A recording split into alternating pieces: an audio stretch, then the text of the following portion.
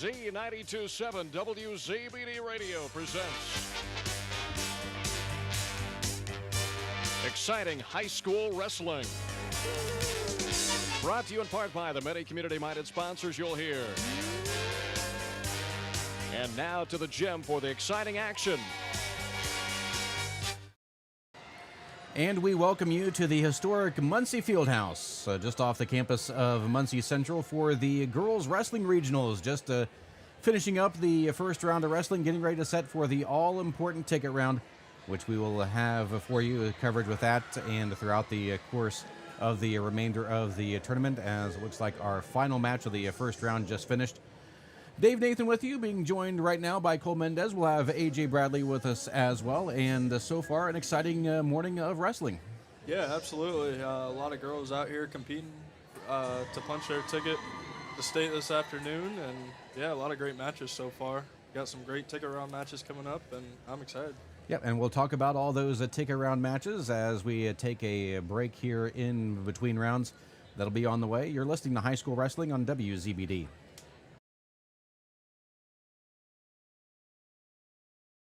DeVos Johnson Zwick Baker and Ainsworth is now DeVos Baker Ainsworth and Razzo. While the name is different, our dedication to serving Adams County and surrounding areas remains the same as when L.C. DeVos began his practice nearly 150 years ago. Our name celebrates the future of our office while honoring the legacy and dedication to clients displayed by our founding member and the 3 generations of DeVos attorneys that followed him. Call Tim Baker, Scott Ainsworth, Luke Ainsworth, or Ann Razzo to experience the same dedicated and knowledgeable service in meeting your legal needs.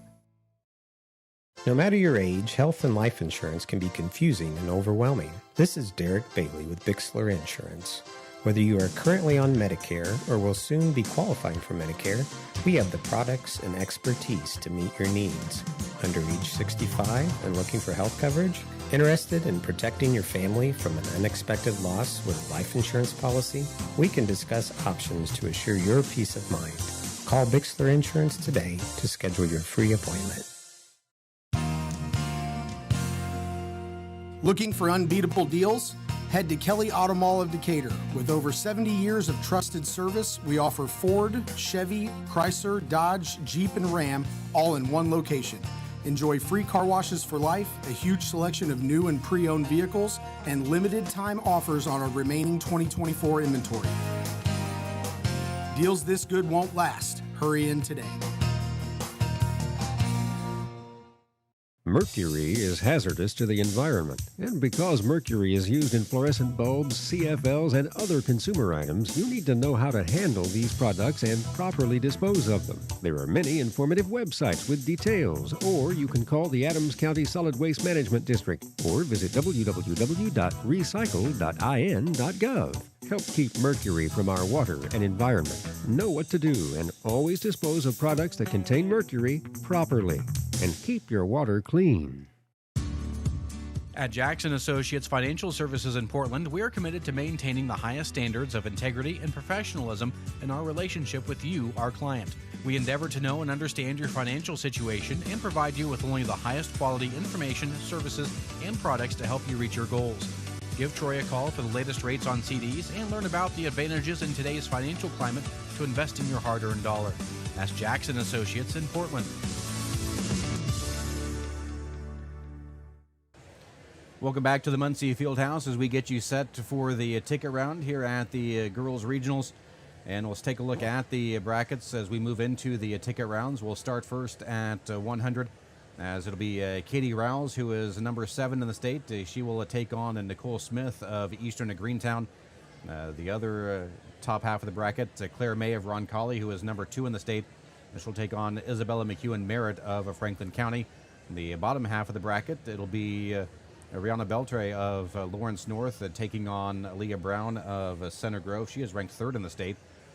And it'll be also Mackenzie Harris of Elwood taking on Anaya Delgado of Perry Meridian. Yeah, a lot of good matchups there in the 100-pound class for this ticket round. There's a good amount of state-ranked girls in there, too. Got number 2, May from Roncalli. She's a good one. Number 3, Brown from Center Grove at the top of that class. And, yeah, a lot of good matchups, and we'll see who can punch their ticket to state here in a couple short moments. Yep, but moving on to 105, it'll be Ziva Brown of Lawrence Central taking on Hannah Jernigan of Blackford. Also, it'll be Jada Sordelay of Franklin Central. She will face Elizabeth Winchester of Madison Grant. Bottom half of the bracket, Dominica Zarate of Mount Vernon Fortville taking on Rihanna Benson of Warren Central. And Liliana Rodriguez of Hamilton Southeastern will take on Demi Roney of North Central Indianapolis. Yeah, obviously there at 105, you got really only 2 high-ranked girls in that class, and those are the weight classes I love to watch the most. You know, those unranked girls getting after it, scrapping for their ticket to state. 110, it'll be the top seed in that half of the bracket, Haley Corporal of Eastbrook. She will take on Jaden Hughes of Frankton. And the other half, upset in the first round, Nora Tolbert of Hamilton Southeastern. She was a 4th in her sectional last week, upsetting the top seed Lawrenceburg, Elizabeth Overstreet. As Tolbert will face Carson Merritt of Shenandoah. Bottom half of the bracket, it'll be Maggie Webb of Blue River Valley taking on Tiffany Manglona of Noblesville. And it'll be Victoria Zalava of North Central taking on Alexis Kiger of Yorktown. Yeah, again there at 110, a lot of maybe not well-recognized or girls within the rankings, but I'm looking forward to that. There's going to be a lot of fun scraps in that weight. Yes, 115, it'll be Olivia Lemus of Roncalli. She will take on Sanaya Broden of Lawrence Central. And Kinley Keffer of Daleville will take on Cami Davis of Centerville. Bottom half of the bracket, Nova Tyler of Pendleton Heights will face Bar Ryer of Franklin Central. And it'll be Kendall Moe of Cathedral will take on Grace Sharp of Carmel. Of course, the top one in that bracket, of course, Kendall Moe, undefeated 30-0 on the season. Yeah, this might be the best weight class we have at this regional. No, obviously, the number 1 and the 2 in the state with Mo and Keffer, and yeah, there's going to be some fun scraps there. Obviously, Mo with being the headliner of that weight class. Yep, looking to go 4 for 4 in the state championships. And she'll try to do that. Of course, she has to punch her ticket here in just a matter of moments. At 120, it'll be Claire Abbott of Richmond taking on Emma Jones of Cowan. Anna McCartney of Beech Grove will take on Callie Means of New Pal. Bottom half of the bracket, Annalyn Pinquette of Carmel, as she will take on Madison Mink of Franklin Central. By the way, Pinquette, another one of those 4-1 upsets. Also, it will be Lindsay Lannon of Hamilton Southeastern taking on Valeria Velez of Perry Meridian.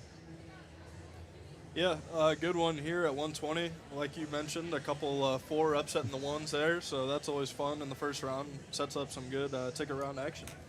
Moving on to the bracket at 125, it'll be Kayla Roll of Milan. She will take on Hope Centney of Southport.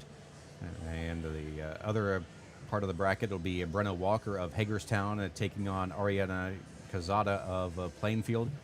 Bottom half of the bracket, it'll be Adeline Kearns of Franklin Central, another 4-1 upset as she upset Sarah Yoho of Blackford, who was the sectional champion. Kearns will take on Grace Vandergrift of Lawrence North, and it'll be Monica Alvarado of North Central taking on Chloe Bills of Franklin County. Yeah, fun weight here. One match I'm paying attention to is that top match of the bracket, Roll and Centenny. The Milan and Southport girls, number 2 and number 14 in the state. You know, obviously Roll's favored a little heavier there, but that'll be a fun one to watch. Moving on to 130, it'll be Aaron Gerard of Cathedral taking on Troy and Sonia Bledsoe of Arsenal Tech, while it'll be Leah Russell of Franklin Central taking on Abigail Gilbert of Hagerstown. Bottom half of the bracket, it'll be Paige Stiers of Lapel taking on Georgia Carroll of Greenwood. It'll be Olivia Reyes of Eastbrook taking on Georgiana Wallace of Lawrence Central. Yeah, in the middle of the bracket, you got 2 prime time matchups. The number 6 Russell taking on the number 8 Gilbert, and you got the number 7 Stiers against the number 4 Carroll. Those are 4 projected state placers, and they're going to have to wrestle each other for a spot to go to state. And we'll move on to a 135. It'll be Claire Bowman, who is 16th in the state. She will take on, rather she of Pendleton Heights, will take on Katie Rigney of Greenfield Central. And it'll be Deanna Dyson of Franklin Central. She is 6th in the state. She will face Malia Parsons of Jay County. Bottom half of the bracket, it'll be June Wagner Gilbert of New Pal, who is 5th in the state. She'll take on Caitlin Moore of Perry Meridian, who is number 10 in the state. And Imbria Tate of Richmond will face Grace Carpenter from Marion in the bottom half of that bracket. Again there at 135, right in the middle of the bracket, got 2 ranked matchups. Number 12 Parsons taking on the number 6 Dyson, and the number 10 Moore taking on the number 5 Wagner Gilbert. Expect some high velocity, good scraps there.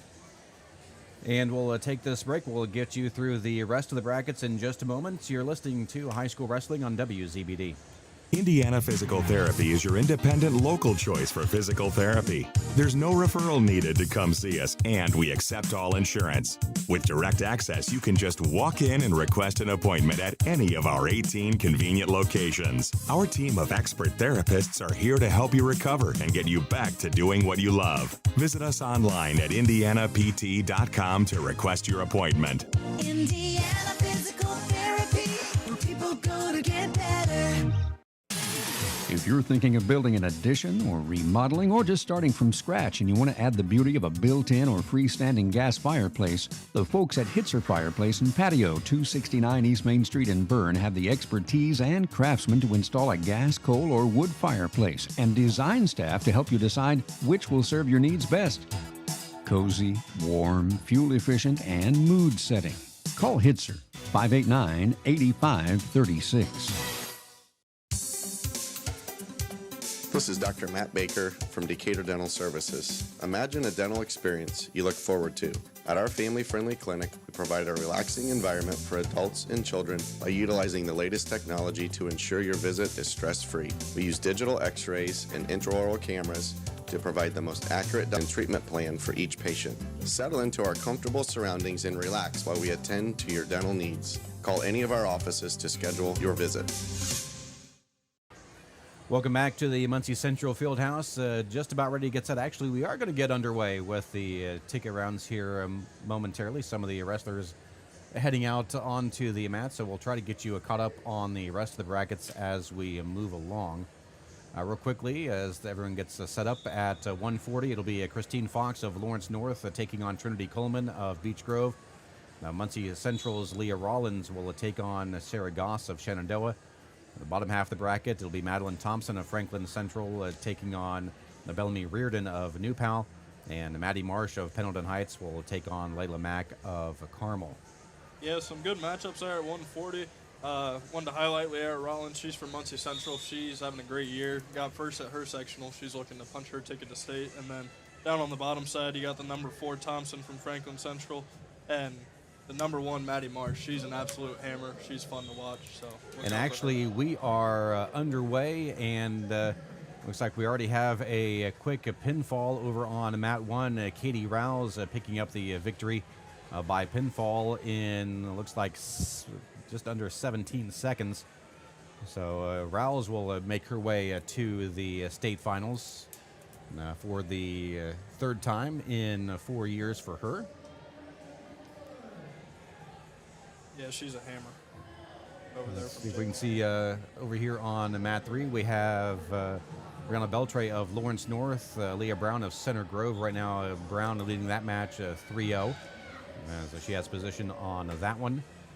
And let's see, over on mat 1, things are moving very quickly. I have Brown and Jerrigan over on mat 1.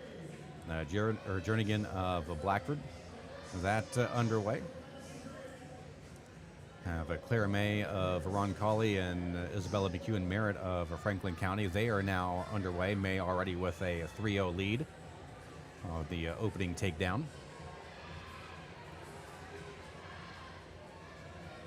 Got near fall over there on mat 1, looks like. Brown getting some swipes. And that being Brown of Lawrence Central. Looks like trying to get that rollover for the pin. Meanwhile, May looking dominant over on mat 2. She's looking for a pinfall. She's got a near fall.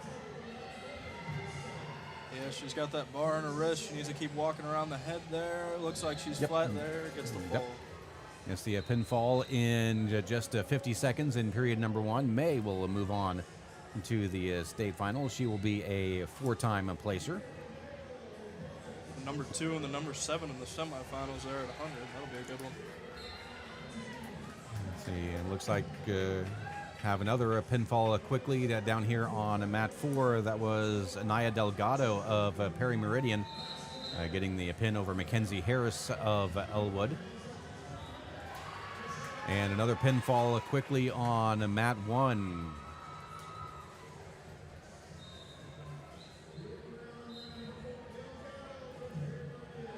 As I just looked away for just a moment. Yeah, Blackford's Hannah Jernigan moving on to the state finals. She'd had a reversal while we weren't looking and got the pinfall over Lawrence Central. So Hannah Jernigan of Blackford moving on to the state finals.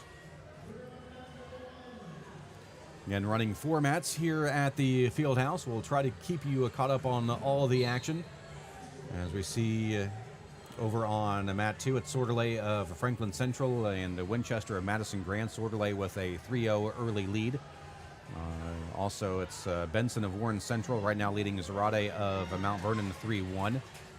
Here on mat 4, it's Liliana Rodriguez and Demi Roney. They are in action just underway. Haley Corporal of Eastbrook at 110 taking on Jaden Hughes of Frankton, some conference foes.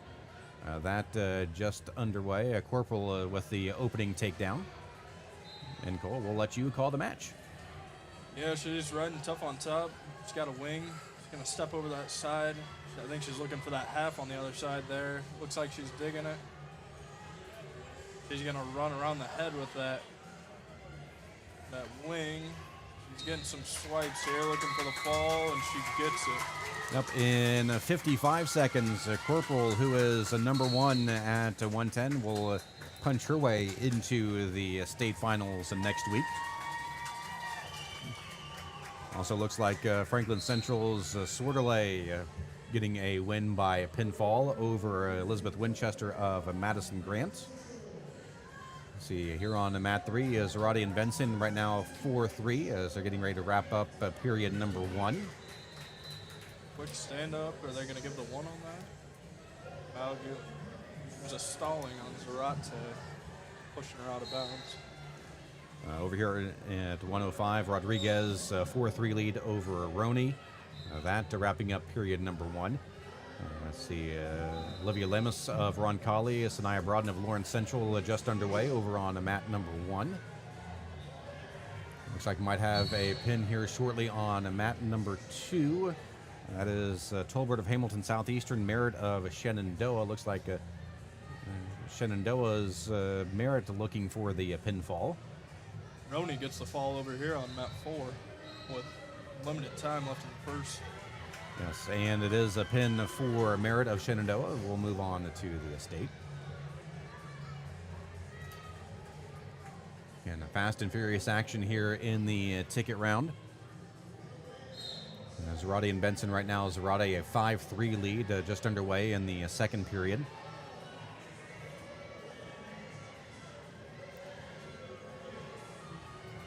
Over on mat 1, Lamus with a 3-0 lead over Broaden of Lawrence Central.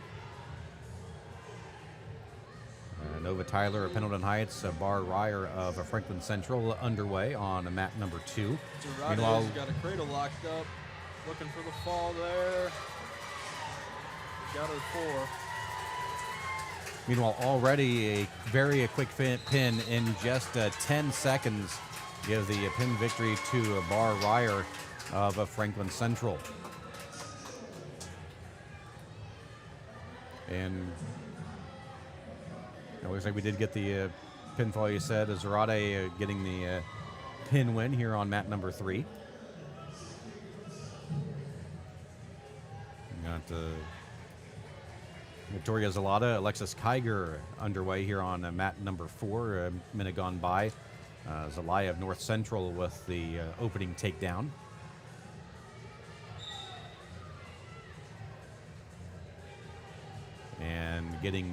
looking for near fall.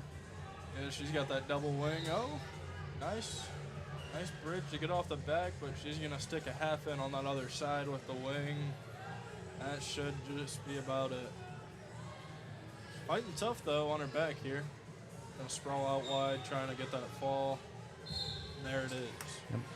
So it'll be Victoria Zelaya of North Central getting the pin win in a minute 38 in the first period. Lamos right now with a 6-0 lead over Broaden of Lawrence Central getting a near fall. Also, Anna McCartney of Beech Grove just got the win over Means of New Pal. Maggie Webb of Blue River right now with a 7-0 lead over Tiffany Manglona of Noblesville. And getting to the part of the mat where we can't see. It's Kendall Moe underway here on mat number 4. Taking on Grace Sharp of Carmel. Again, Moe undefeated, 30-0 on the year. Yeah, expect a lot of action and a lot of it quick. She is a hammer. Meanwhile, it's Claire Abbott, Emma Jones from Richmond and Cowan. They're underway on mat number 1. Mo shoots her off here on mat 4. They go back to the center and restart. I'm sure these two probably know each other, wrestling several times over the season. Scramble, and it will be Mo with the opening takedown. It'll be interesting to see what she does here. Oh, it looks like she's going right for the early exit on the mat. Got a bar. She's going to run that around the head. She's going to try and scoop that other arm. Get a double bar. She's getting swipes here. She's close to getting that fall. She's got to work that shoulder over, and she gets it right there. Meanwhile, mat 3, Maggie Webb with a 15-0 tech fall in a minute 55 in the first period. She will move on. Abbott and Jones right now. Jones with a 3-0 lead. And Jones of Cowan. Actually, I have to take it back. It's 3-2 now. See, over on 2, it's Kayla Roll of Milan right now, a 3-1 lead over Hope Centney of Southport. And let's actually go down here to mat number 3, Kinley Keffer of Daleville right now in action against Cammie Davis. Yeah, Keffer's number 2 girl in the state. See if she can punch her ticket to state this match here. Looks like she's in on a shot. Nice sprawl by Davis.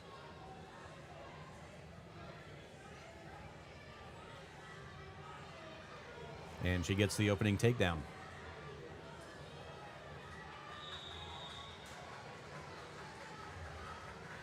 It's the end of the first period right now. Abbott with a 6-3 lead over Jones, that at 120.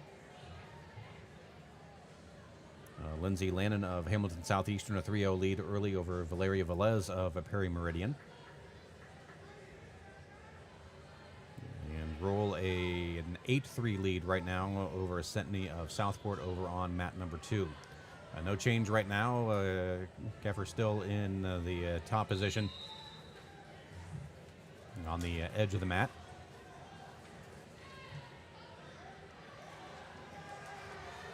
I'm trying to roll Davis over.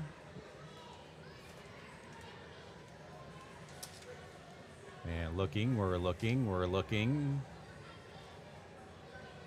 I think that'll be the match. Yep, there it is. In a minute 28, Kinley Keffer moving on to the state finals, which of course we will have for you coming up on Friday on our YouTube channel at WZBD. Rexburg Dane Filling will be down there. Lannon's looking for the fall here. So is Abbott over there on mat 1. Lannon got the fall down here in a minute 46. Roller right now still an 8-3 lead, about ready to start period number 2. Abbott's got plenty of time left. I think she might put it away. She needs to walk towards that head, get that other shoulder flat on the mat. The ref can call that. And there it is. That'll come at 3 minutes and 20 seconds, so that pin victory. Abbott will move on to the finals. Or to the state finals, I should say. Still with some wrestling to do today.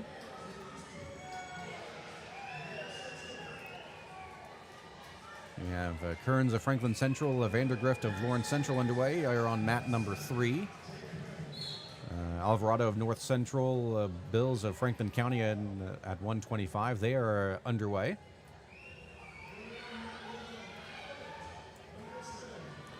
Roll right now a 12-3 lead over Centenny of Southport.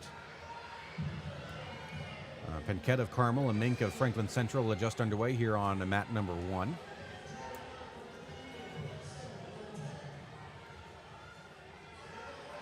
Looks like we might have another quick pin down here on mat number 4 for Bills. That's And there it tight. is. That pin will come at 36 seconds. Kearns gets the opening takedown down there on mat 3. As Roll is looking to get swipes. Looks like referee's holding 4. Yep. And that'll make it 16-3.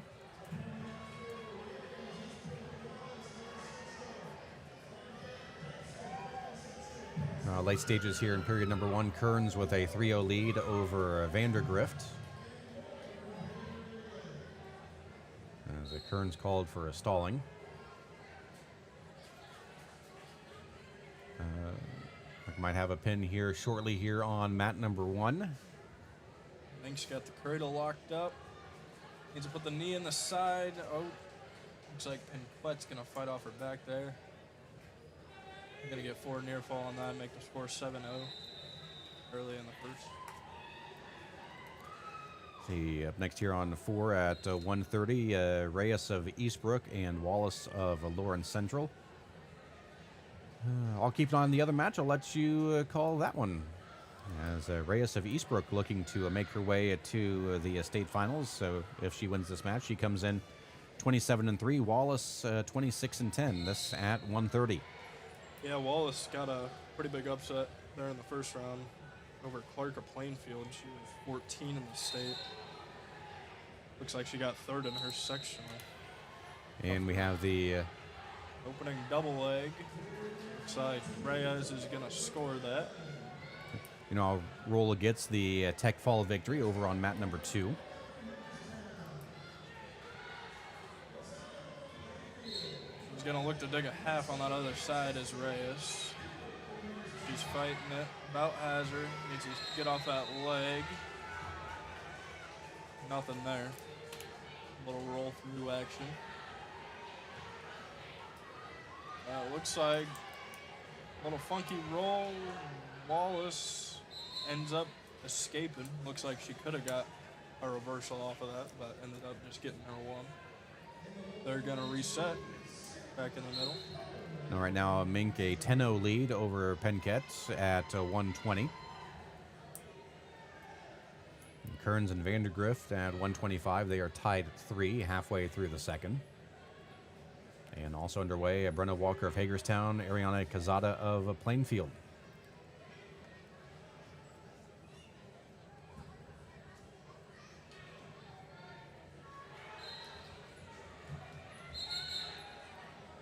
As Reyes and Wallace head out of the circle, we'll head back to the middle.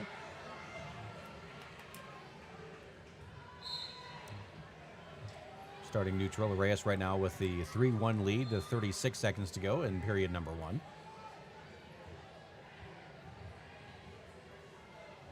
Looks like Mink's looking for near fall over on that 1. Not going to get it. Gets out of that crossface corkscrew attempt. Oh, but she's going to look for a headlock off of her opponent standing up. I don't think she's going to get it.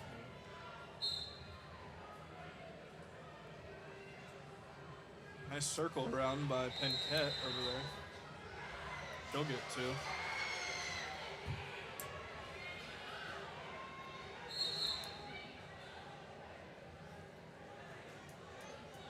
Couldn't really see what was going on there down on mat 4, but Yeah, Reyes was trying to get the takedown, unfortunately outside, so no change.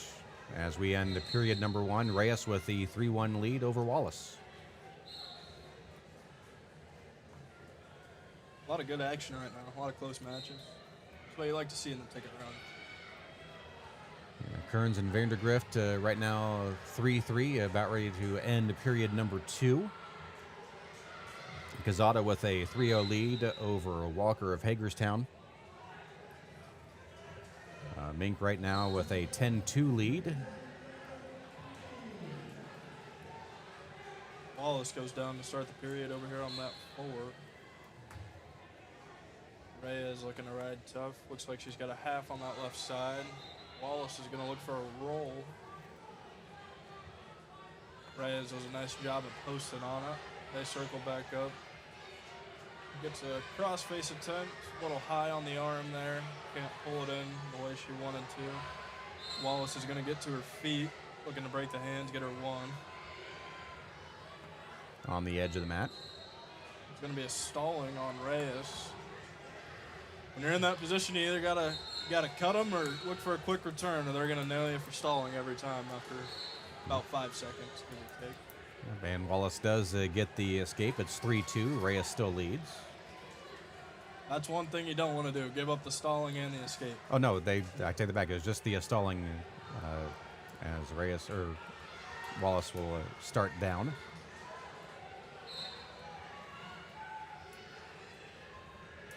Must have been warm earlier in the match.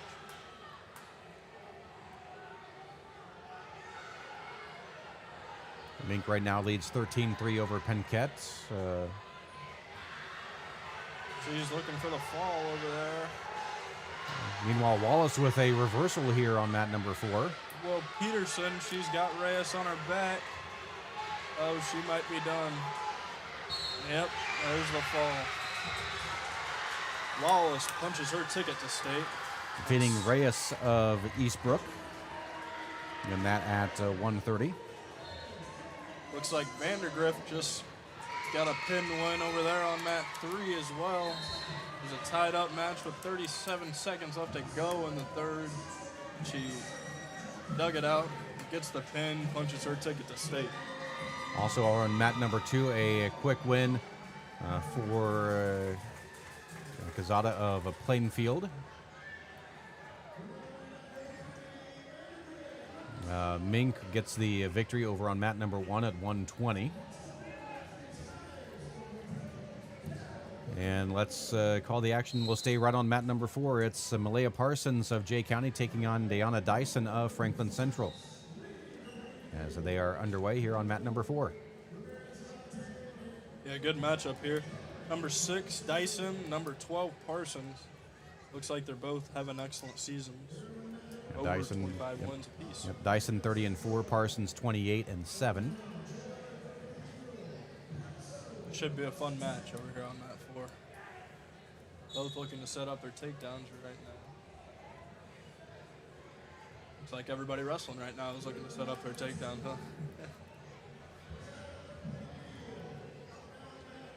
Oh, big lift and return for Stiers of lapel over there on mat 3. She's taking on Georgia Carroll of Greenwood. That's at the 130 weight class. Still neutral here on mat number 4. Also mat number 1, Gerard of Cathedral, Bledsoe of Arsenal Tech.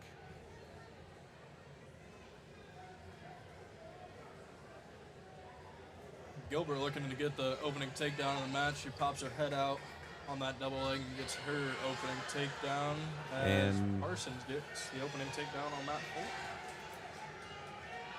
She's going to get swipes as well, I think. I think the referee's holding 2. Can't quite see from here. And came off the mat, so 4 near fall for Parsons. That'll make it 7-0 with 29 seconds to go. You're in period number 1. Stiers looking for a headlock down here on mat 3. She's going to get some swipes off of it, but not in a good position to get the fall. She's going to come out of it, go bulldog here. Go to a front headlock, go bulldog. Her shoulder is in a very not good looking position. And that ends the first period. Steyers with a 5-2 lead over Carroll. Meanwhile, Parsons is still on the ride here on mat number 4, leading 7-0 as... Oh, quick switch. With 2 seconds to go in the period, Dyson gets the reversal and still trails, though, 7-2 as we end period number 1. That's teaching tape right there. Dyson did an excellent job of getting that reversal right as the buzzer sounded. That's what you want your kids to do. You know, end of a period, get a point, get 2 points. You got to fight hard for it, but it'll help you out later on in the match. For sure. As we get ready to start period number 2. Going to go optional start, Parsons is. She's going to jump on that front headlock, looking for a bulldog. She got to get that arm across the body to the other lat or the hip. We're going to call Dyson, it looks like, for grabbing the singlet. That'll be 1 point to Parsons, makes it 8-2. Start of the second here.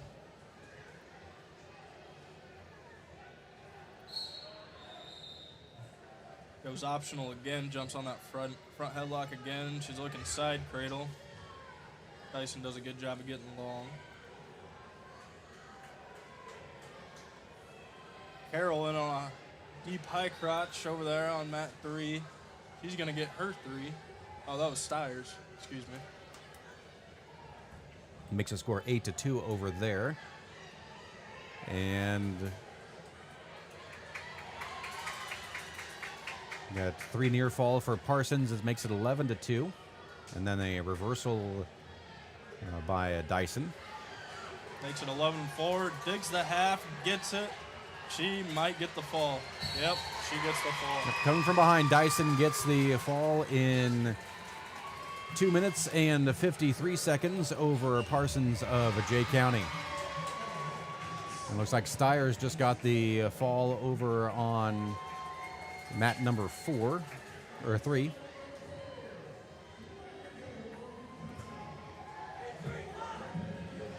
Yeah, that was a nice come from behind win by Dyson there. I mean, as soon as she got that reversal, got on top, she knew what she was going to do, and she ran it hard.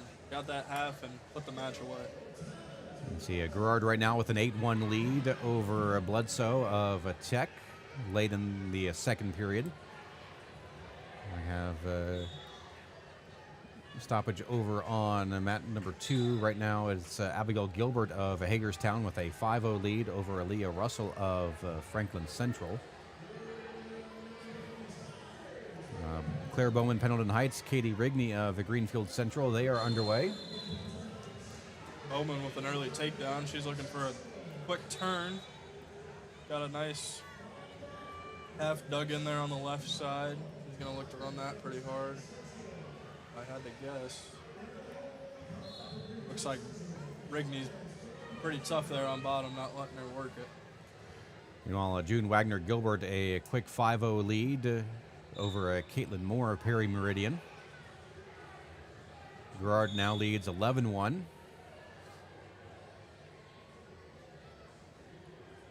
As we have a stoppage, the headgear is sliding down. Wagner Gilbert looking for that wing and a wrist. She almost had swipes. She would have kept going on it, but Moore doing a nice job of fighting out of that.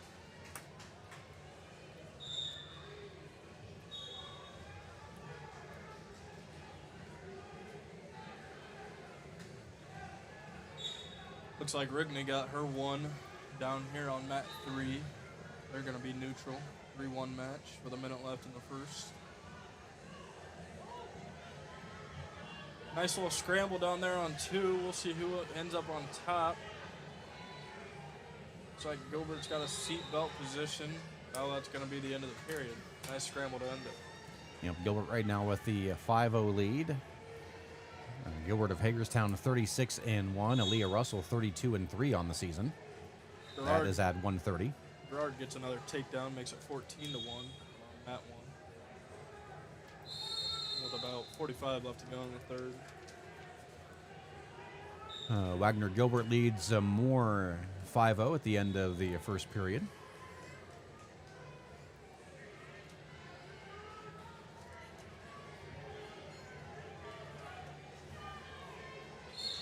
All right, to wrap up the first period here between Bowman and Rigney. And on a nice single leg, she's going to cut the corner, bring it back, and gets the takedown right at the end of the first. Nice job by Bowman. And that gives her a 6-1 lead through the first period. And while Gilbert leads 8-0 over on mat number 2, that at 130.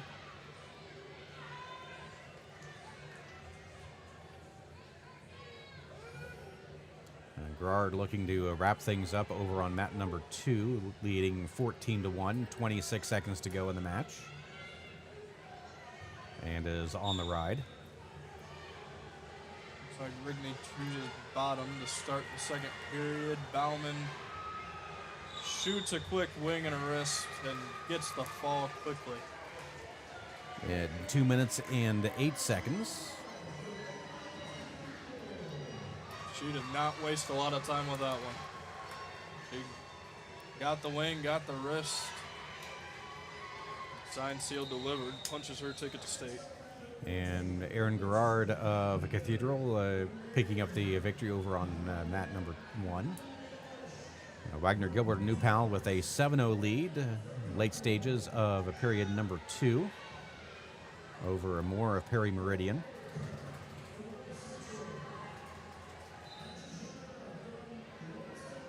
Wagner Gilbert's got a deep half. I'm not sure if the referee gave swipes on that or not.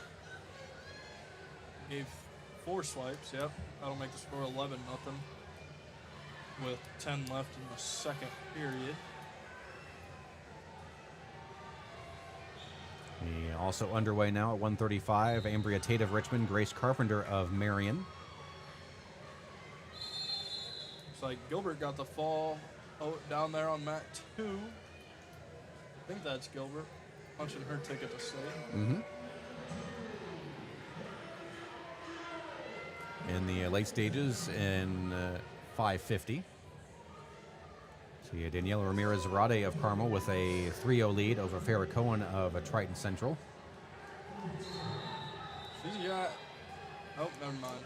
Ref called potentially dangerous. Oh, nope. Gonna call a full Nelson on that.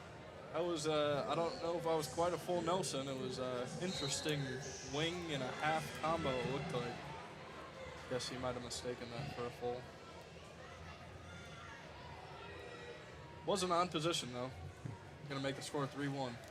And let's head over. Let's call the action over on mat number 2. Chloe Smith, 15-8 of Blackford, taking on Trinity Coleman of Beech Grove. That's for the ticket at 140 over on mat number 2. As they head to the edge of the circle, fighting their way back in.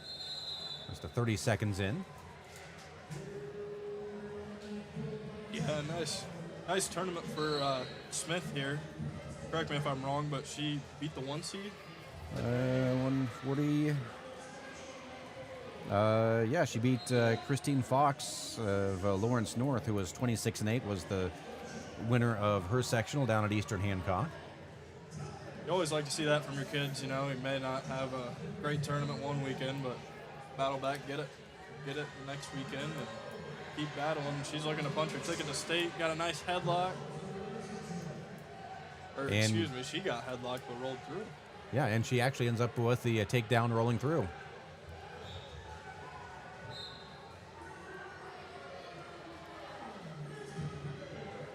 Looks like they're going to get back to their feet. Going to be 1 for Coleman. Going to be a 3-1 match, about 45 left to go in the first. Marion's Grace Carpenter picking up a win by pinfall over here on mat number 1, fitting Ambria Tate of Richmond.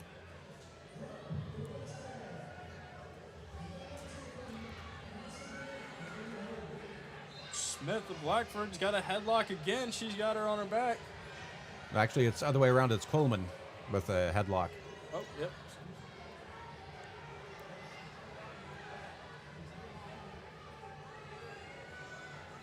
Oh, no, you're right. He just signaled the wrong way.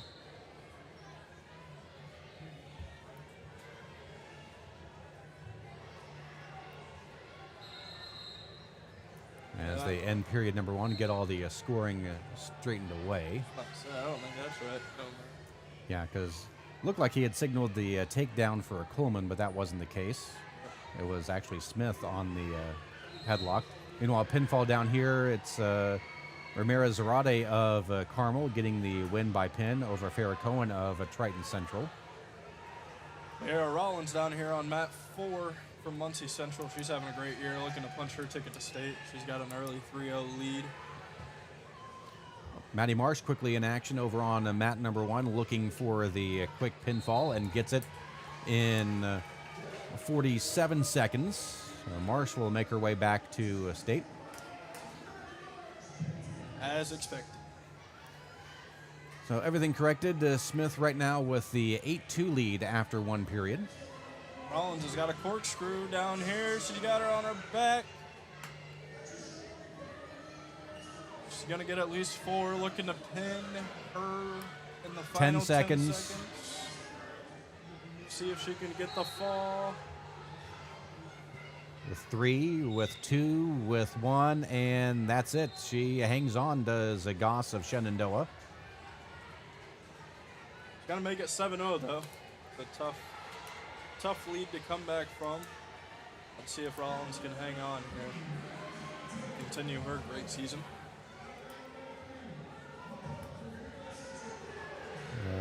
Another Blackford wrestler in action over here on mat number 3. Addison Flores right now over Isabella McCullough of Greenfield Central. Flores right now trailing 3-0 early on in that match. Rollins gets a quick 1. I think she chose down. I do believe. Either way, she got her quick 1. It's going to make it 8-0 early in the second. Meanwhile, Smith right now an 8-4 lead halfway through the second.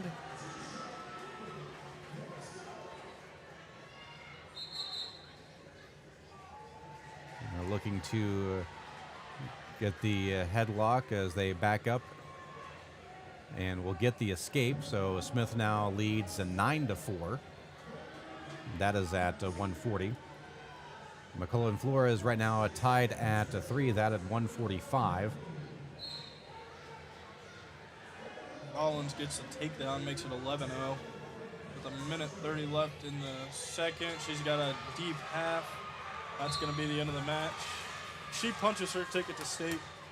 Good for her. Yep. Meanwhile, Flores down here got 4 near fall, leads 7-3.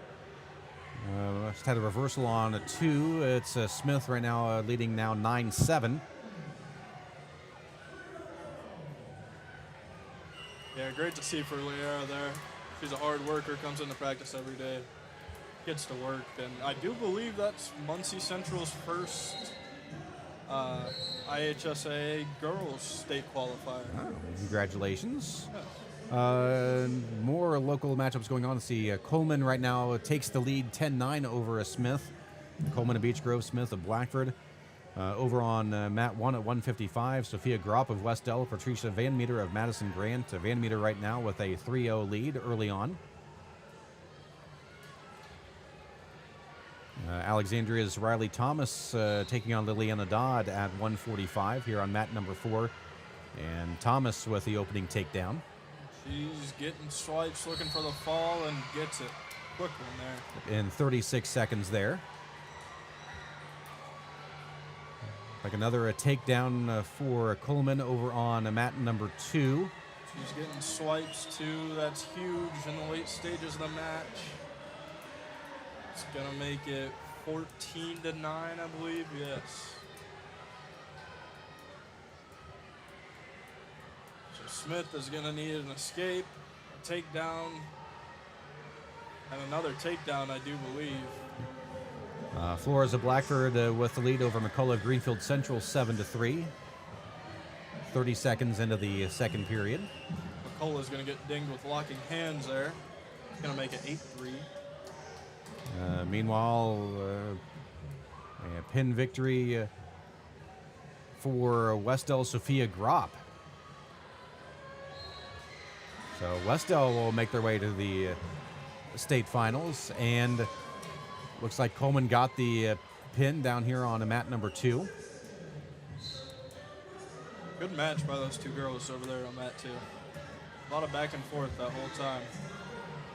Let's see, Flores right now with an 8-3 lead over McCullough of Greenfield Central. She's going to get dinged for stalling, Flores. I think she's trying to stall her way to state a little bit with this nice lead, and I don't blame her.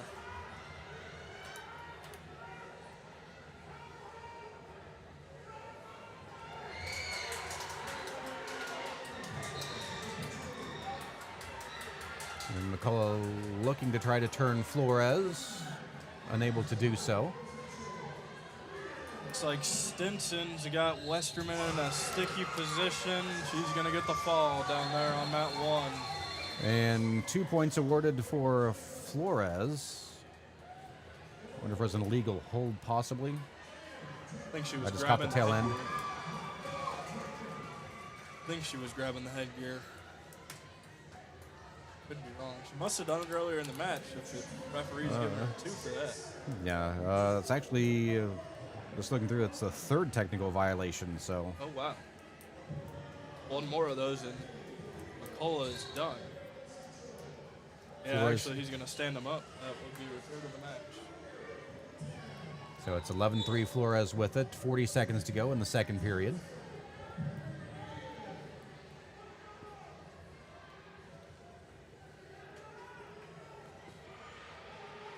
See other action right now. Oh, wow.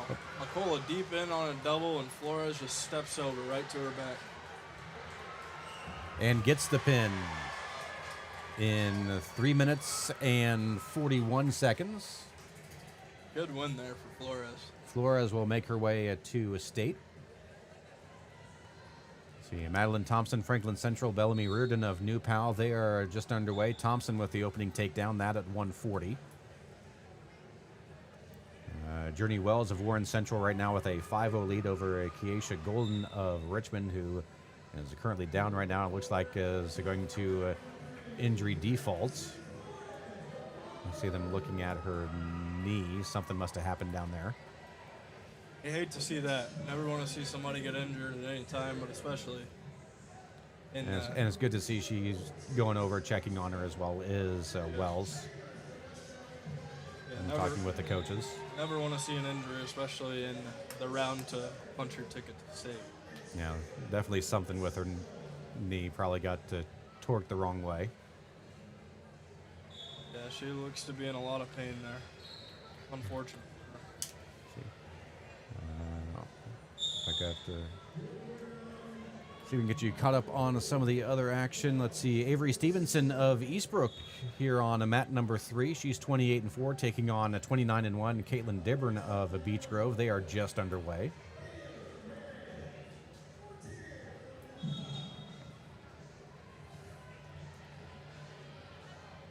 Michaela Bailey of Marion about to get underway against Reagan Fortier of New Pal. That at 170.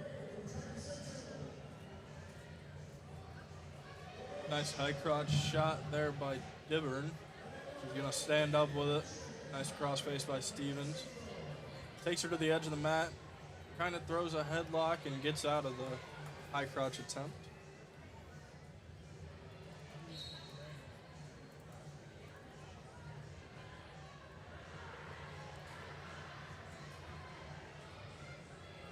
Number 4 ranked Thompson looking pretty good over there on mat 2.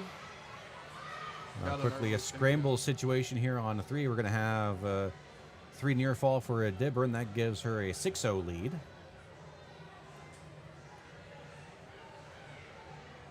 A minute gone by in the first period.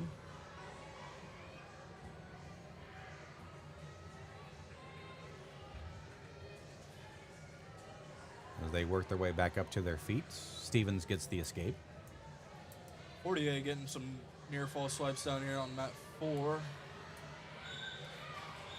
Bailey doing a good job of getting back to her belly. 48 is still looking to get some more near fall and possibly the pin. And also near fall down here on a mat number 2 for Thompson, looking to get the pin and gets it at the 3:01 mark. So Madeline Thompson of Franklin Central will move on, 35-1 on the season. That sets up a real good match. Number 1, Maddie Marsh, and number 4, Madeline Thompson in the semis. That'll be a fun match. Dibburn now with a 9-1 lead over Stevens of Eastbrook as the... So, and looks like it's now 9-3. Yes, Dibburn with the lead after the first period. Coach Bradley checking up on us. Let's see, coming up, Zoe Gray, Triton Central, Miranda LaRoche of New Pal at 190. They're underway. Looks like I have another injury I've been checking on over there on mat number 1. Looks like is another injury default, another knee it looks like, unfortunately. Hate to see it in these rounds, especially those non-contact injuries. It almost never is very good. Yeah, it's Sadie Tilden of Franklin Central. So it'll be Anna Sagladny of Cathedral will move on.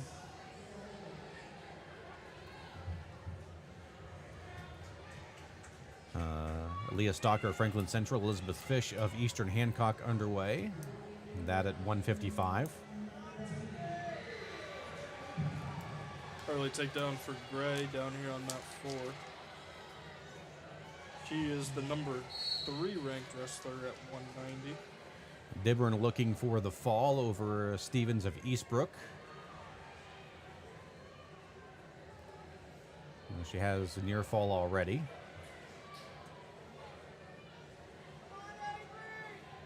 It's a minute to go in the second period. I don't think they're going to be doing a whole lot more moving. She looks to be pretty stuck. Got the double wing combo, and she is sitting flat.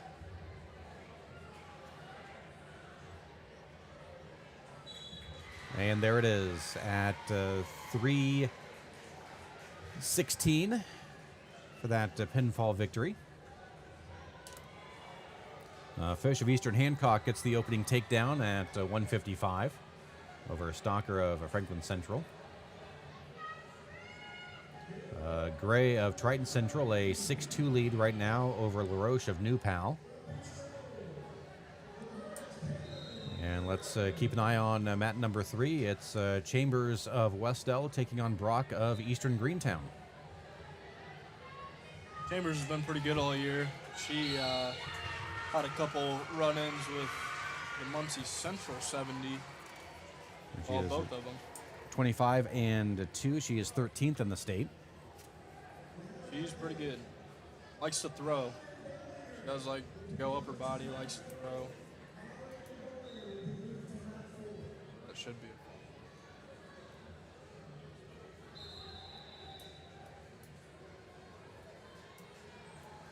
Looks like the injured wrestler got back to their feet, so that's always a good sign. We're dealing with a lower leg injury. Gray of Triton Central got the win over LaRoche of New Pal.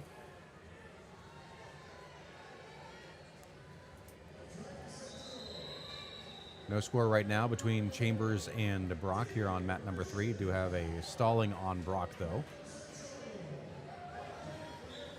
Shelby Life, Centerville, Desiree Walker of Yorktown in action over on mat number 1. That at 190.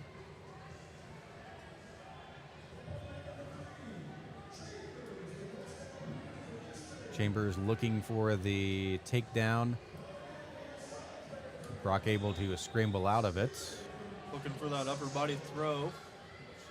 She just couldn't quite get that hip around the body like she would have liked to throw her over. As they will remain neutral. And Fish with a 6-0 lead over Stalker at 155. Isabella Denny of Fishers, Jaylee Holler of Franklin Central underway at 2:35. That here on mat number 4.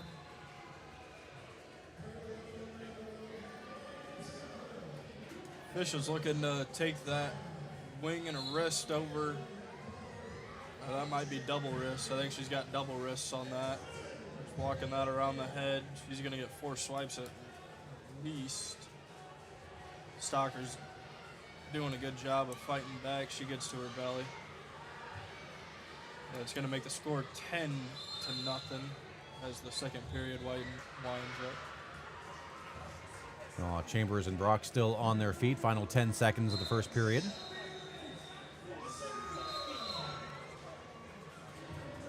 Unable to get to the takedown as they go outside. 4 seconds to go in the period.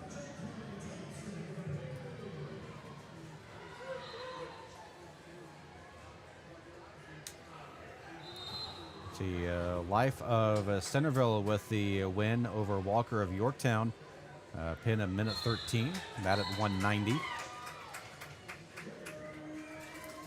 Also a quick pin down here for Isabella Denny of Fishers, defeating it was Holler with the victory over Denny of Fishers.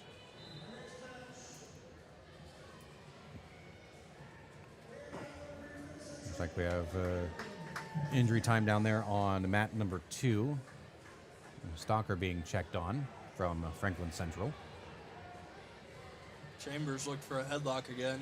Looks like Brock slipped around. She's got a waist lock on her, looking to return her to the mat and get her takedown. Looks like they're going to go out before anything transpires there. They're going to be neutral soon. See Amara Crawford of Jay County in action at 190, taking on Ania Thompson of Perry Meridian.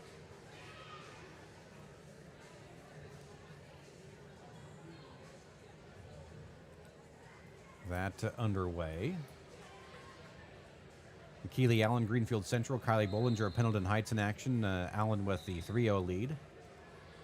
And we'll get 4 near fall, so make it 7-0. Chambers looking for the throw again. Oh, she got it that time. Yep, kept her foot in. And gets the quick pin. In 2 minutes and 57 seconds, Peyton Chambers will move on to the state finals, look to get a sectional or regional championship today. Allen gets the pin down here on the mat number 4 over Bollinger. And they're back underway between Fish and Stalker. Fish with the 10-0 lead. Still scoreless over on mat number 1 between Crawford and Thompson. That at 190. Crawford 25-4 as the first period comes to a close. Looks like Fish is going to look to end this match.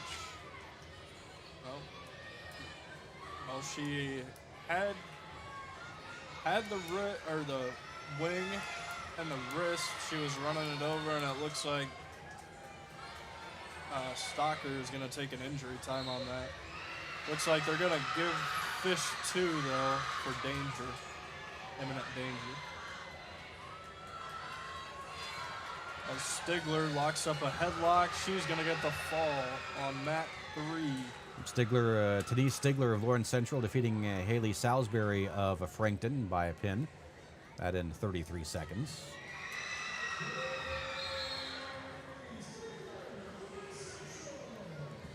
Still no score over there between Crawford and Thompson over on mat number 1.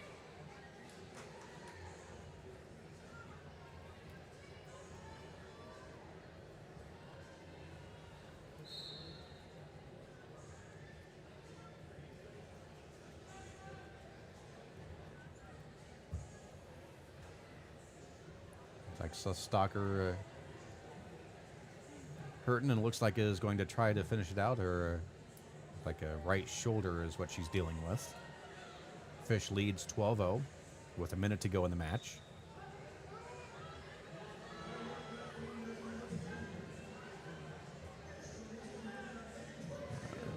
Crawford and Thompson right now still scoreless, halfway through the second. both matches on the mat right now. Looks like Crawford and Fish both respectively in the top position looking to get a turn.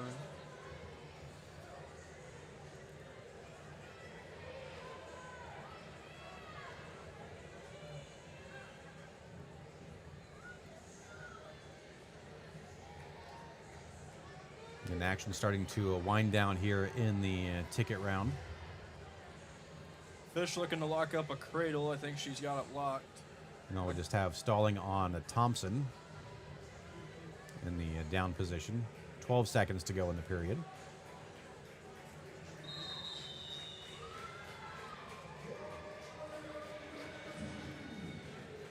Yep, Fish will get the 12-0 victory.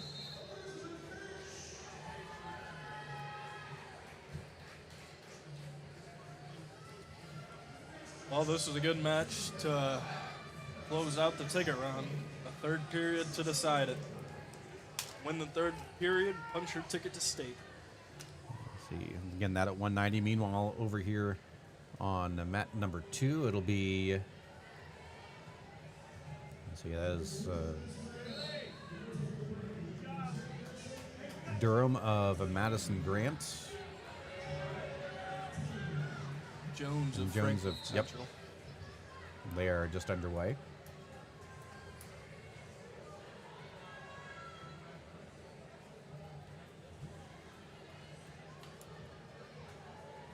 Yeah, Olivia Durham of Madison Grant, Sophia Jones of Franklin Central, that at 190. Still scoreless over there on mat number 1, Crawford of Jay County, Thompson of Perry Meridian. It's Crawford right now on the right as they head to the edge of the mat.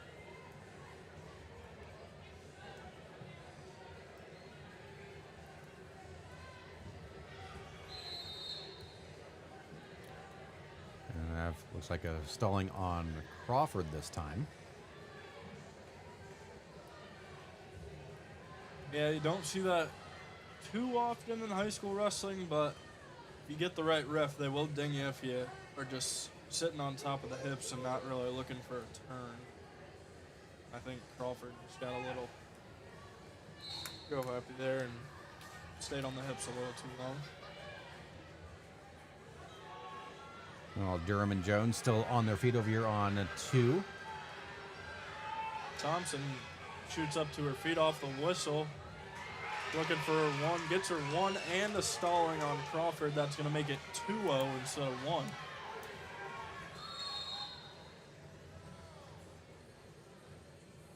Referee's going to stop the match to fix the scoring, I would have to guess.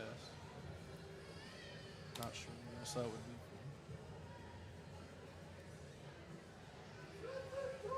Still scoreless over on mat number 2, Durham and Jones, that at 190.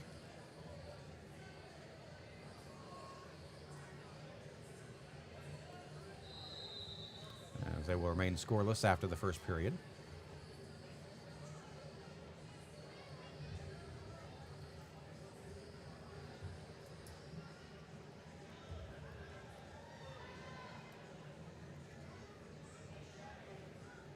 Maybe a clock issue on mat 1. Not sure what's. Wondering if maybe the clock didn't start at one point. That could be.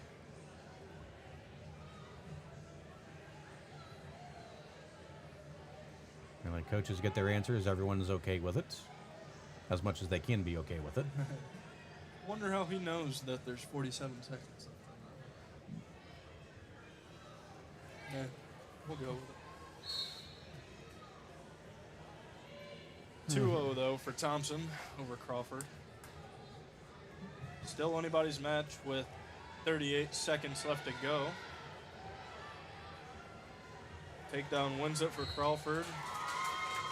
Meanwhile, got a pin victory over here on mat number 2. Sophia Jones gets the win by fall in 46 seconds. Crawford's needing to get a quick takedown. 16 seconds to go. She's got a front headlock. She's going to look to snap that to the mat. Thompson staying tough there. She's got to hurry up with it. 4, 3, 2, 1, and she's not going to get it. And Thompson punches her ticket to the state finals next week. Good match there. That's a tough, gritty match that not a lot of people like to wrestle, but got to get through it. Thompson does and punches her ticket to state next week. And it looks like all the tickets have been punched. We will take a break. We'll get you all of our brackets lined up and get you set up for the placing rounds that'll be coming up. Again, you're listening to the Girls Regional from Muncie Central. You're on WZBD. Krukeberg Auction and Realty has been your trusted partner in the auction process. Buying or selling, they make the steps straightforward and easy, guiding with expertise and commitment.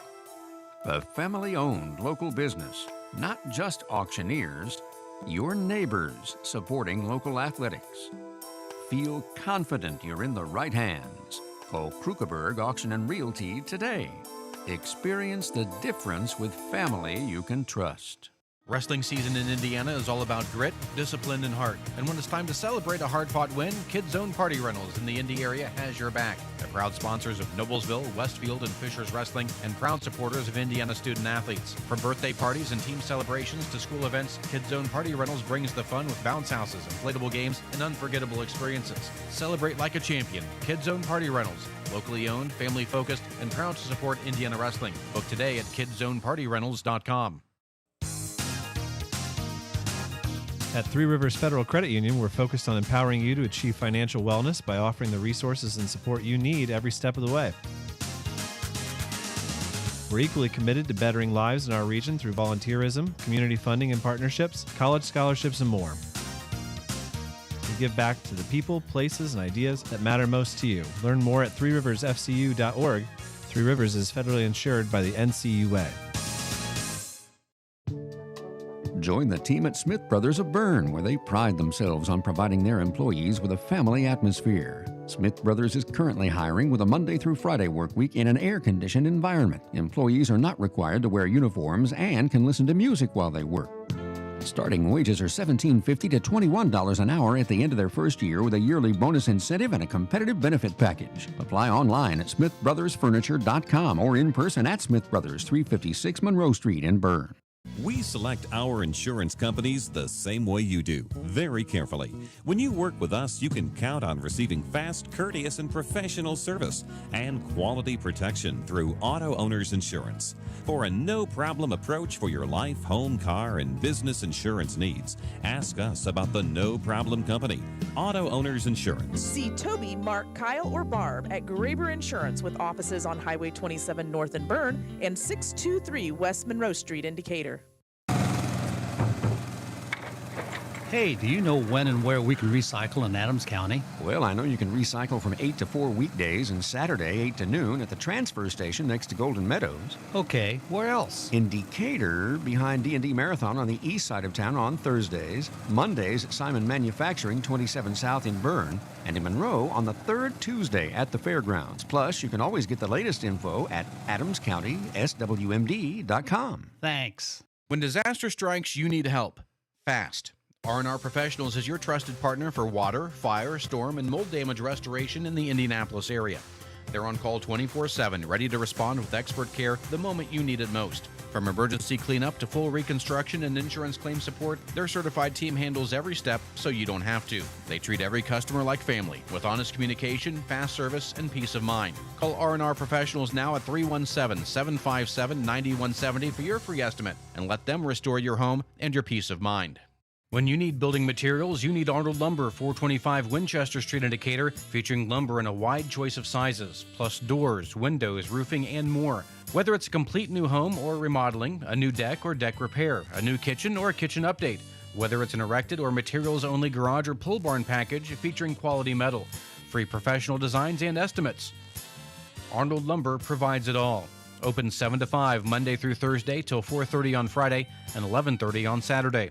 Adams Sports Medicine provides certified athletic trainers at many high school athletic events. These trainers specialize in injury prevention.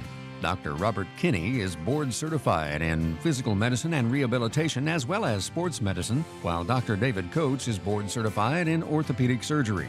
Both Adams Medical Group physicians will be there to provide non-surgical and surgical care. Visit adamshospital.org or call 1-833-724-DOCS to schedule an appointment. 9 miles from Monmouth and 9 miles from Fort Wayne, situated on 27 just south of 469, sits 9 Mile Restaurant, your home for great meals since 1837. Providing home-cooked meals to travelers between Decatur and Fort Wayne for over 180 years, 9 Mile has stood the test of time as an institution on the southern edge of Allen County. With seating on the family side, the bar side, and outdoors, there's always a reason to stop and have a meal. 9 Mile also has a full-service bar and a professional service that can cater your next event or party. The next time you're on your way to or from Fort Wayne, stop in. If you've gone the distance, welcome to 9 Mile. Every drive should feel safe and stress-free. At Best One Tire and Service, our team is here to provide you peace of mind every mile of the way. Right now at Best One, get a full synthetic Valvoline oil change for just $49.99 after rebate. While you're here, take advantage of the lowest tire prices around. And with financing options available, taking care of your car has never been easier. Stop settling for less. Visit the best for all your tire and service needs. Best One Tire and Service. Selling tires, serving people. Don Myers Plumbing and Heating in Bern is your American Standard home comfort dealer. American Standard has been in business for more than 100 years and welcomes Don Myers Plumbing and Heating of Bern as one of their independent dealers. Don Myers Plumbing and Heating and American Standard will provide your home or business with energy-efficient heating and cooling equipment, saving you money. Don Myers Plumbing, Heating and Cooling at the east edge of Bern on Adams County Road 000, your American Standard heating and air conditioning dealer.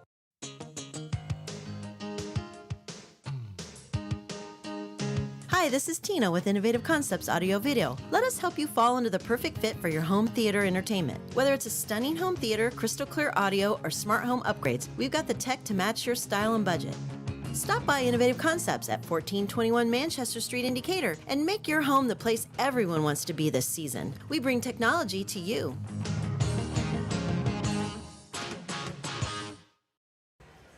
Welcome back to Muncie Central as we continue to get you all caught up on everything going on in wrestling. Of course, a busy day, the Girls Wrestling Regionals. Also, the wrestling team state on the boys' side.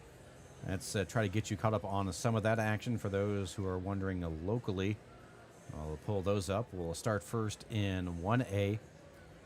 First round of matchups, it was Rensselaer Central defeating Milan 55-21. Alexandria defeated South Adams 39-32. The East Side defeated Madison Grant 46-33, and Northfield over Rossville 48-28. And then in the semifinals, Southmont over Rensselaer Central 41-32. Rochester right now defeating Northfield 48-30. And over in 2A of that bracket, it is the first round matchups. Griffith defeated Chittard 57-18. Heritage Hills over Yorktown 54-27. Owen Valley defeated Jay County 45-27. Delta defeated Gibson Southern 60-14. In the semifinals, it was Garrett defeating Griffith 56-20. Heritage Hills upsetting New Prairie 46-31. For those of you, let's see if we can quickly get the scores real quickly of the matches going on for Adams Central and for Belmont. They are in action right now. Adams Central leads Alexandria 40-24 as they're on their last match of that. So Adams Central will move on, and looks like the Belmont match just completed. See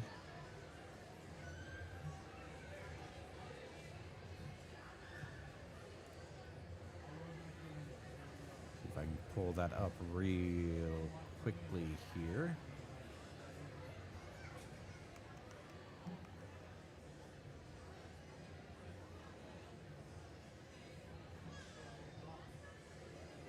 Unless if they were just in a stoppage, trying to pull up the. Let's see. upset by Heritage Hills, though. New Prairie? Yeah. Big upset. Let's go to...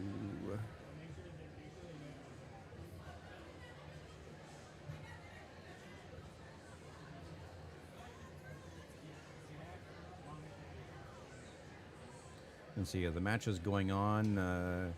Hanover Central over Delta right now, 30-10. Northbound.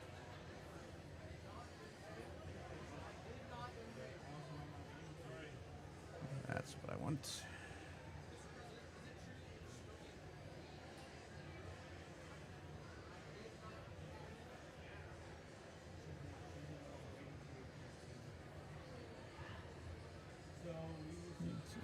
No update yet on the Belmont Owen Valley score for some strange reason. We'll try to get that caught up for you. And while we do that, and while we finish filling out our brackets, we'll take another quick break, get some of our commercials in, as everything has been fast and furious so far here at Muncie Central. All the tickets have been punched. Now it depends who wins, who finishes fourth. That's all on the way. You're listening to High School Wrestling on WZBD.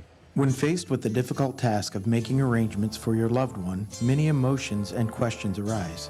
What would they want me to do if they were here? Where is the money coming from? How much should I spend? Do they want burial or cremation?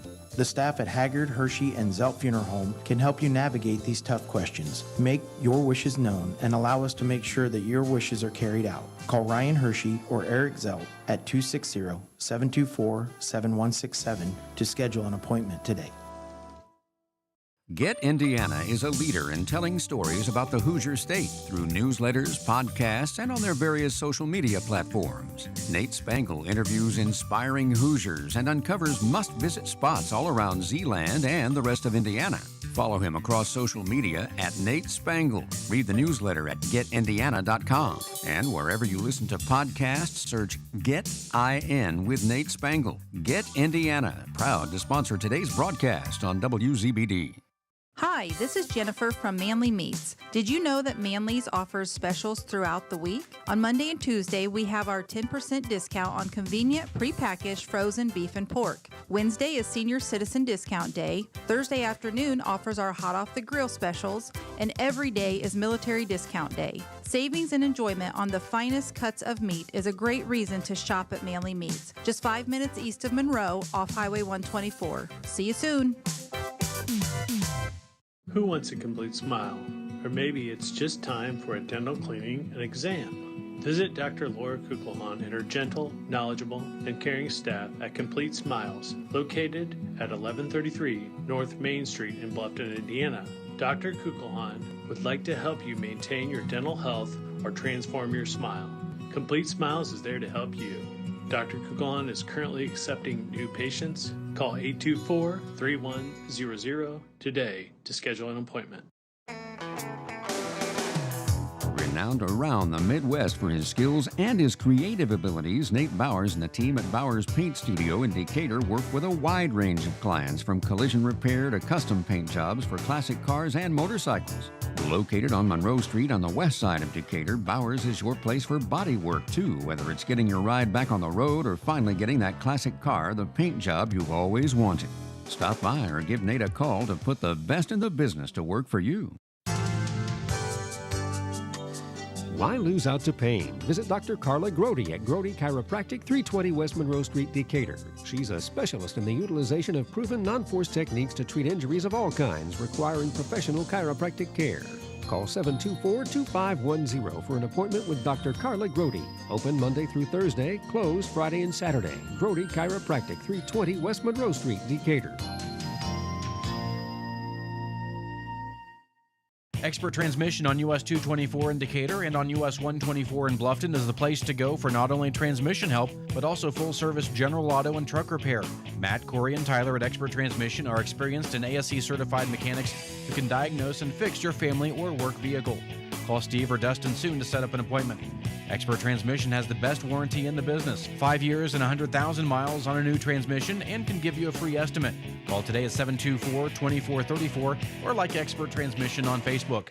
The loss of a room in your home due to a storm, a flooded basement, or even worse, a house fire are all events that will change your life forever.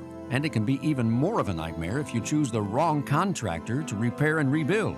That's where K&R Contractors in Decatur come in. The guys at K&R use the same software as the insurance agencies, and they're at the forefront of the industry in this area when it comes to storm damage restoration. Look them up at K&R Contractors and trust them to get your home or property back to the way it should be.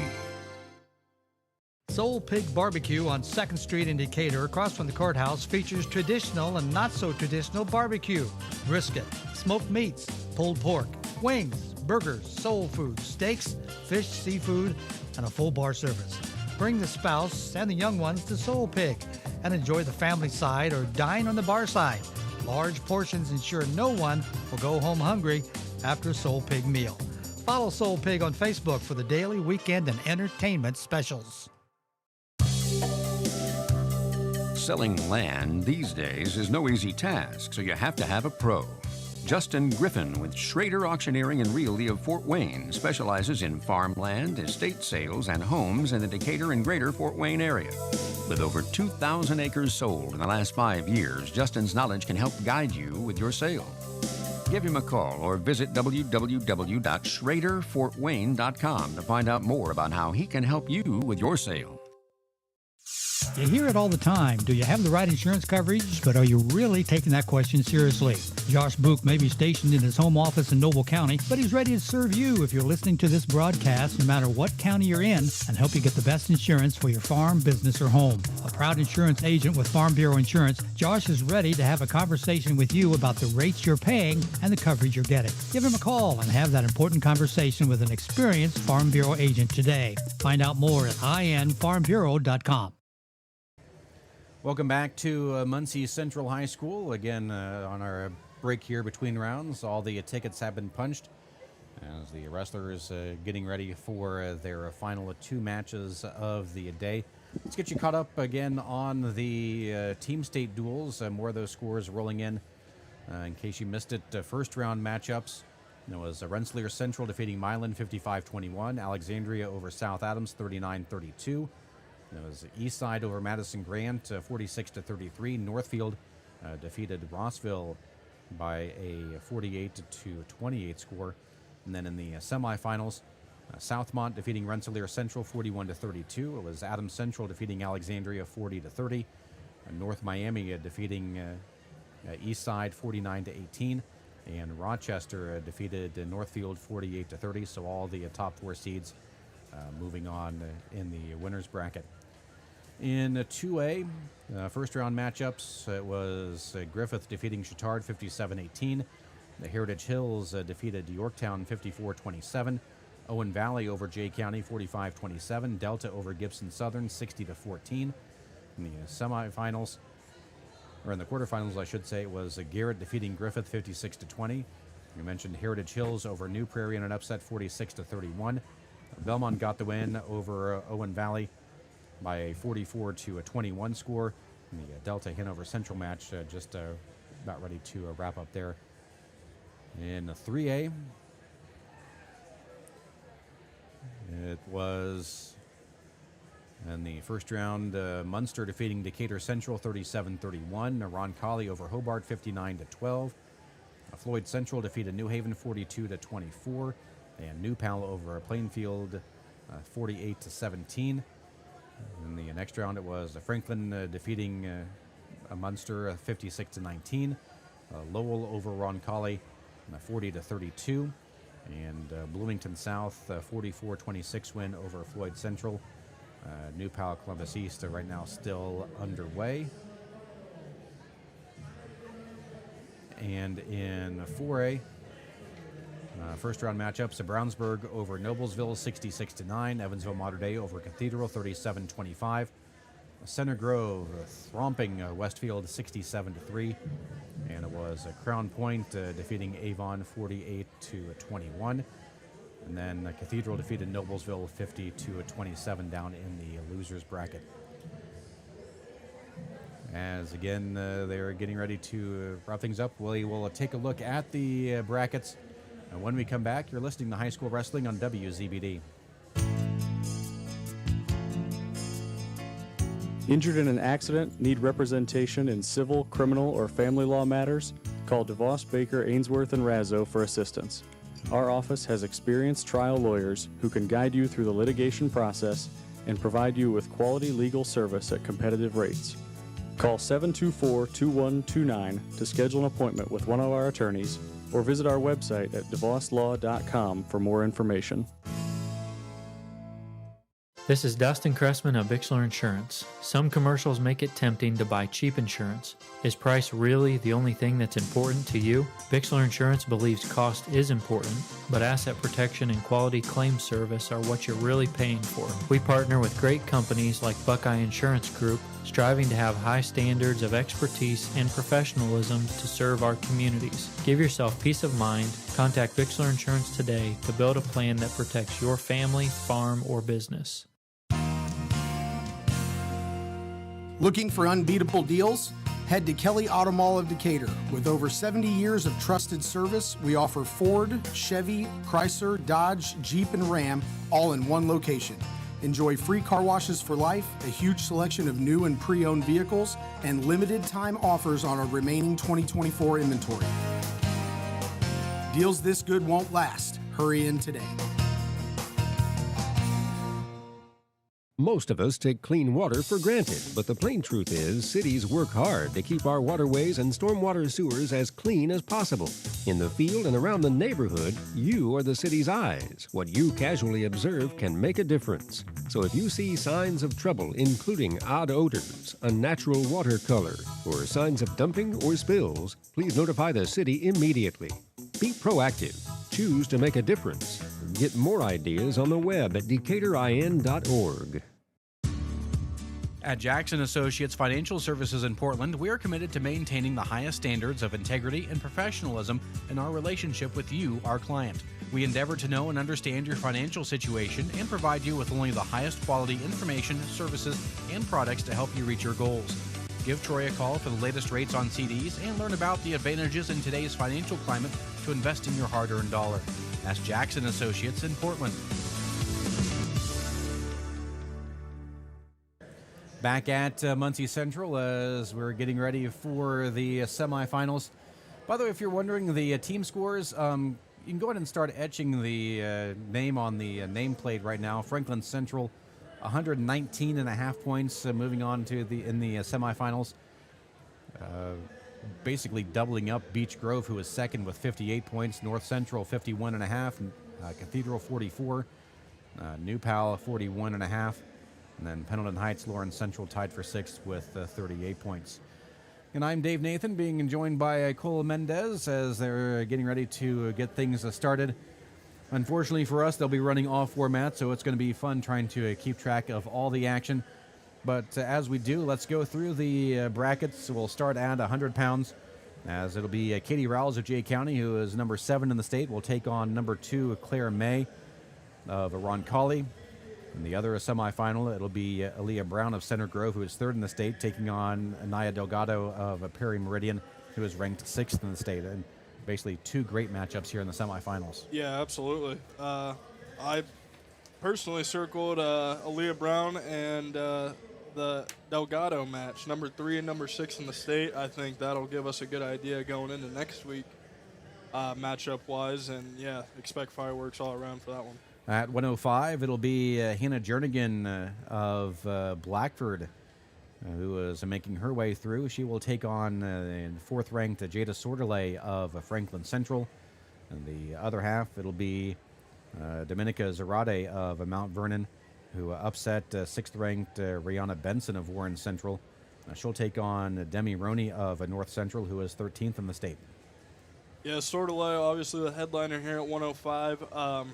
But I wanted to point out Hannah Jernigan from Blackford, an area wrestler, and she's had a great tournament so far. You know, didn't have the strongest regular season at 19 and 15, but she's really putting it together when it matters here down the stretch. Yep, picked up 2 wins. Will make her way to Indianapolis next week. At 110, the top-ranked in the state, Haley Corporal of Eastbrook, will take on Carson Merritt of Shenandoah. The other semifinal, Maggie Webb of Blue River Valley, will take on 6th-ranked Victoria Zalea of North Central. Yeah, good wrestlers here. Got the top-ranked wrestler in the state, and number 6 is Elia. Corporal's a hammer. I would fully expect her to walk away with the crown. Of course, Corporal is probably happy that Ocampo bumped down to a 105 for the state tournament. That is for sure. At 115, it'll be 6th-ranked Olivia Lemus of Roncalli will take on 2nd-ranked Kinley Keffer of Daleville.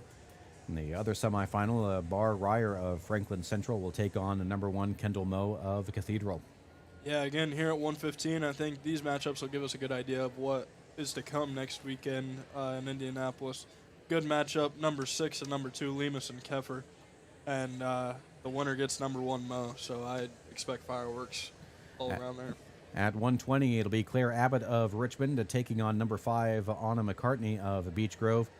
The other semifinal, number 15, Madison Mink of Franklin Central taking on number 16, Lindsay Lannon of Hamilton Southeastern.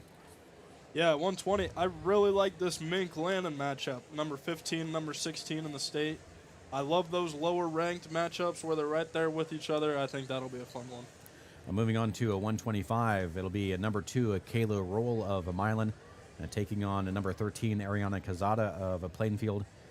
The other semifinal, number 15, Grace Vandergrift of Lawrence North will take on Chloe Bills of Franklin County, who upset Monica Alvarado, who was number 8 in the state in the ticket round. Yeah, Bills is putting together a very impressive tournament. Already punched her ticket to state, obviously.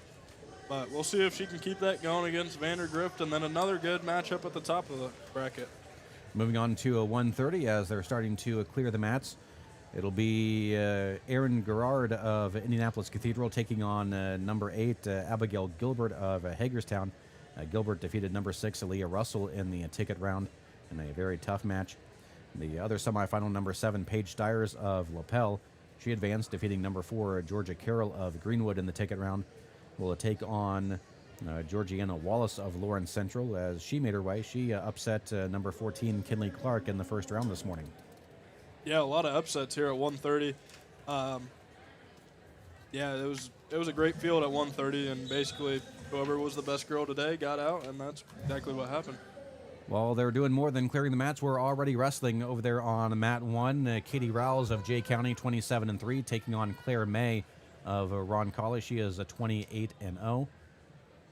And by the way, let's see if these two actually met earlier this year. And actually, they have not. First ever meeting between these two, at least for this year. Should be a pretty good matchup. Number 2 and number 7. Should be a very technical match. And it looks like May gets the early takedown there off the front headlock. You can set over on mat 2, Aaliyah Brown, 28-2 of Center Grove, and Anaya Delgado of Perry Meridian. Meanwhile, the 105s will be down here on 3 and 4. Hannah Jernigan of Blackford, Jada Sordelay of Franklin Central, Dominica Zarate of Mount Vernon, and Demi Roney of North Central. Just the 100s rolling right now. Yeah, I'm excited for that Brown Delgado match over there on mat. Is that 1? Yeah, mat 2, excuse me. As they are underway. It looks like, thankfully, they're at least going to stagger the starts and just go with the one weight class at a time as they go off the mat to do rolls and May. The rolls will get the 1-point escape. May still leads 3-1. Still scoreless between Brown and Delgado over on mat number 2.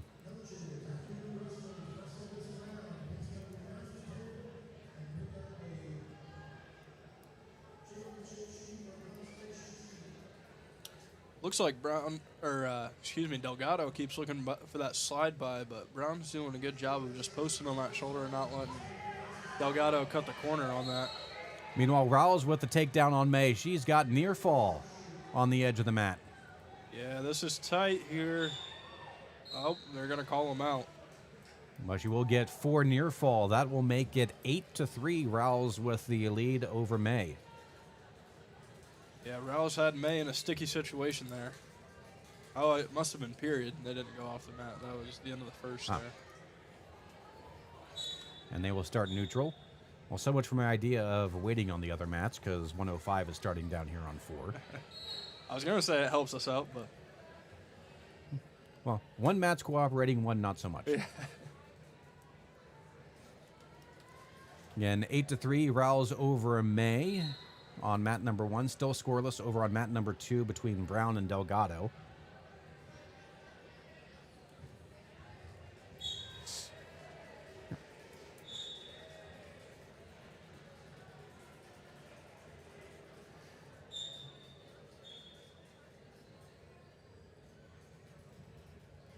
See, scoreless down here between Zarate and Roney here at 105.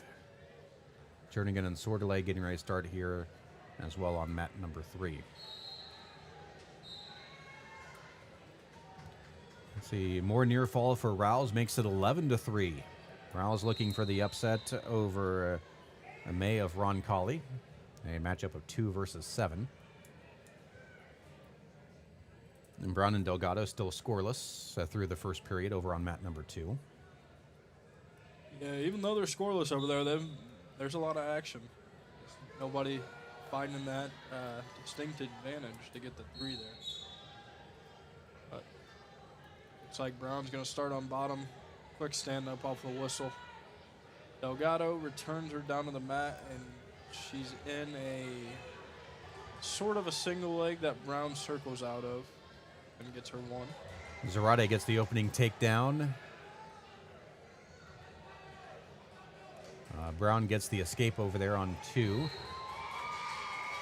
Rouse still on the ride over there on mat number 1 over a May. Final 10 seconds to go. Sordelay gets the early pin over Jernigan, excuse me. So Sordelay.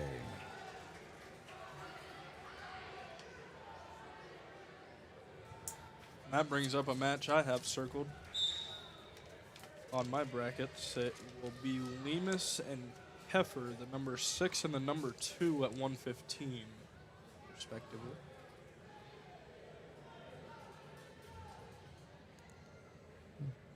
As have a stoppage. Looks like Ron Colley's coach is asking about something. Rouse leads 11-5, 4 seconds to go in the period. Brown right now a 4-0 lead over there on mat number 2. 45 seconds to go in the second.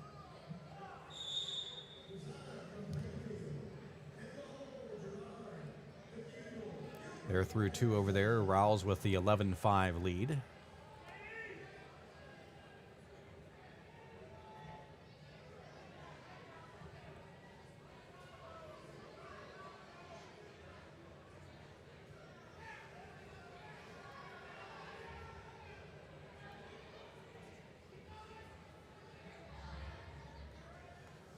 Looks like we have a blood stoppage right now. Being taken care of for May and Ron Colley here between periods. And right now at 100, Rouse leads May 11-5 through 2 periods. Brown of Center Grove leading Delgado 4-0. They are through 2 periods.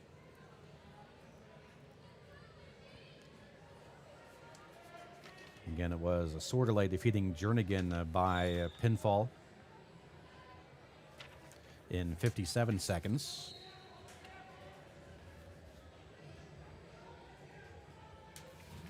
Roney fires off a couple of shots down there on mat 4. Zarate doing a good job of using her head and hands to defend those shot attempts.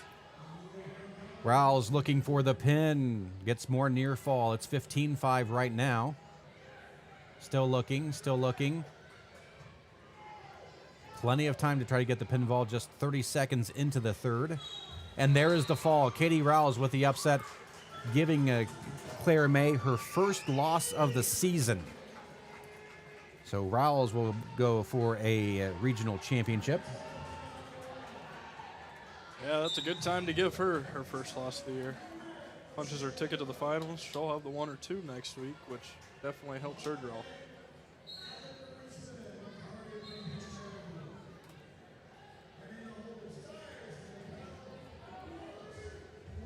Looks like Lemus and Keffer is underway on mat 3. Brown still with a 4-0 lead with a minute to go in the match over there at 100.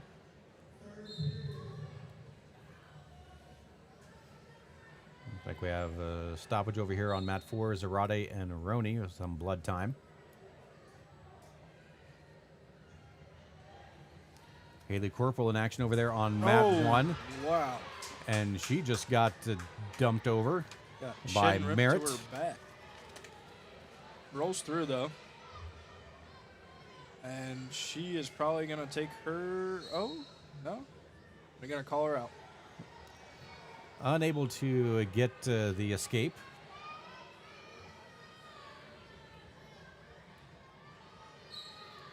Yeah, that was a nasty chin rip from Merritt down there.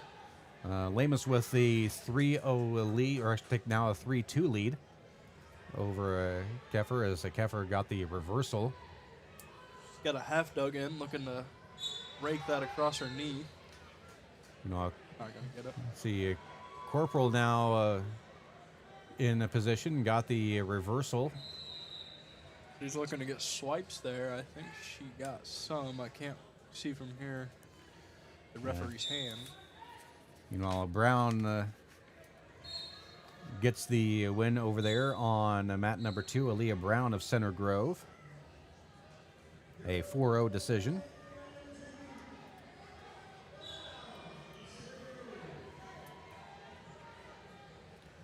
And quickly, Corporal now up, got some near fall. She now leads 6-3.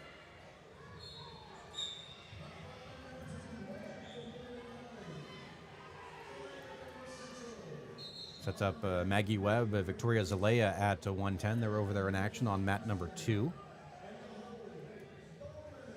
Dominica Zarate of Mount Vernon leads Demi Roney 4-0 in the third period.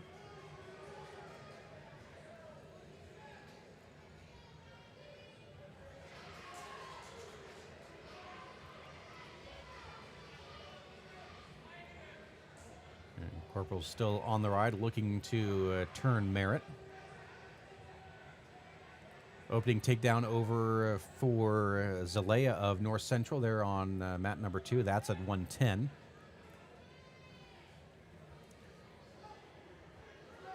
Corporal's going to get The pin. double wing, and yep, gets the fall. Just in time, gets it at 1:59 in the first period. Corporal will move on for the championship.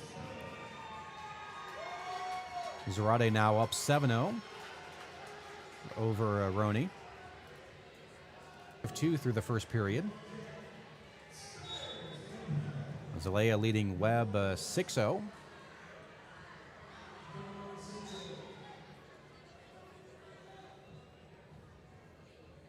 Let's see, we have more blood time over there on mat 4.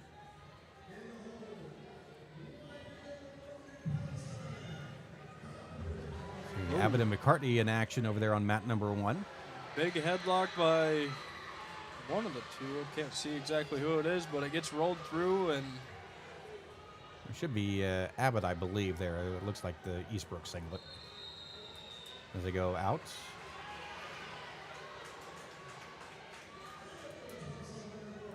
refs are going to have to figure that one out. I couldn't even keep up with that. Points all over the place being awarded in that one. See. 2 and a 3 and a 2 as they get things straightened out there.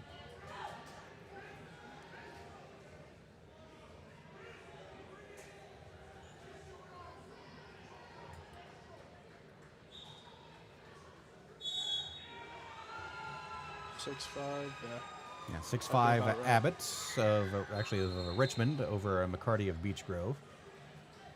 More discussions going on. Let's see over on 2, Webb and Zalea. Zalea up 6-2 right now. Zarate getting the win over here on mat 4. Halfway through the second, Lamus leading Keffer 5-2. That is at 115.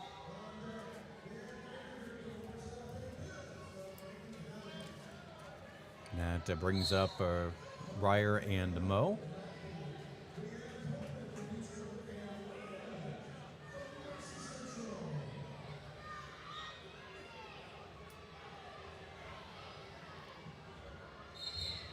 Moe with a hard wizard just straight to Ryer's back.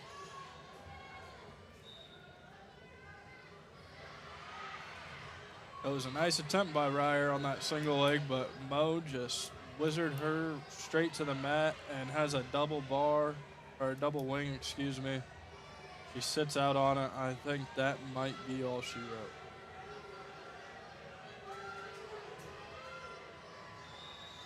Referee is holding 4. Mo's going to look to readjust, go back around, get chest to chest.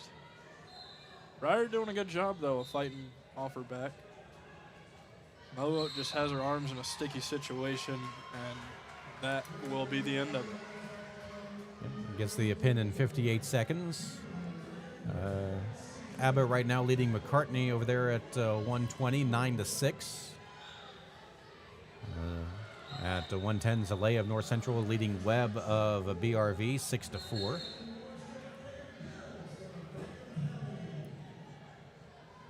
Lemos of Roncalli leading Keffer of 5-2 in the final 8 seconds in the second.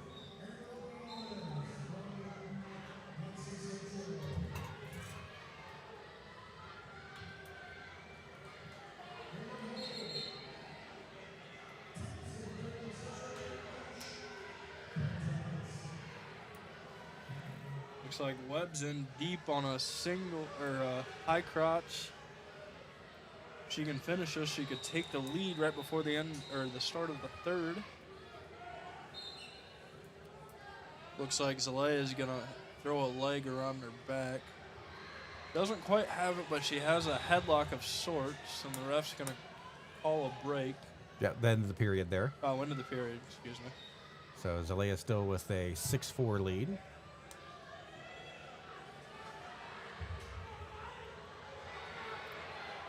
Keffer looking to turn Lamus.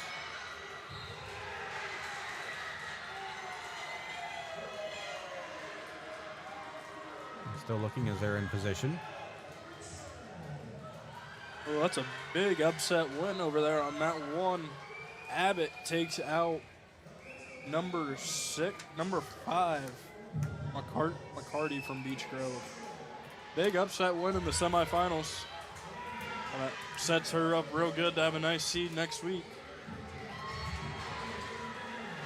Keffer has Lamus on her back, had some near fall, and outside, as the officials are discussing, actually going to have a stoppage.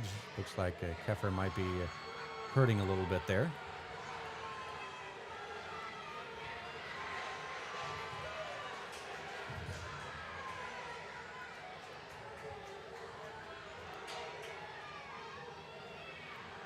Oh, Keffer is not in a good state, so.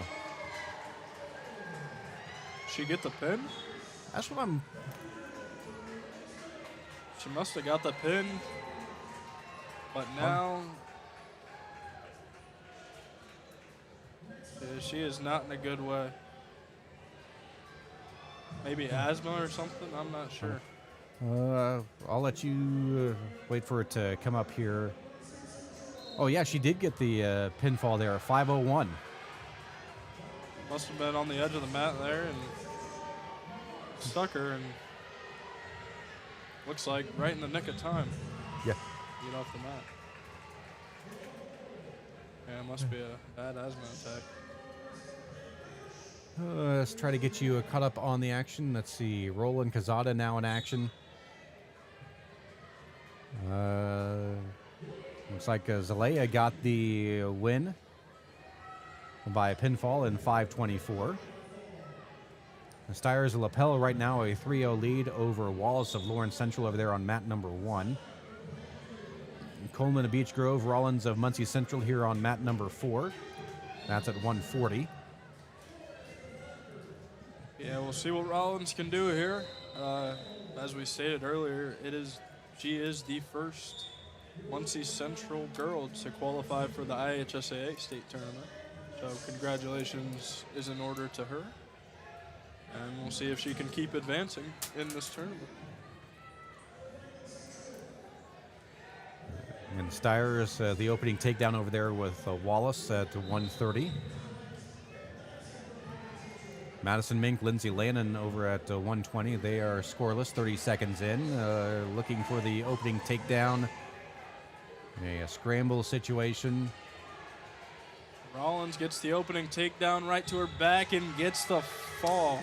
Very quick and efficient with that.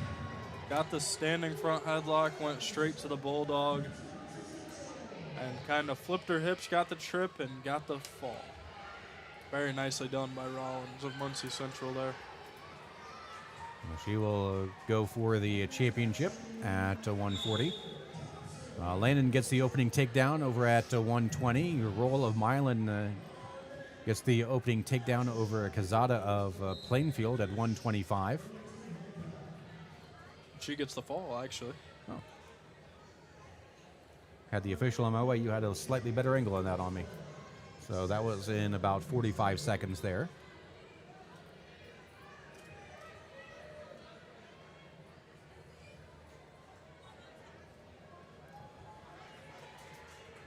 And it looks like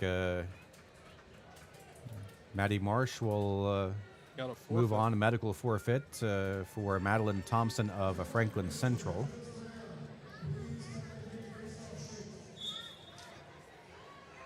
I was looking forward to that match, actually. Number 1 and number 4 in the state. Thompson must be banged up with something, though. So that'll put her placing 4th.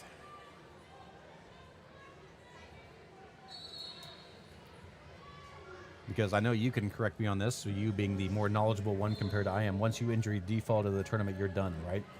I do believe so, yes. It's not one of those like, I don't want to face her because I'm going to lose anyway. Let's save the 6 minutes.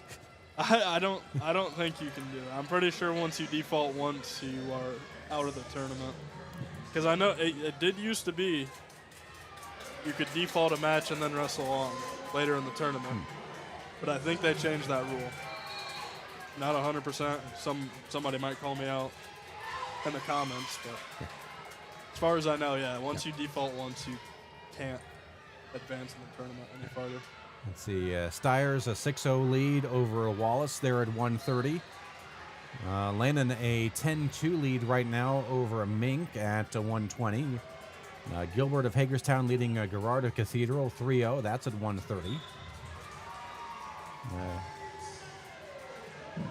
Ajashiri of Lawrence North, Fish of Eastern Hancock, they are underway, and Ajashiri with the opening takedown. That was a quick fireman's carry right to her back. Gonna get 5 out of it. Doesn't get the full 7, but gets a nice 5 in the first 20 seconds of the match. Stiers gets the pin over there in a 3-11.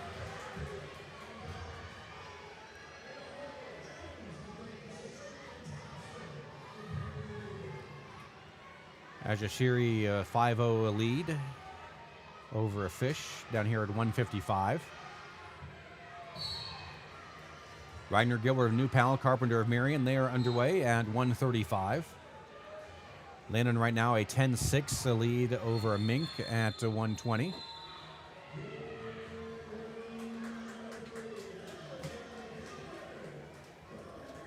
Gilbert of Hagerstown gets the win over Gerard of Cathedral in the 127, that at 130.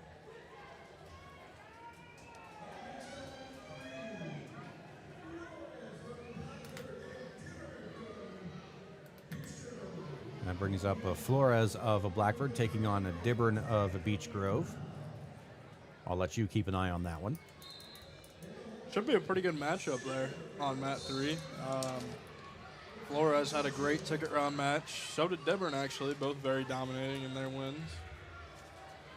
It'll be interesting to see who comes out on top of that one and gets the better seating going into next week. The Fish gets the escape. She trails 5-2 to Ajashiri. That at 155. Wagner Gilbert getting the pin victory over there on mat 1 over Carpenter of Marion. That at 135.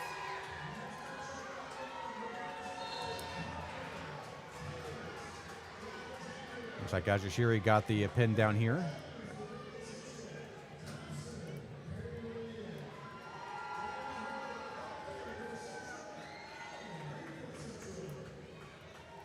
It's the only match right now. Lannon with an 11-6 lead over Mink at 120. Ramirez Zarate of Carmel, Thomas of Alexandria, they're underway at 145. Dearborn with a 3-1 lead down here on mat number 3. That at 145.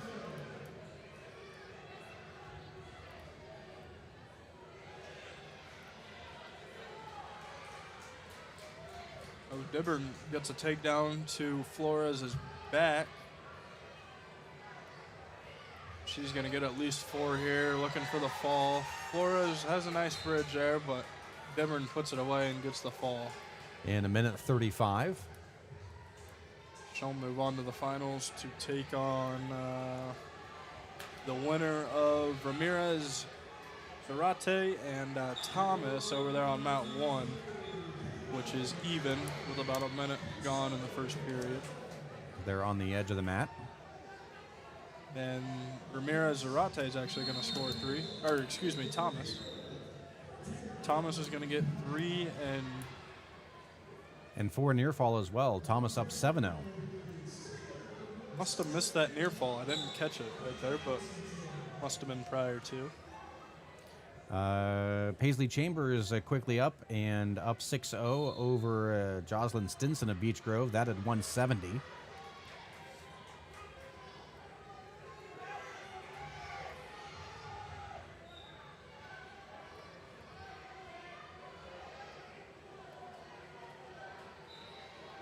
Landon with more near fall. It's now 15-6, so final 10 seconds there.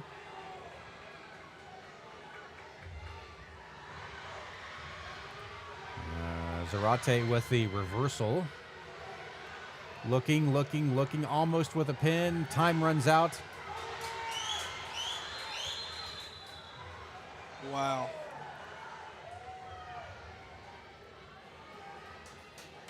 Unable to get the pin, gets a near fall, but not enough. Landon will move on to win 15-12. I'll tell you what. Wrestling actually went a little bit beyond the zeros on the clock. No one came to stop him. That was real close to being a pin there. But I guess if he didn't call it with those extra zeros off the clock, then she probably wasn't getting it. Chambers gets the pin down here on mat number 4, defeating Stinson of Beech Grove. She'll go for the championship.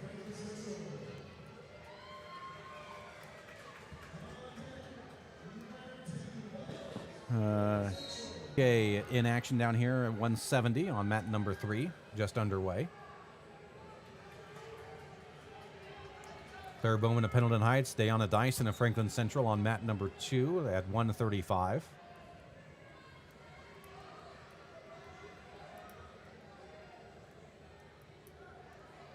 Geez, we really got all sides of the spectrum right now. We got 135, 145, 190, and 170. Down here, it's Zoe Gray, Triton Central, Shelby Life of Centerville at 190.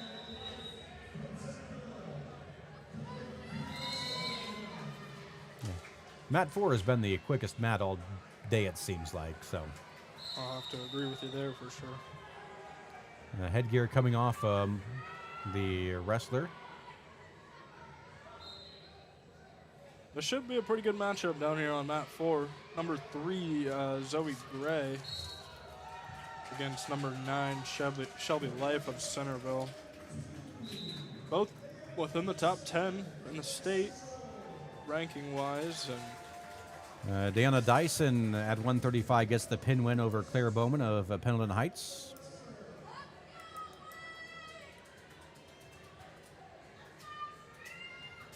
We've got a blood time over there on mat 1.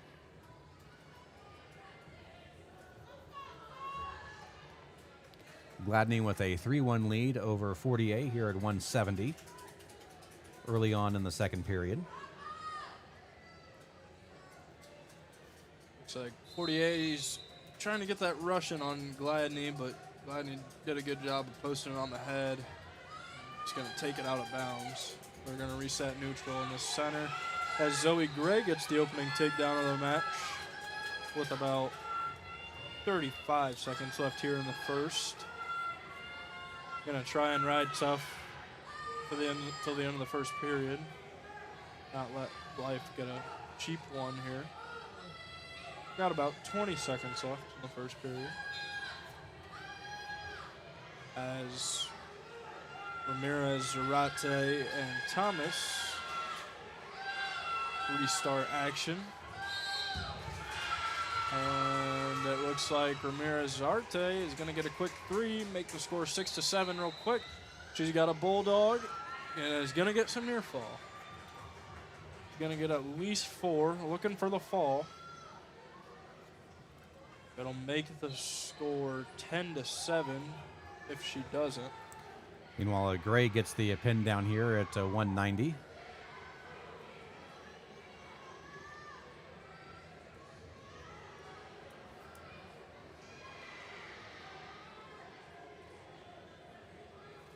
I'll try to get my brackets caught up here as action quickly moving on. And got a pin down there on mat number 1.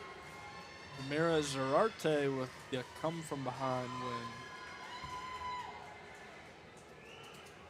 Nice sequence of events. It's a perfect example of chain wrestling, even when you're down. Wrestled through a position, got her takedown, and went right in, got her turn, and got the fall.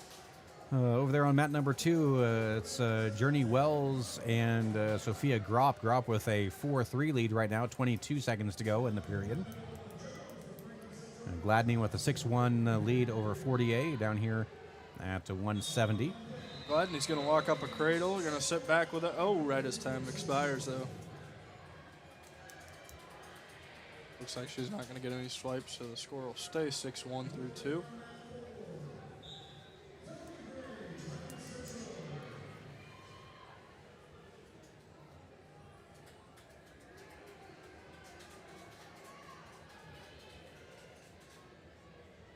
Looks like Rob of West Dell, I believe, is going to be up 4-3 on Wells going into the third period.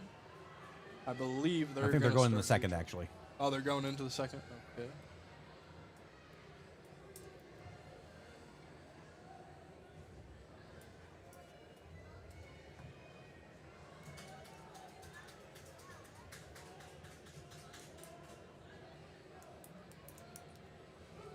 Let's see. Gladney still with a 6-1 lead and gives up a reversal there. Nice little switch by 40A, and it looks like she's got a deep half, but I can't see what's going on here. Yeah, the pesky wall here at the field house in our way here on this near mat for us. I think she's haven't seen any count yet, though. I just saw the official go down. Nope, maybe not. She still has that half deep in on that left side, though.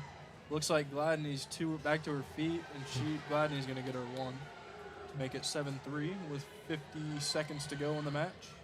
Oh, apparently a score correction. It is Wells leading Gropp 3-2.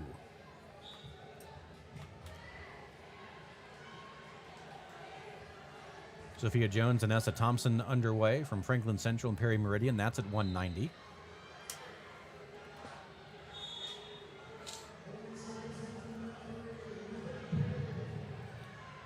As they went scoreless through the first period. Looks like Gladney's going to get another 3 here, make the score 10-3 with 30 seconds to go in the third.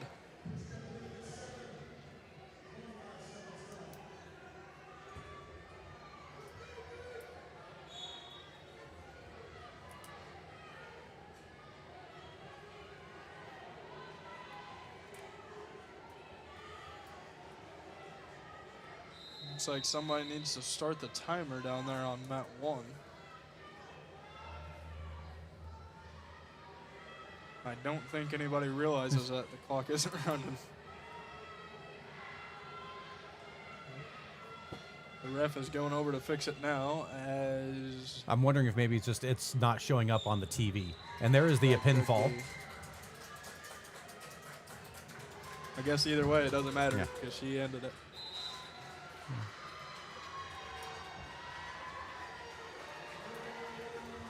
That is Jones of Franklin Central moving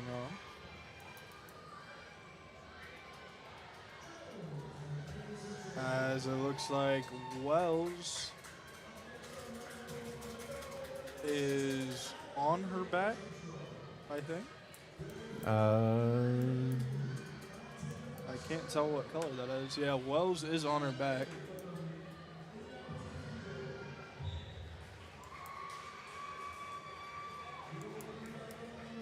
No, actually, no, that was Wells with a pin over Or- Gropp, yeah. over Westdell.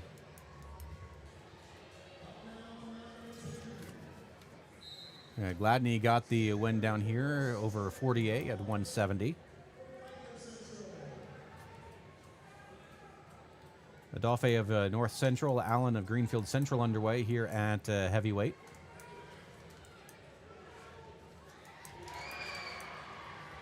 It should be a pretty good matchup. Oh, looks like Adolphe didn't want it to be a very good matchup. As she gets the pin in 24 seconds. That was number 3 versus number 4 in the state right there. And Adolphe ended it quickly.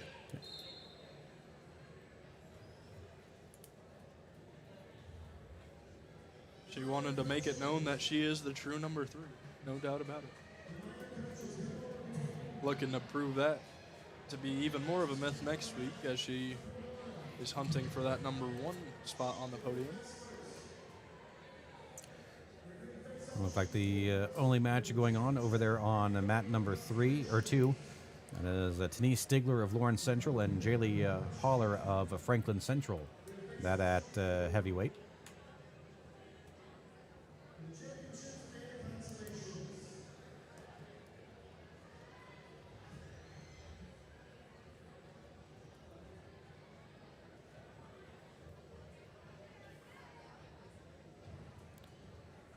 As again, still on their feet in the center of the mat.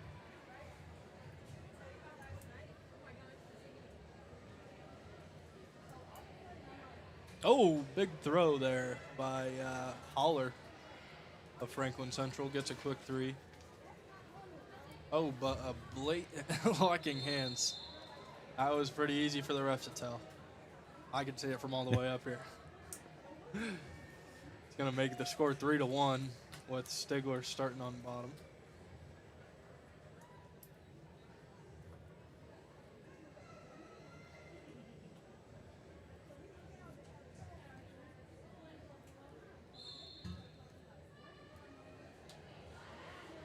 Holler's going to put the pressure forward on Stigler to start.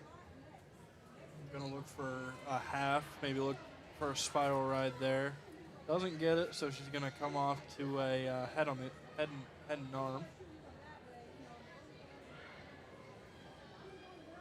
Going to rake her back down to the mat, look to get a wing on that left-hand side as she digs for a power half now on the right side. Doesn't get it, so she hops back to the left side, digs a half. Stigler being a real stickler here. And Holler.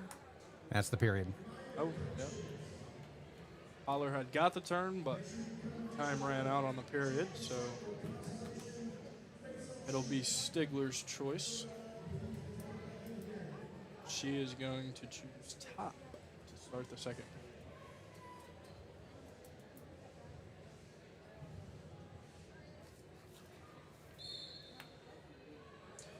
Gonna go at it with a chop. Holler gets to her feet, but is then returned by Stigler. Holler gets back to her feet. No one yet, but gets a headlock sort of deal. The ref's gonna call a reversal, and she's gonna get some swipes there. I can't see how many. I think 4. Yep, looks like she got 4 there. Or I guess only would have been 3. 3 swipes. Make the score 9-1.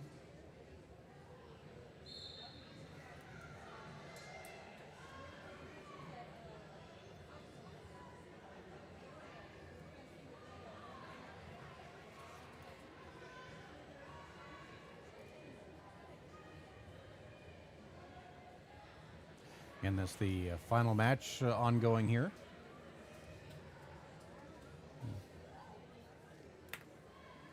And Holler with the 9-1 lead.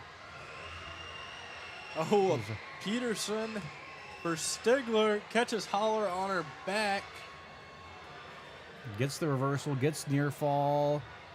Gonna make it real close real quick. If not, finish it early. And there it is. The fall for Stigler. Holler doesn't like the call. I think she's protesting for a blood time or something. I don't think it's going to matter, though.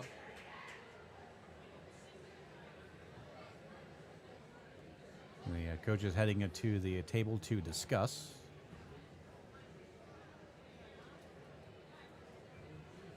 Yeah, nice Peterson there by Stigler.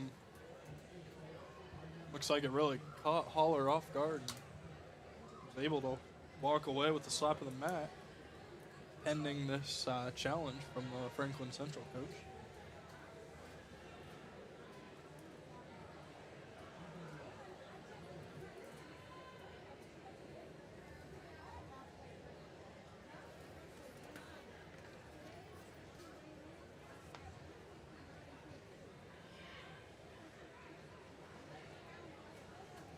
As the talk with the off official as well. The alternate putting in his information.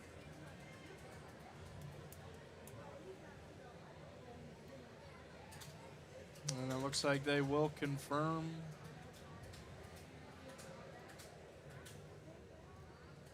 Yeah, it looks like they will confirm the pin.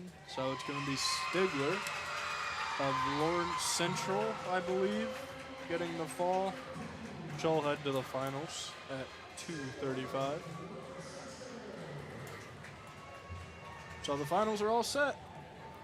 And we'll go over all that. That'll be coming up as you're listening to the High School Wrestling on WZBD. Indiana Physical Therapy is your independent local choice for physical therapy. There's no referral needed to come see us, and we accept all insurance. With direct access, you can just walk in and request an appointment at any of our 18 convenient locations. Our team of expert therapists are here to help you recover and get you back to doing what you love. Visit us online at indianapt.com to request your appointment. Indiana Physical Therapy, where people go to get better. If you're thinking of building an addition or remodeling or just starting from scratch and you want to add the beauty of a built-in or freestanding gas fireplace, the folks at IHSAA Fireplace and Patio, 269 East Main Street in Bern, have the expertise and craftsmen to install a gas, coal, or wood fireplace and design staff to help you decide which will serve your needs best.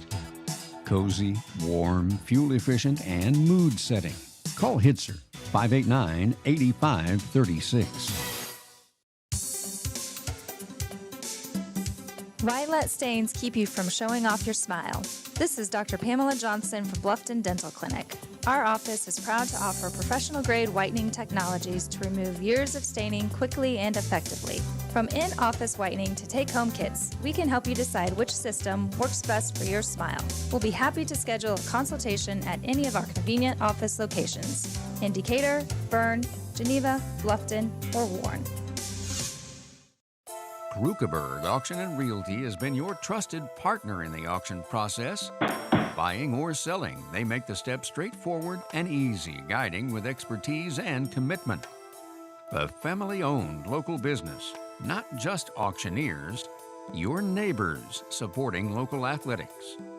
Feel confident you're in the right hands. Call Krukeberg Auction and Realty today. Experience the difference with family you can trust. Wrestling season in Indiana is all about grit, discipline, and heart. And when it's time to celebrate a hard-fought win, Kids Zone Party Rentals in the Indy area has your back. They're proud sponsors of Noblesville, Westfield, and Fishers Wrestling, and proud supporters of Indiana student-athletes. From birthday parties and team celebrations to school events, Kids Zone Party Rentals brings the fun with bounce houses, inflatable games, and unforgettable experiences. Celebrate like a champion. Kids Zone Party Rentals. Locally owned, family-focused, and proud to support Indiana wrestling. Book today at KidsZonePartyRentals.com. At Three Rivers Federal Credit Union, we're focused on empowering you to achieve financial wellness by offering the resources and support you need every step of the way. We're equally committed to bettering lives in our region through volunteerism, community funding and partnerships, college scholarships, and more. We give back to the people, places, and ideas that matter most to you. Learn more at threeriversfcu.org. Three Rivers is federally insured by the NCUA. Join the team at Smith Brothers of Bern, where they pride themselves on providing their employees with a family atmosphere. Smith Brothers is currently hiring with a Monday through Friday work week in an air-conditioned environment. Employees are not required to wear uniforms and can listen to music while they work. Starting wages are $17.50 to $21 an hour at the end of their first year, with a yearly bonus incentive and a competitive benefit package. Apply online at smithbrothersfurniture.com or in person at Smith Brothers, 356 Monroe Street in Bern. We select our insurance companies the same way you do, very carefully. When you work with us, you can count on receiving fast, courteous, and professional service and quality protection through Auto Owners Insurance. For a no-problem approach for your life, home, car, and business insurance needs, ask us about the No Problem Company, Auto Owners Insurance. See Toby, Mark, Kyle, or Barb at Graber Insurance with offices on Highway 27 North in Bern and 623 West Monroe Street in Decatur. Hey, do you know when and where we can recycle in Adams County? Well, I know you can recycle from 8 to 4 weekdays and Saturday 8 to noon at the transfer station next to Golden Meadows. Okay, where else? In Decatur, behind D&D Marathon on the east side of town on Thursdays, Mondays at Simon Manufacturing 27 South in Bern, and in Monroe on the third Tuesday at the fairgrounds. Plus, you can always get the latest info at adamscountyswmd.com. Thanks. Welcome back to Muncie Central, the field house, the Girls Wrestling Regionals, getting ready set for the placement rounds, the championship and the consolation coming up in a matter of moments. Let's get you caught up. The boys' side, the team state going on, looking at those scores right now. They're currently in the third round of competition. In the semifinals in action, Southmont leads Adams Central 32-24, while North Miami leads Rochester 30-17. And the consolations, it's Milan leading South Adams 34-33, Rossville leading Madison Grant to 29-18. In 2A, the semifinals, it is Heritage Hills leading Garrett 23-19, while Hanover Central leads Belmont. That's early on, 16-6. The consos, Gibson Southern leads Jay County 35-18. Yorktown leads Bishop Chatard 30-16. In 3A, the semis, they are just underway in those. Franklin leads Lowell 8-3. Bloomington South leads Columbus East 17-0. And the consoles again early on, Hobart leading Decatur Central 9-6, and New Haven leading Plainfield 18-9. As we get you set for the championships and the third place matchups, we'll run those.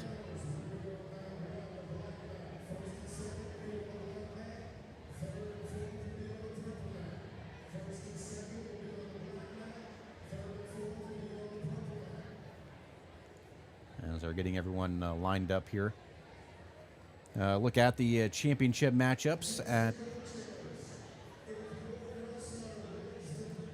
As at 100 pounds, it'll be number 7, Kitty Rouse, taking on number 3, Aaliyah Brown for the championship.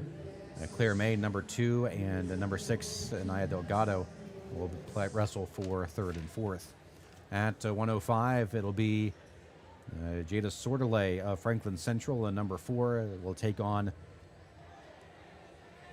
Dominica Zarate of Mount Vernon for the championship.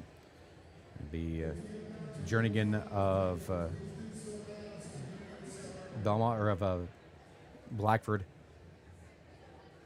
and also that being Hannah Jernigan and Demi Roney, number 13 of North Central, wrestling for 3rd and 4th.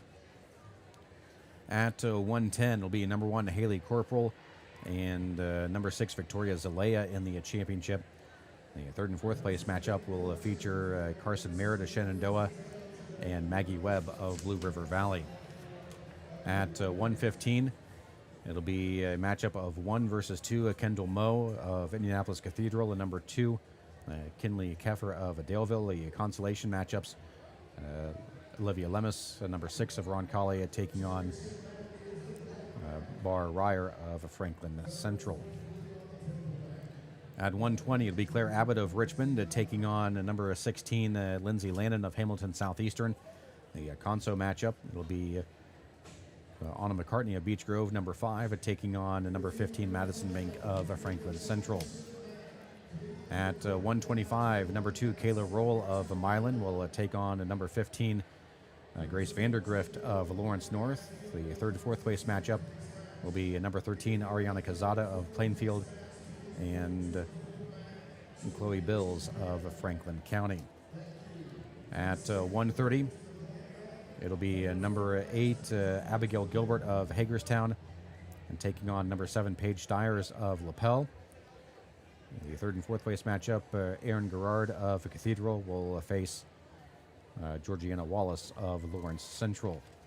At 1:35, it'll be number 6, Diana Dyson of Franklin Central facing number 5, June Wagner Gilbert of New Pal. The consolation match will be number 16, Claire Bowman of Pendleton Heights, taking on Grace Carpenter of Marion. At 1:40, it'll be Liera Rollins of Muncie Central taking on Maddie Marsh of Pendleton Heights, who is number 1. The consolation matchup, Coleman being Trinity Coleman of Beech Grove, and number 4, Madeline Thompson of Franklin Central. And pretty sure that has already been said, as Thompson injury defaulted in her match at the semifinals at 1:40. 1:45, it'll be number 9, Daniela Ramirez Zarate of Carmel taking on number 3, Caitlin Dibburn of Beech Grove. The consolation match will be number 11, Riley Thomas of Alexandria, and Addison Flores of Blackford. At 1:55, it'll be number 8, Esther Ajashiri of Lawrence North taking on number 11, Journey Wells of Warren Central. The consolation matchup will be Elizabeth Fish of Eastern Hancock and number 16, Sophia Gropp of Westdell. At 1:70, it'll be number 13, the Paisley Chambers of Westdell facing Anna Sagladny of Indianapolis Cathedral. The consolation match will be number 14, Jocelyn Stinson of Beech Grove, taking on Reagan Fortier of New Pal. At 1:90, it'll be number 3, Zoe Gray of Triton Central, taking on number 4, Sophia Jones of Franklin Central. The consolation match will be number 9, Shelby Life of Centerville, and number 11, Anessa Thompson of Perry Meridian. And at heavyweight, at 2:35, it'll be Tanisa Stigler of Lawrence Central taking on number 3, Rachel Adolphe of North Central. The consolation matchup will be number 5, Jaylee Holler of Franklin Central, and number 4, Keely Allen of Greenfield Central. Take another quick break as things are getting set up before the championship matchups, and get you all set up for the final matchups of the day as you're listening to High School Wrestling on WZBD. When disaster strikes, you need help fast. R&R Professionals is your trusted partner for water, fire, storm, and mold damage restoration in the Indianapolis area. They're on call 24/7, ready to respond with expert care the moment you need it most. From emergency cleanup to full reconstruction and insurance claim support, their certified team handles every step so you don't have to. They treat every customer like family, with honest communication, fast service, and peace of mind. Call R&R Professionals now at 317-757-9170 for your free estimate, and let them restore your home and your peace of mind. When you need building materials, you need Arnold Lumber, 425 Winchester Street in Decatur, featuring lumber in a wide choice of sizes, plus doors, windows, roofing, and more. Whether it's a complete new home or remodeling, a new deck or deck repair, a new kitchen or a kitchen update, whether it's an erected or materials-only garage or pull barn package featuring quality metal, free professional designs and estimates.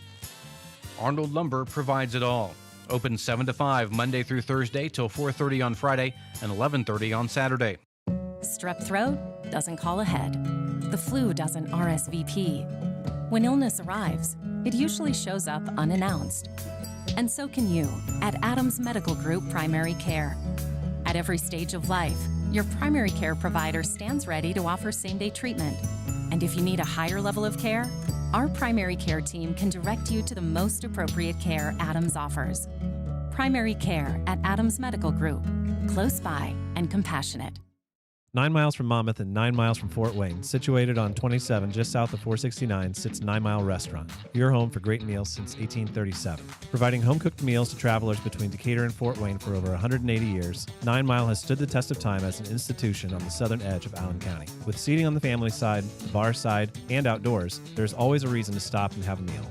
9 Mile also has a full-service bar and a professional service that can cater your next event or party. The next time you're on your way to or from Fort Wayne, stop in. You've gone the distance. Welcome to 9 Mile. Every drive should feel safe and stress-free. At Best One Tire and Service, our team is here to provide you with peace of mind every mile of the way. Right now at Best One, get a full synthetic Valvoline oil change for just $49.99 after rebate. While you're here, take advantage of the lowest tire prices around. And with financing options available, taking care of your car has never been easier. Stop settling for less. Visit the best for all your tire and service needs. Best One Tire and Service. Selling tires, serving people. Don Myers Plumbing and Heating in Bern is your American Standard home comfort dealer. American Standard has been in business for more than 100 years and welcomes Don Myers Plumbing and Heating of Bern as one of their independent dealers. Don Myers Plumbing and Heating and American Standard will provide your home or business with energy-efficient heating and cooling equipment, saving you money. Don Myers Plumbing, Heating and Cooling at the east edge of Bern on Adams County Road 000, your American Standard heating and air conditioning dealer. Hi, this is Tina, and game day just got bigger at Innovative Concepts Audio Video. From massive 100-inch screens to crystal clear 4K displays, we've got the perfect TV to bring every play, every detail, and every victory right into your living room. Pair it with our premium sound systems, and you'll feel like you're right there in the stadium. Don't watch the big game on a small screen. Update today at Innovative Concepts Audio Video, 1421 Manchester Street in Decatur. The best seat in the house is your house. We bring technology to you. Welcome back to Muncie Central High School as they're getting set for the face-offs. As, again, Dave Nathan, Cole Mendez with you to bring you all the action. As, again, some great matchups here for the championship third and fourth placers. As, again, all these wrestlers will move on to the state finals on Friday night at the Coliseum at the fairgrounds down in Indianapolis. I believe it's now a Corteva Coliseum. They keep changing their name every 2 years on that, so it's hard to keep track. Again, we will have the state finals for you on our YouTube channel, WZBD Radio, all throughout the day on Friday, beginning with a special edition of our High School Wrestling Weekly at 8 a.m. As we get things set up, as it'll be all four moving on for multiple state finals in this 100-pound weight class. As again, Cole, we look ahead to these great matchups to just get your thoughts as we await for them to give the lineups. So we'll just start first at 100, the matchup between number 7, Katie Rowles of Jay County, and number 3, Aaliyah Brown of Center Grove. Yeah, absolutely. Great matchup here in the finals at 100. Obviously, Rouse having a great tournament so far. She's 25-3 on the year and just keeps, or 28-3 now on the year and just keeps improving. Upset number 2, Claire May of Ron Colley last round in the semifinals. And then you got number 3, Aaliyah Brown from Center Grove. She's putting together a really solid campaign as well. It'll be a really interesting matchup there. Number 7 versus number 3 in the state. And you have the number 2 and the number 6 in the third, fourth place match as well. So fireworks. Yep, that being number 2, Claire May of Ron Colley, suffered her first loss of the year. And number 6, Naya Delgado of Perry Meridian.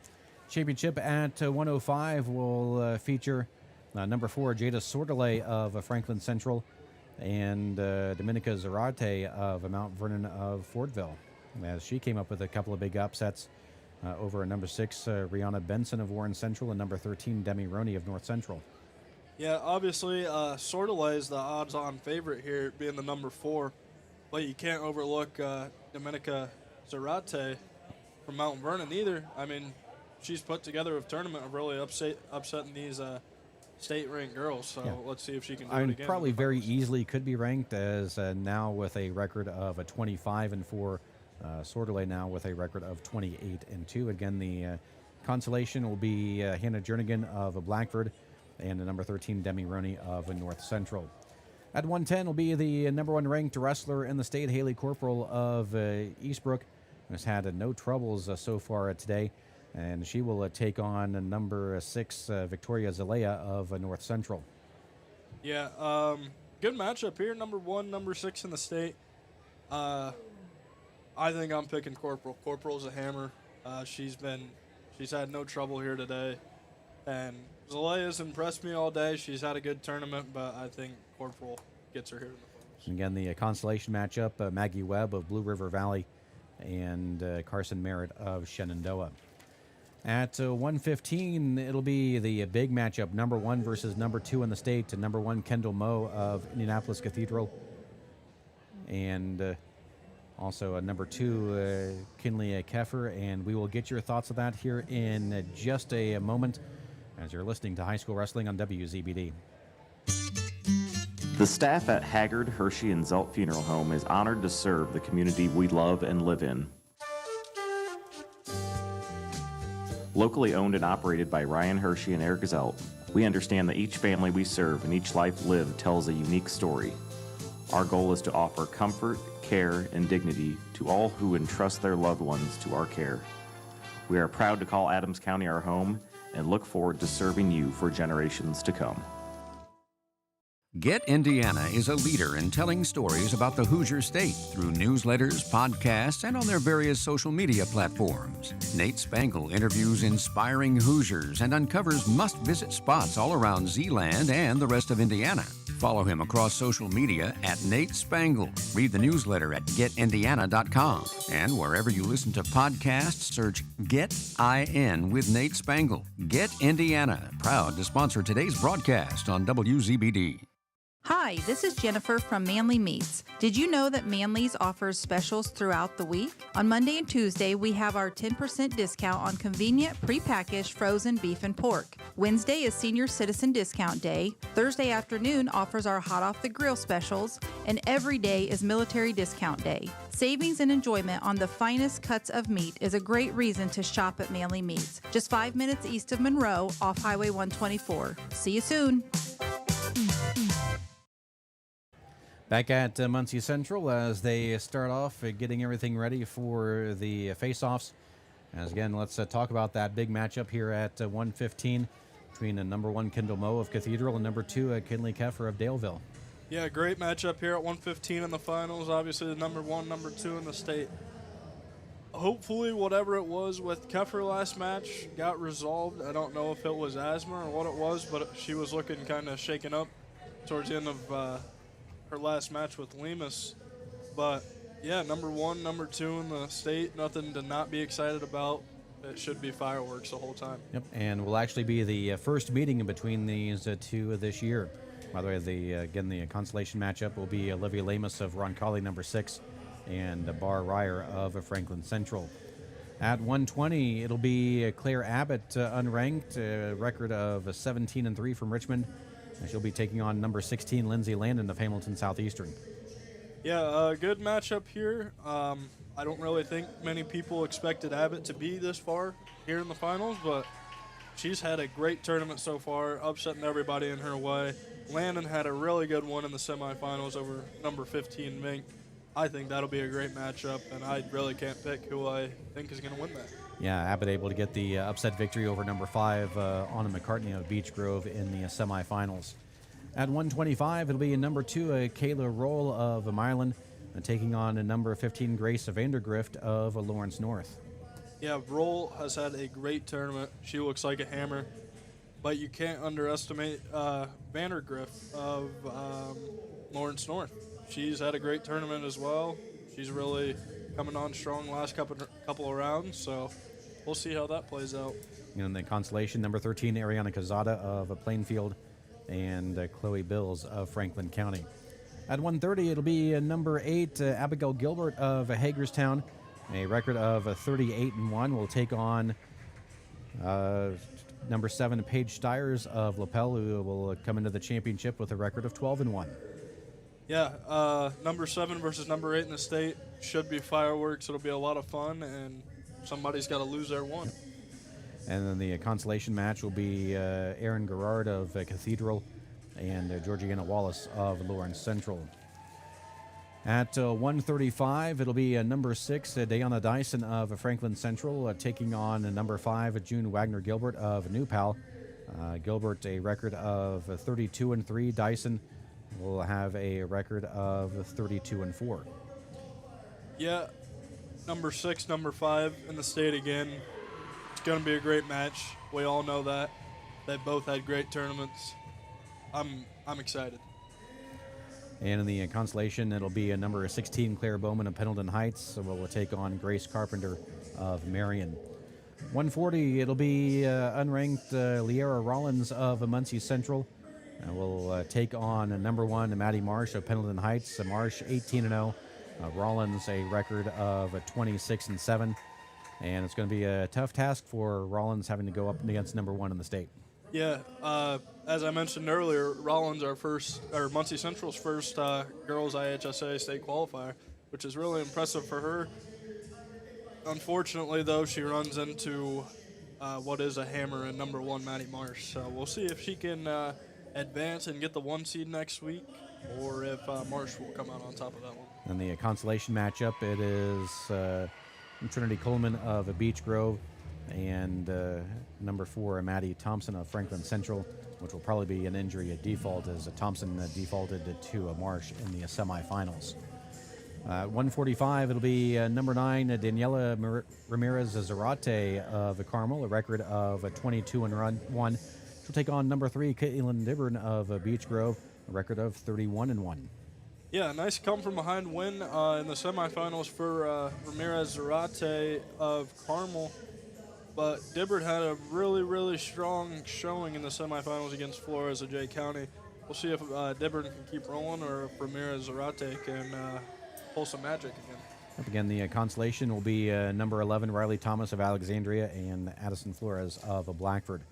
155 will be 8th ranked Esther Ajashiri of Lawrence North, a record of 28-7.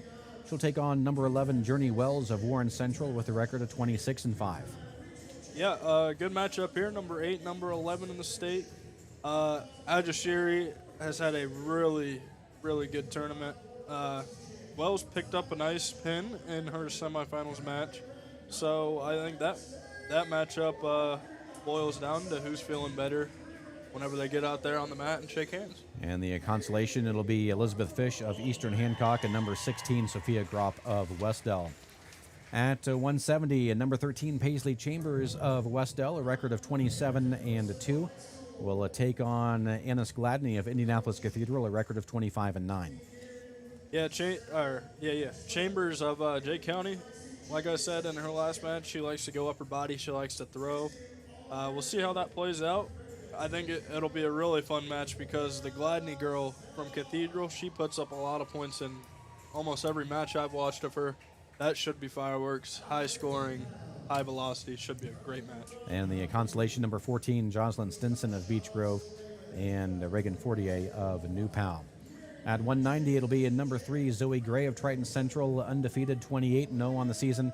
Will take on number 4, Sophia Jones of Franklin Central, a record of 31-3. Yeah, I think Zoe Gray proved to me why she's the number 3 ranked wrestler in the state. She's had a phenomenal tournament and a phenomenal day so far.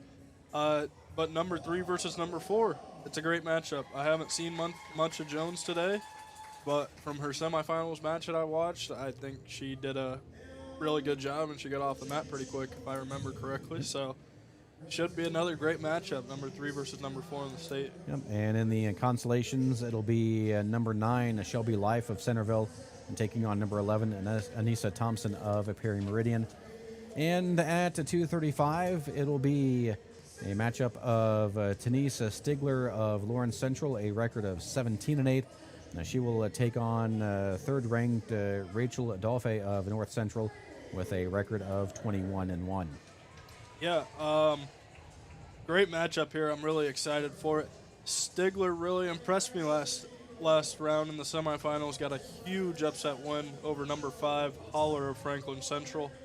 But Adolphe wrestled the number 4 girl in the state last round and put her away quickly.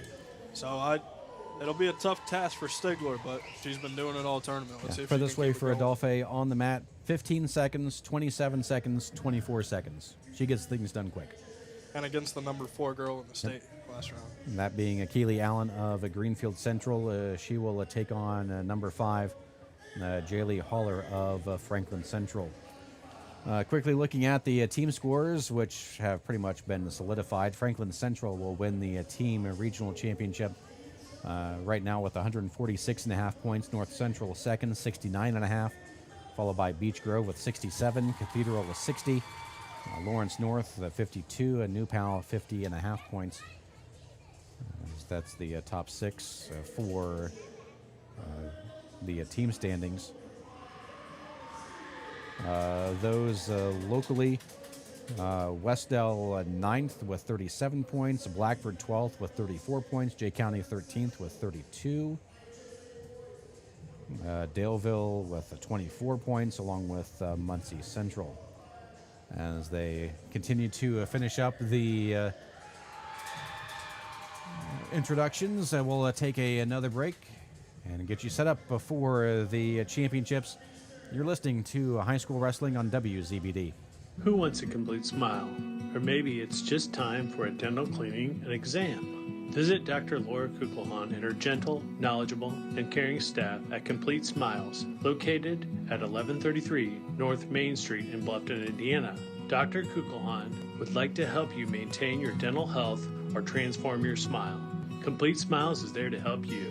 Dr. Kugelhahn is currently accepting new patients. Call 824-3100 today to schedule an appointment. Renowned around the Midwest for his skills and his creative abilities, Nate Bowers and the team at Bowers Paint Studio in Decatur work with a wide range of clients, from collision repair to custom paint jobs for classic cars and motorcycles. Located on Monroe Street on the west side of Decatur, Bowers is your place for body work too, whether it's getting your ride back on the road or finally getting that classic car, the paint job you've always wanted. Stop by or give Nate a call to put the best in the business to work for you. Why lose out to pain? Visit Dr. Carla Grody at Grody Chiropractic, 320 West Monroe Street, Decatur. She's a specialist in the utilization of proven non-force techniques to treat injuries of all kinds requiring professional chiropractic care. Call 724-2510 for an appointment with Dr. Carla Grody. Open Monday through Thursday, closed Friday and Saturday. Grody Chiropractic, 320 West Monroe Street, Decatur. Expert Transmission on US 224 in Decatur and on US 124 in Bluffton is the place to go for not only transmission help, but also full-service general auto and truck repair. Matt, Corey, and Tyler at Expert Transmission are experienced and ASE-certified mechanics who can diagnose and fix your family or work vehicle. Call Steve or Dustin soon to set up an appointment. Expert Transmission has the best warranty in the business. 5 years and 100,000 miles on a new transmission and can give you a free estimate. Call today at 724-2434 or like Expert Transmission on Facebook. The loss of a room in your home due to a storm, a flooded basement, or even worse, a house fire are all events that will change your life forever. And it can be even more of a nightmare if you choose the wrong contractor to repair and rebuild. That's where K&R Contractors in Decatur come in. The guys at K&R use the same software as the insurance agencies, and they're at the forefront of the industry in this area when it comes to storm damage restoration. Look them up at K&R Contractors and trust them to get your home or property back to the way it should be. Soul Pig Barbecue on 2nd Street in Decatur, across from the courthouse, features traditional and not so traditional barbecue, brisket, smoked meats, pulled pork, wings, burgers, soul food, steaks, fish, seafood, and a full bar service. Bring the spouse and the young ones to Soul Pig and enjoy the family side or dine on the bar side. Large portions ensure no one will go home hungry after a Soul Pig meal. Follow Soul Pig on Facebook for the daily, weekend, and entertainment specials. Selling land these days is no easy task, so you have to have a pro.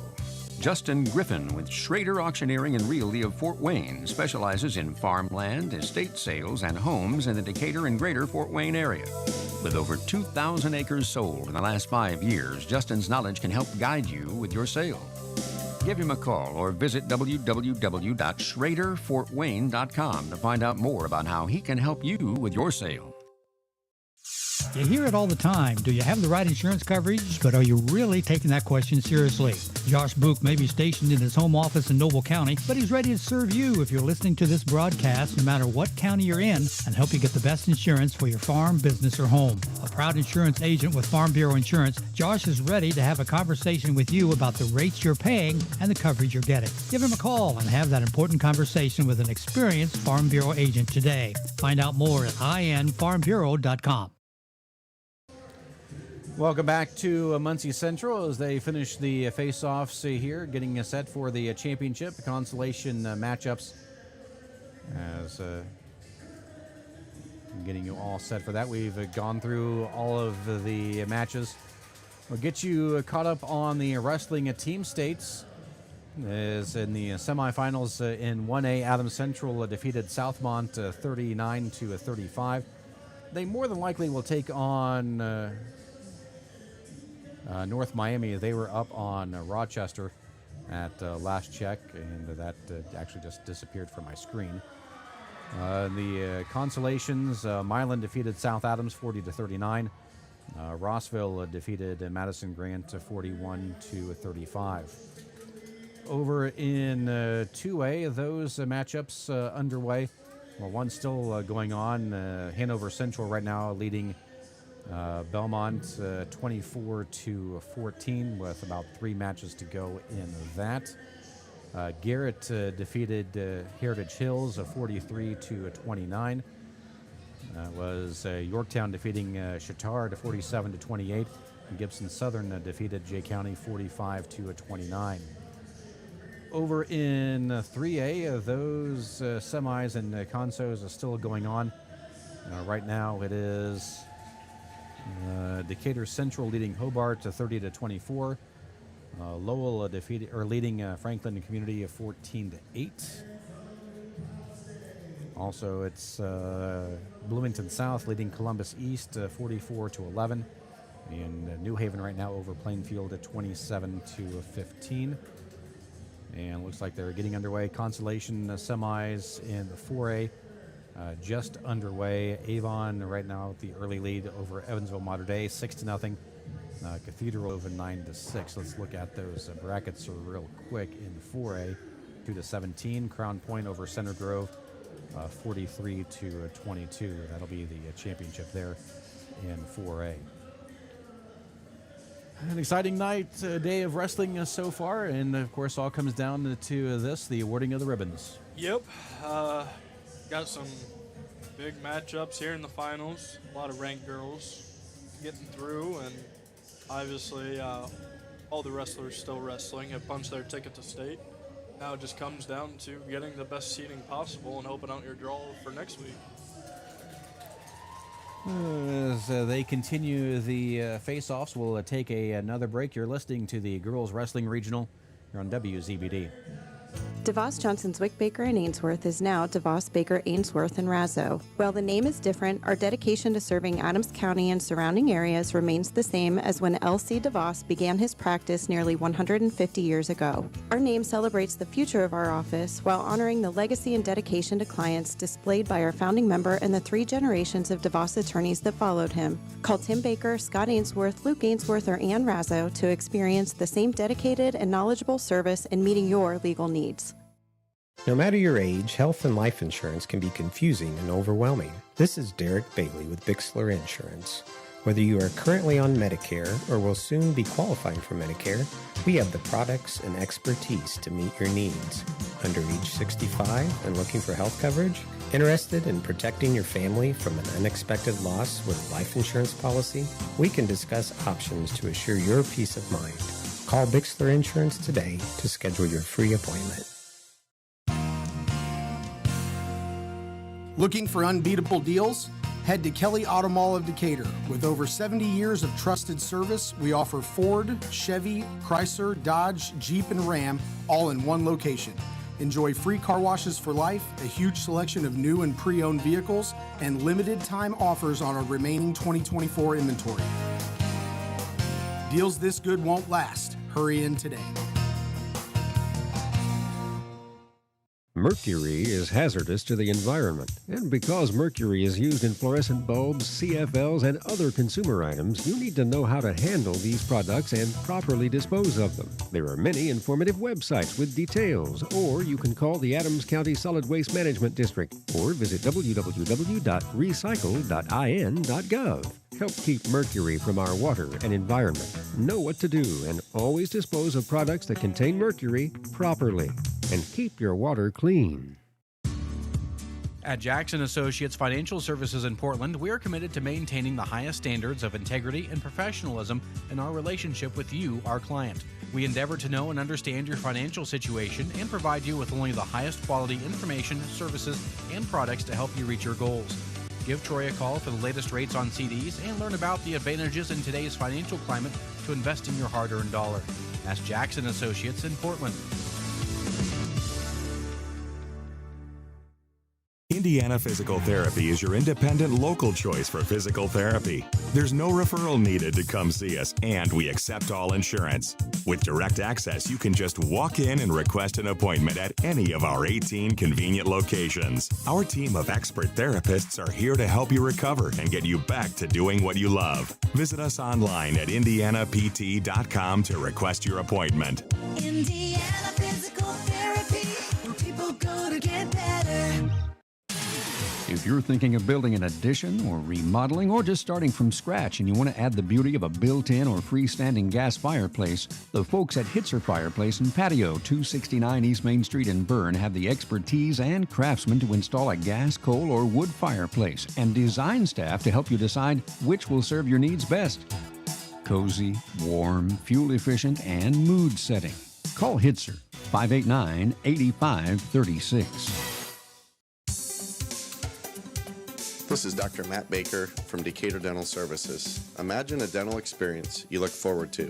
At our family-friendly clinic, we provide a relaxing environment for adults and children by utilizing the latest technology to ensure your visit is stress-free. We use digital x-rays and intraoral cameras to provide the most accurate diagnosis and treatment plan for each patient. Settle into our comfortable surroundings and relax while we attend to your dental needs. Call any of our offices to schedule your visit.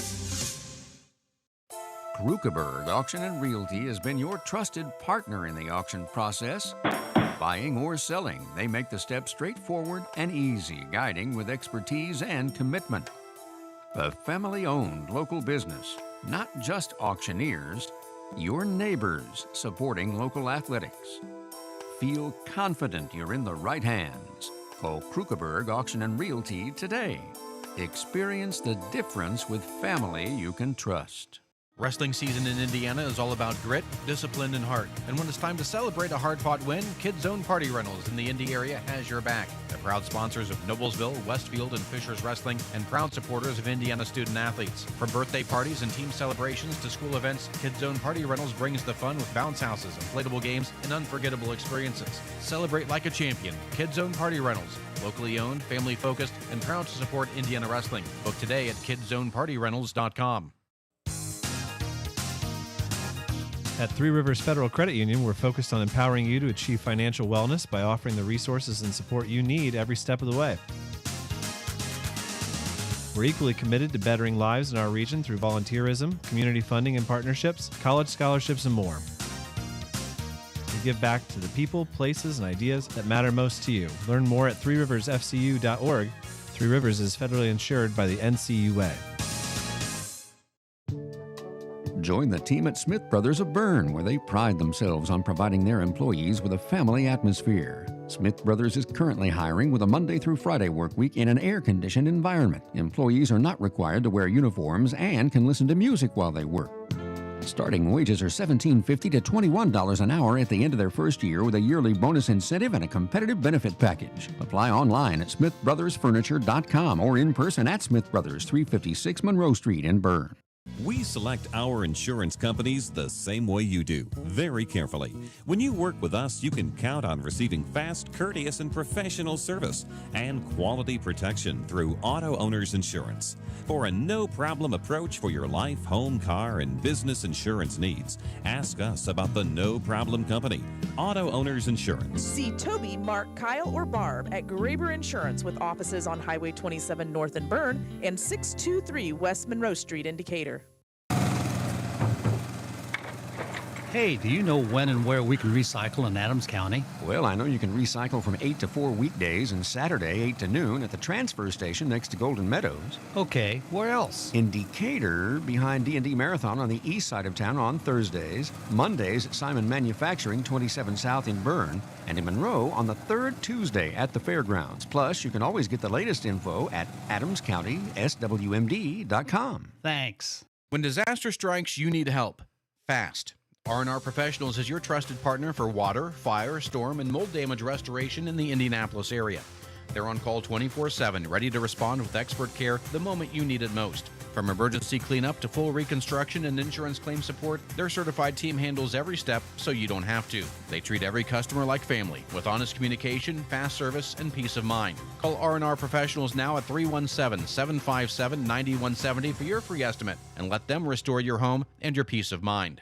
When you need building materials, you need Arnold Lumber, 425 Winchester Street in Decatur, featuring lumber in a wide choice of sizes, plus doors, windows, roofing, and more. Whether it's a complete new home or remodeling, a new deck or deck repair, a new kitchen or a kitchen update, whether it's an erected or materials-only garage or pole barn package featuring quality metal, free professional designs and estimates. Arnold Lumber provides it all. Open 7 to 5 Monday through Thursday till 4:30 on Friday and 11:30 on Saturday. Adams Sports Medicine provides certified athletic trainers at many high school athletic events. These trainers specialize in injury prevention. Dr. Robert Kinney is board certified in physical medicine and rehabilitation as well as sports medicine, while Dr. David Coates is board certified in orthopedic surgery. Both Adams Medical Group physicians will be there to provide non-surgical and surgical care. Visit adamshospital.org or call 1-833-724-DOCS to schedule an appointment.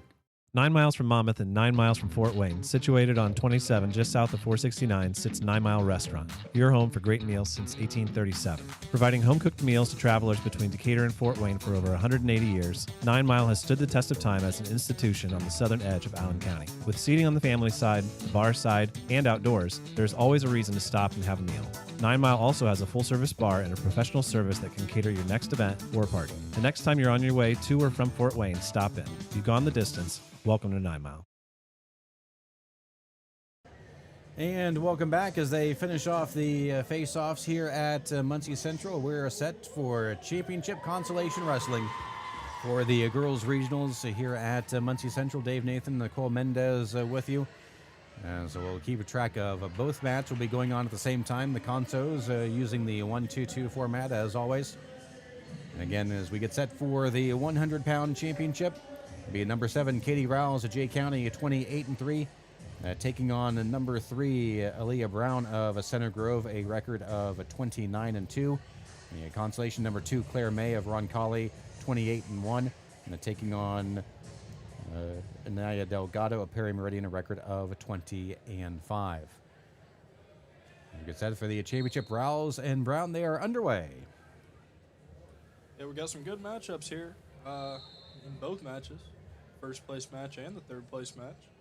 In the first place match, number 7 in the state, and Rouse is taking on the number 3 in the state in Brown. And in the Conso third place match, it'll be the number 2 May and the number 6 Delgado. So, a couple high-ranked girls here still wrestling and fighting for the highest seed that they can possibly get going into the state tournament on Friday. And Brown will get the opening takedown in the championship, leading 3-0. Yeah, nice little double leg. Cut the corner there on Rouse. Get her 3. That'll push them out of bounds. Reset in the center. May and Delgado is still scoreless on their feet halfway through the first.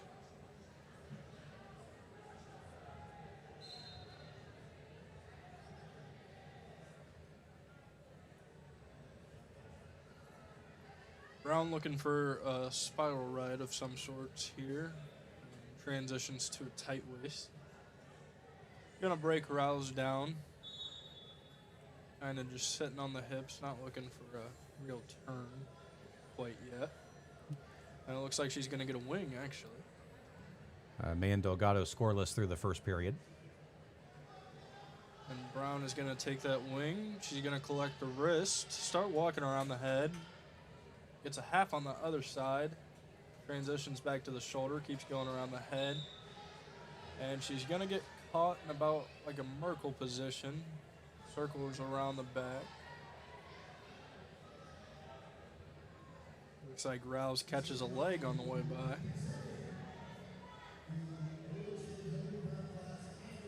20 seconds to go in the first in that one.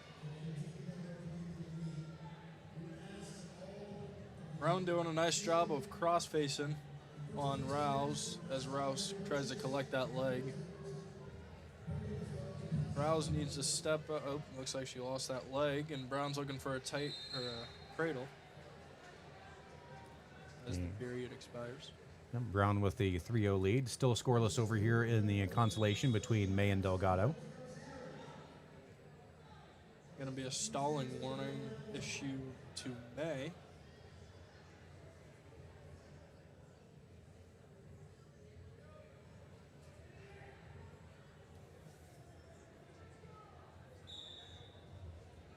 As Brown is going to take bottom to start the second period in the championship match. Rouse goes at it with a chop breakdown. Brown gets back to her feet. She is going to get her one as they go out of bounds. Going to be 4-0 with about 1:50 left in the second. Meanwhile, in the consolations, May right now on the ride, still scoreless. 40 seconds to go in the second.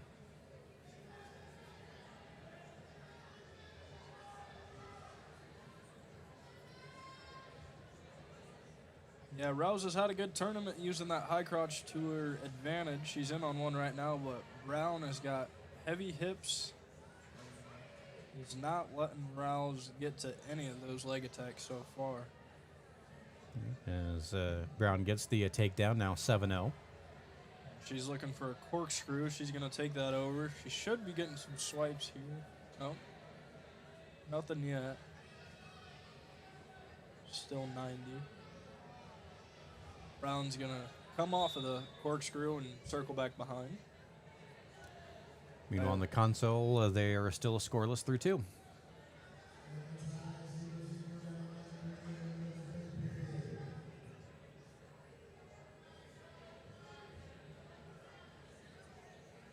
Brown still on the ride in the championship, 36 seconds. She's got a wing on that left side. Looks like she's trying to collect another wing on the right side, but she's going to go half there. Rouse doing a good job of clamping and turning away on that. As it looks like May is going to get around for a reversal. She's going to dig a half in on the right side. As Brown gets 4 near fall over on mat 1. Going to make it 11-0 going into the third period.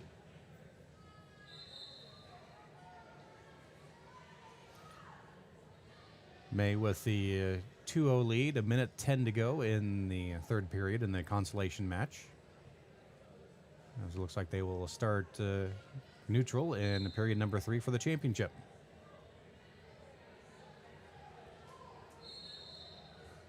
Yeah, Brown looks really good right now. Rouse is trying her best to get to those leg attacks, but Brown just one step ahead. Meanwhile, May getting near fall here in the console, looking for the pin. Looks like she's got a double wing in. She needs to sit out with that. Going to transition into the half from that wing. With 28 seconds.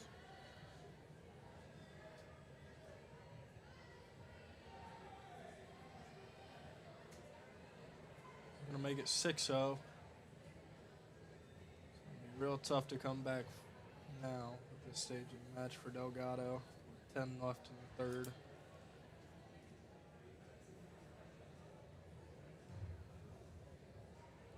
Meanwhile, they're still on their feet here in the championship. And Brown with the 11-0 lead with a minute to go here in the third. And it looks like May is going to capture third place on mat number 2. Miles looking to shoot, unable to do so. Brown will get the takedown, makes it 14-0 with 40 seconds.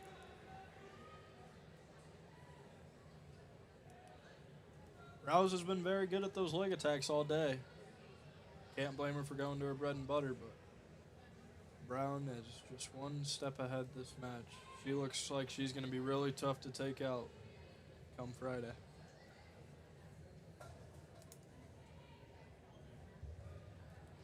Final 15 seconds.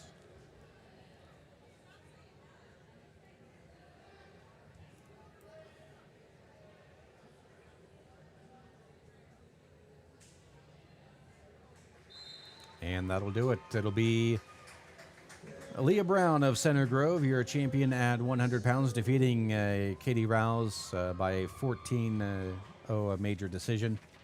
As we will get set for the 105-pound matchups.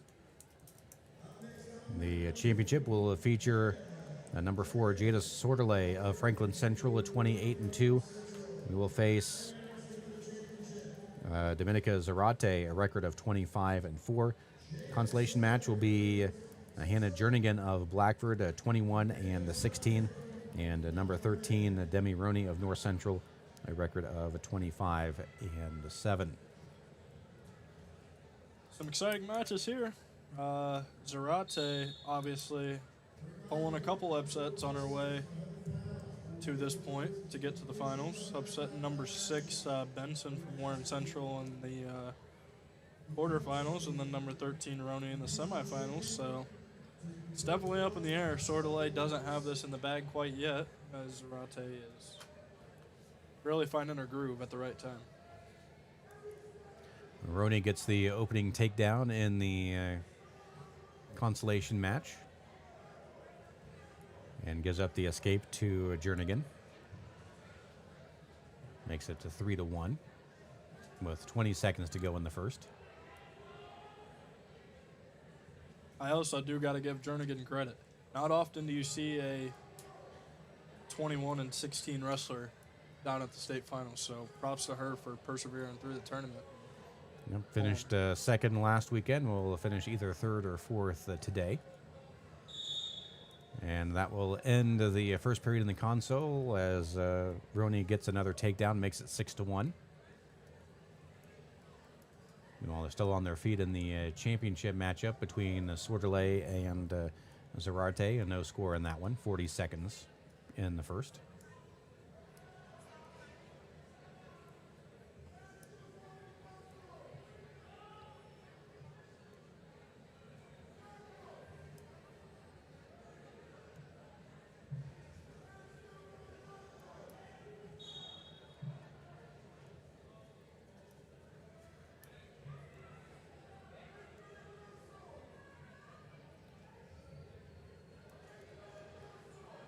Both are still on their feet. Final 10 seconds in the first period.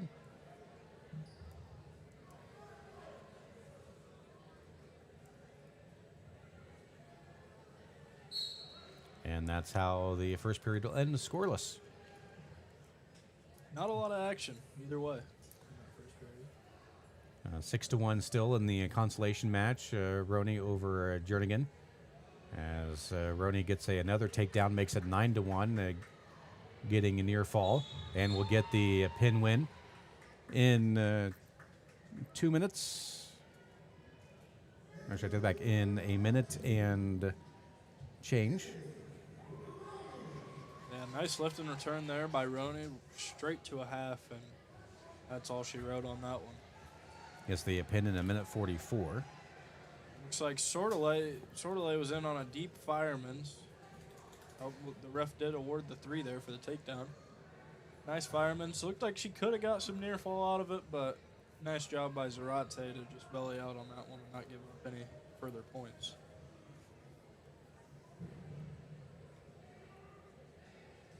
Zarate is going to sit out. He's going to look for a Gazzoni. Doesn't get it. And Sordelay actually transitions that Gazzoni right into a wing. And she is walking that over. She has the wrist. Now she lost the wrist. Transition into a reverse half, and she's going to get the fall. In 3 minutes and 2 seconds, it'll be Jada Sordelay with the championship here at the regionals at 105.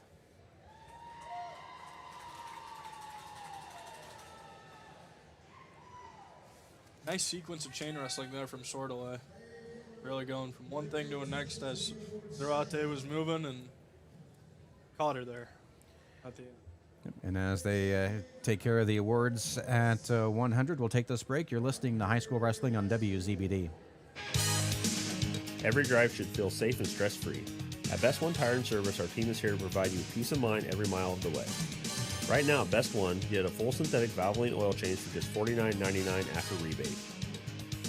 While you're here, take advantage of the lowest tire prices around. And with financing options available, taking care of your car has never been easier. Stop settling for less. Visit the best for all your tire and service needs. Best One Tire and Service. Selling tires, serving people. Don Myers Plumbing and Heating in Bern is your American Standard home comfort dealer. American Standard has been in business for more than 100 years and welcomes Don Myers Plumbing and Heating of Bern as one of their independent dealers. Don Myers Plumbing and Heating and American Standard will provide your home or business with energy-efficient heating and cooling equipment, saving you money. Don Myers Plumbing, Heating and Cooling at the east edge of Bern on Adams County Road 000, your American Standard heating and air conditioning dealer.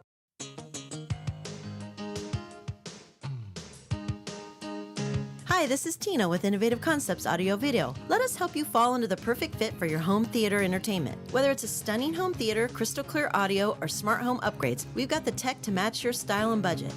Stop by Innovative Concepts at 1421 Manchester Street in Decatur and make your home the place everyone wants to be this season. We bring technology to you. When faced with the difficult task of making arrangements for your loved one, many emotions and questions arise. What would they want me to do if they were here? Where is the money coming from? How much should I spend? Do they want burial or cremation?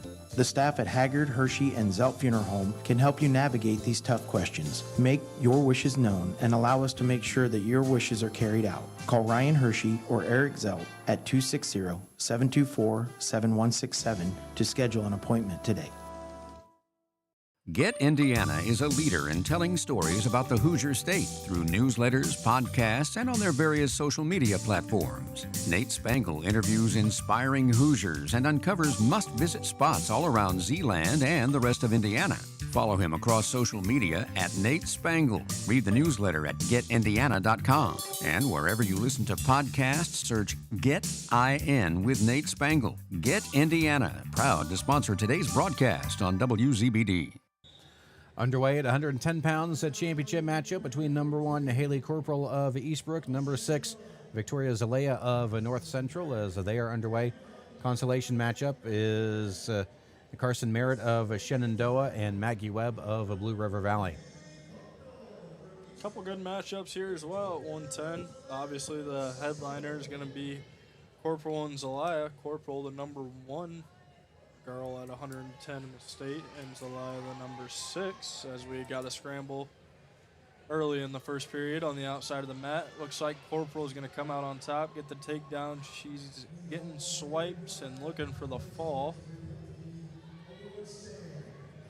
As I was going to say before that sequence, Corporal's a hammer. It'll be tough for Zelaya here. We'll see how this ends up. Still plenty of time, just a minute gone by in the period. Does have the 4 near fall locked up. Consolation scoreless through the first. And there's the pin. Haley Corporal winning by pinfall in a minute and 16 seconds, winning the regional championship over Zalea of North Central. As the console underway, just underway in the second, scoreless.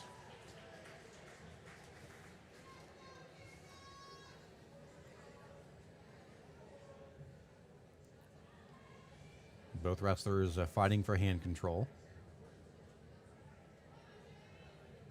I'll tell you what, Corporal has been a hammer throughout this tournament. I think she is the true #1 for a reason. That will be put to the test again here come Friday night. And winning all of her matchups by pinfall, the longest of which happened just before the buzzer in the semifinals to a Merritt of Shenandoah. Still scoreless here in the consoles between Merritt and Webb. Webb's in deep on a fireman's here. She can pop her head out. She will probably have the 3. Goes around the body. Now all she really needs to do is pop her head out. But it looks like Merritt's looking for like a spladle type of deal. But Webb pops her head out. That's going to be 3. Making the score 3-0. With about 35 seconds left to go in the second.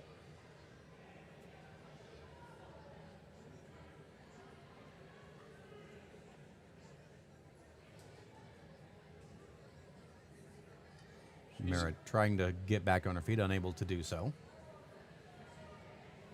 With 20 seconds to go here in the second.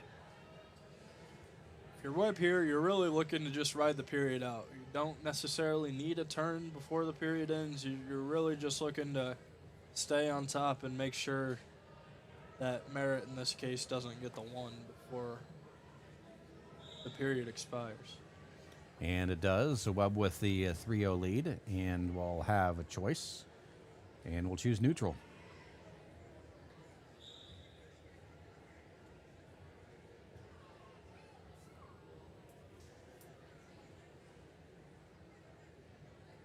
Again, Haley Corporal, you're a champion at 110, winning by pinfall over Zalea of North Central.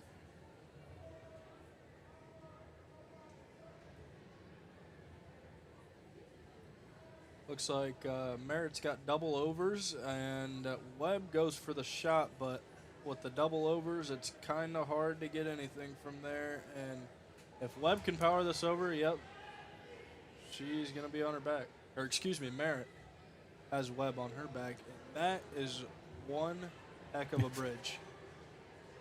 I mean, wow.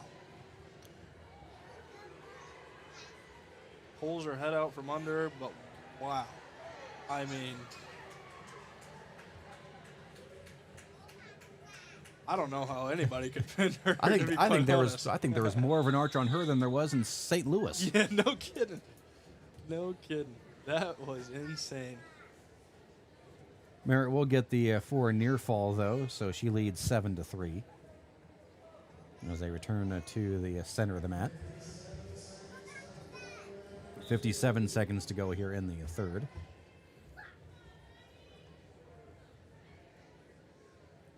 Merritt looked like she was looking for a tilt of some sorts, but Webb catches her head and is going to catch her in a Peterson. She's going to get the reversal. Don't think he's going to give her any swipes. No, just the reversal. But it makes the score 7-5 with only 30 seconds left in the third. She's either going to need to get a quick turn or cut her and go get another takedown. Well, no, because Merritt actually reverses it right back, so it's now 9-5. So Webb is going to need a takedown or escape and then a takedown. But actually, she is now on her back. There's a lot going on in this match. Yep. With 5 seconds, and there is the pin with 4 seconds to go in the match. Merritt of Shenandoah gets the win by pinfall. As they give the awards at 105, we'll take this break. You're listening to the finals of the Girls Wrestling Regional on WZBD. Hi, this is Jennifer from Manly Meats. Did you know that Manly's offers specials throughout the week? On Monday and Tuesday, we have our 10% discount on convenient prepackaged frozen beef and pork. Wednesday is Senior Citizen Discount Day. Thursday afternoon offers our hot off the grill specials, and every day is Military Discount Day. Savings and enjoyment on the finest cuts of meat is a great reason to shop at Manly Meats. Just 5 minutes east of Monroe off Highway 124. See you soon. Who wants a complete smile? Or maybe it's just time for a dental cleaning and exam. Visit Dr. Laura Kugelhahn and her gentle, knowledgeable, and caring staff at Complete Smiles, located at 1133 North Main Street in Bluffton, Indiana. Dr. Kugelhahn would like to help you maintain your dental health or transform your smile. Complete Smiles is there to help you. Dr. Kugelhahn is currently accepting new patients. Call 824-3100 today to schedule an appointment. And we are underway with a humongous matchup here at 115. Number 1, Kendall Moe, 32-0, and number 2, Kinley Keffer of Daleville, 24-1. Yeah. Basically, it's the match that everybody has circled probably for this week and next week, if I had to guess. Number 1 and number 2. Like I was saying pre-match when we were talking about it, I hope whatever it was with Keffer last match, hopefully that got resolved and is better now, as it looked like she was hurting pretty bad after her last match. Moe gets the opening takedown. Meanwhile, in the consolation match, it is Bar Ryer of Franklin Central with the opening takedown, leads Olivia Lamus 3-0 in the final seconds of the first there.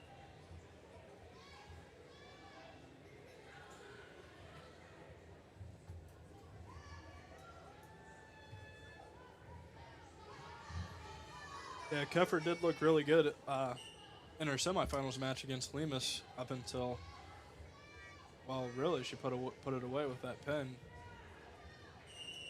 It's just maybe a tough task with Moe, as Moe is looking to punch her 4th ticket to state, and I believe win her 4th state title. Mm-hmm. Yeah, she won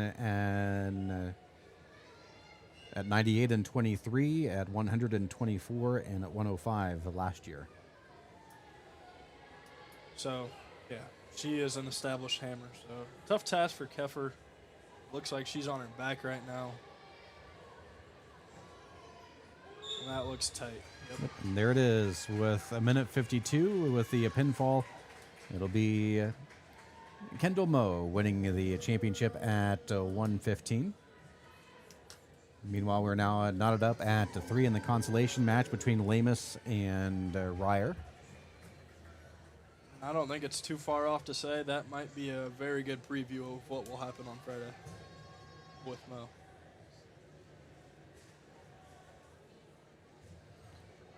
She's got a heck of a bridge, too. I mean, gee. Yeah, Lamus has the 4 near fall in her pocket. And there it is, makes it 7-3. A minute gone by here in the second. Looks like she still has that double wing as well. She can walk that over her head. Yep, just stack her up like so and gets the fall. Very nice. In 2 minutes and 13 seconds, the win by pinfall, Lamus of Roncalli, as they award a 110. We'll take this break. You're listening to the regional finals in the girls wrestling on WZBD. Renowned around the Midwest for his skills and his creative abilities, Nate Bowers and the team at Bowers Paint Studio in Decatur work with a wide range of clients, from collision repair to custom paint jobs for classic cars and motorcycles. Located on Monroe Street on the west side of Decatur, Bowers is your place for body work too, whether it's getting your ride back on the road or finally getting that classic car, the paint job you've always wanted. Stop by or give Nate a call to put the best in the business to work for you.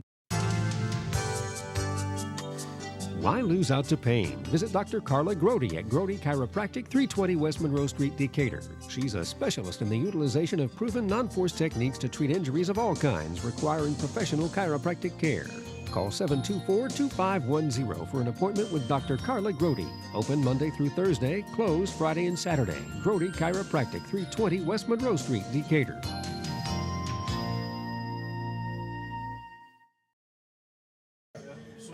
Back at Muncie Central as the awards being handed out at 110. We'll get you set. The 120 matchup. The championship will feature Claire Abbott of Richmond, 17-3. She is a senior, taking on number 16, Lindsay Landon, 30-7 from Hamilton Southeastern. They are underway. The consolation, Anna McCartney of Beech Grove, 29-5. Madison Mink of Franklin Central, 27-10. Mink ranked 15th. Yeah, good matchup here in the finals. Abbott having a really, really strong tournament. Upset the number 5 McCarty in the semifinals just this last match. And, yeah, Landon looked real good over Mink. Got a win over Mink. That was the 15-16 in the state match. And Abbott will get the opening takedown.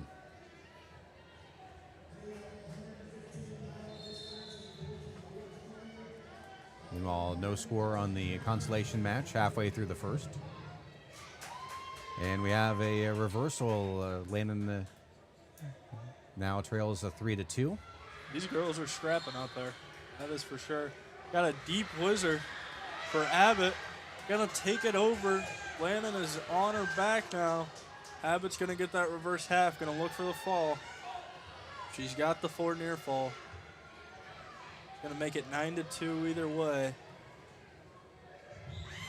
And there's the fall. Abbott with another upset and will be a regional championship with a pinfall in 1 minute and 10 seconds over Lindsay Landon of Hamilton Southeastern. What a great way to cap off a great tournament for Abbott there. Meanwhile, in the consolations, McCarty got the opening takedown late stages of the first period. They're underway in the second on their feet.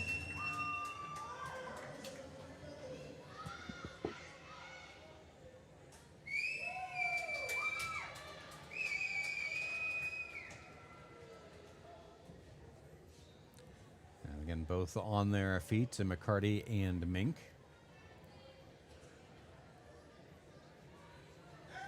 It should be a pretty good match here down the stretch. As I said earlier, McCarty is the number 5 girl in the state.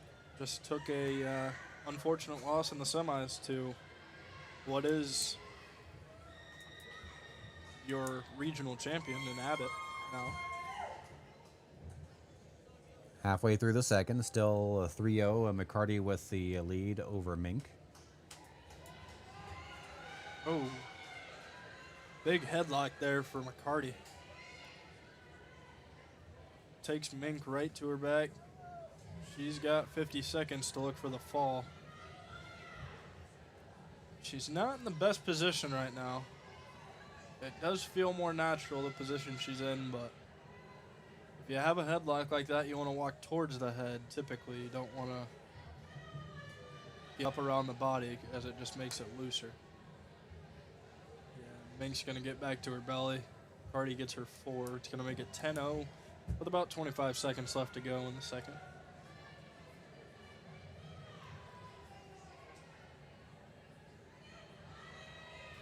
Final 15 seconds. Cardi's got a bar or a wing and a wrist. She's going to try and walk it over. No swipes yet. Mink doing a real good job of fighting it, but McCarty is going to get some swipes here towards the end of the period. Let's see how many. We'll get 3. Gives her 4, actually, for that one. Oh. Make it 14-0. I don't know if she actually got 4. I'll trust the official. So 14-0 our score, underway here in the third.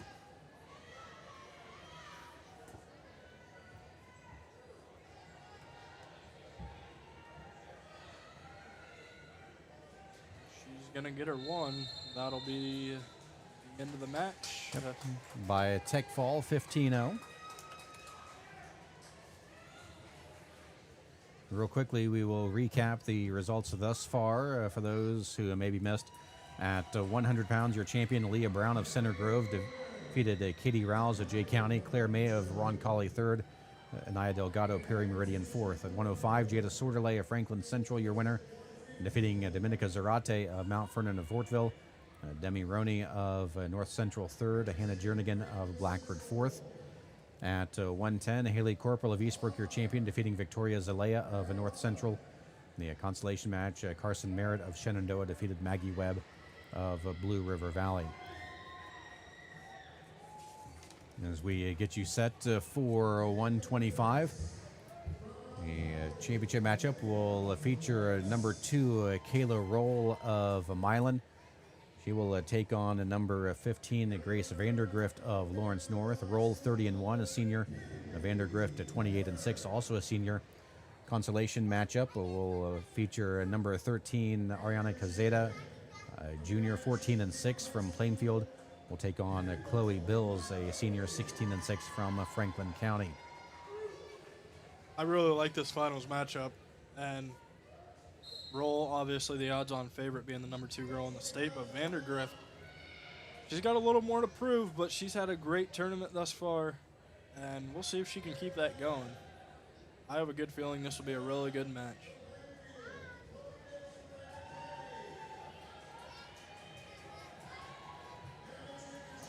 And action underway here in the finals, the consolation at 125.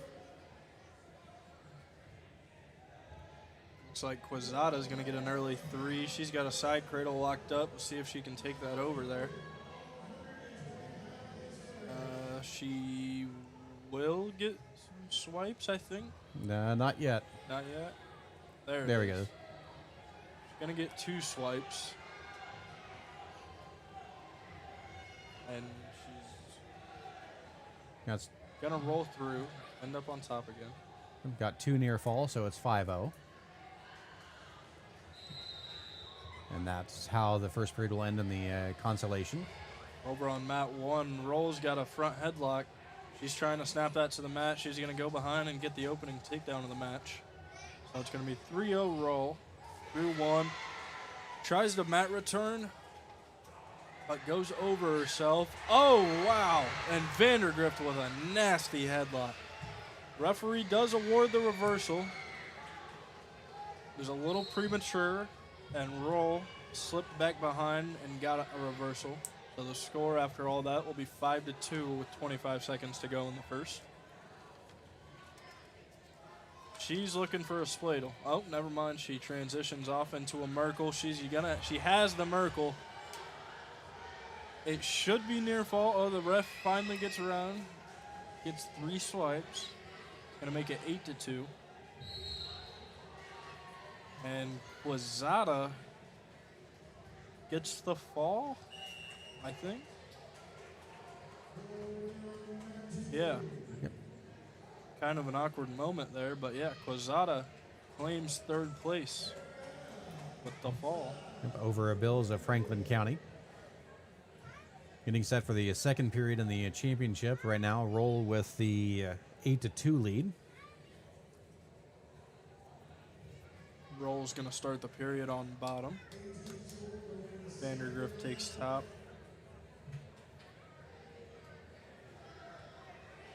Roll goes to a sit-out. Kind of has a trap arm, does a roll, gets behind, actually. So she gets a reversal, makes the score 10-2. Early on in the second.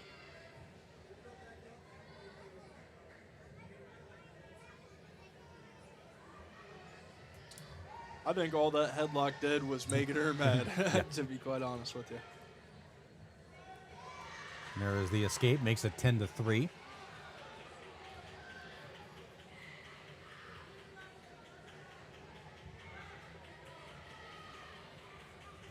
And back on their feet, 1:15 to go here in the second period.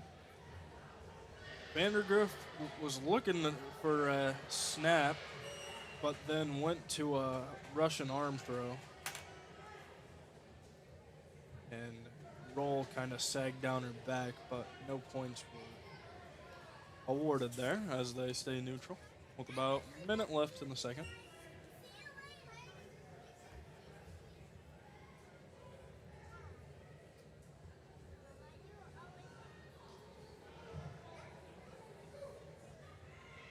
Under a minute now to go here in the second.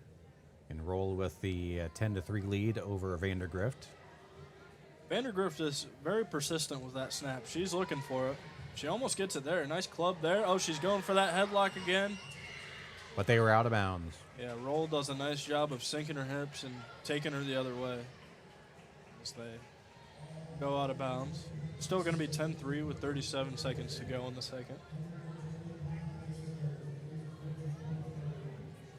Seems to me as if Vandergrift likes the upper body stuff, whereas Roll likes to keep it more old-fashioned and technical.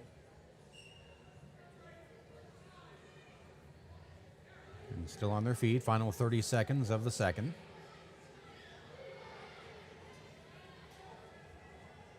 Roll drops in on a outside single. Kind of had a monkey roll, but lost the arm on the way down. But she gets her 3. She's going to have an elbow and a wrist. And she's going to step over with it, get near fall, and get the fall. In 3 minutes and 54 seconds. So Roll is going to take first at 125. That will definitely help her draw come Friday. As, looks like Vandergrift is shaken up afterwards. Never want to see that. Yeah, I think might have rolled her ankle or something on that turn by Roll. As again, Roll wins by a pinfall here at 125. We'll get you set up for the matchups at 1:30. You're listening to the Girls Wrestling Regional Championships here on WZBD. Expert transmission on US 224 in Decatur and on US 124 in Bluffton is the place to go for not only transmission help, but also full-service general auto and truck repair. Matt, Corey, and Tyler at Expert Transmission are experienced and ASE-certified mechanics who can diagnose and fix your family or work vehicle. Call Steve or Dustin soon to set up an appointment. Expert Transmission has the best warranty in the business, 5 years and 100,000 miles on a new transmission, and can give you a free estimate. Call today at 724-2434 or like Expert Transmission on Facebook. The loss of a room in your home due to a storm, a flooded basement, or even worse, a house fire are all events that will change your life forever. And it can be even more of a nightmare if you choose the wrong contractor to repair and rebuild. That's where K&R Contractors in Decatur come in. The guys at K&R use the same software as the insurance agencies, and they're at the forefront of the industry in this area when it comes to storm damage restoration. Look them up at K&R Contractors and trust them to get your home or property back to the way it should be. Back at Muncie Central, the awards for 120. Claire Abbott, your champion out of Richmond. Lindsay Lannon of Hamilton Southeastern second. Anna McCartney of Beech Grove third. Madison Mink of Franklin Central in fourth. As we get set for the 130-pound matchups, the championship will feature number 8, Abigail Gilbert of Hagerstown, 38-1. She is a junior. She'll take on number 7, Paige Stiers of LaPel, a senior with a record of 12-1. Consolations, it'll be Erin Gerard of Cathedral, 24-12, a senior, taking on Lawrence Central's Georgiana Wallace, a senior, record of 27-11, and we are underway.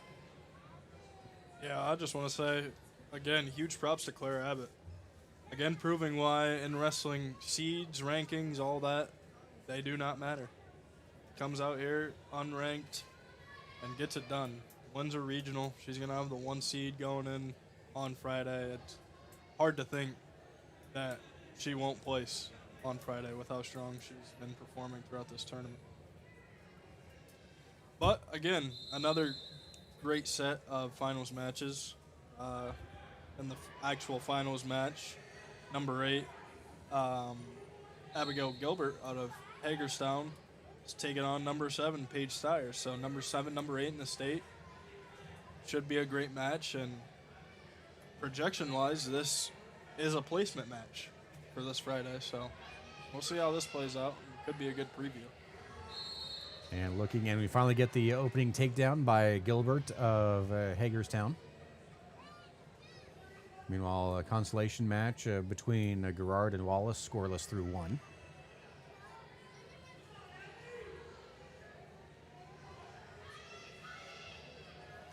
Gilbert's looking for that wing and a wrist. which has been very popular throughout the day among the girls. And also pulling Styles back into the circle. Good mat awareness from her. Good job by Steyer. She's really posting with her opposite side leg, making sure that Gilbert can't run around the head and get back points or the fall. Gerard gets the escape over in the consolation match, leads 1-0, 30 seconds into the second. And we're through the first in the championship. Gilbert with the 3-0 lead over Styles.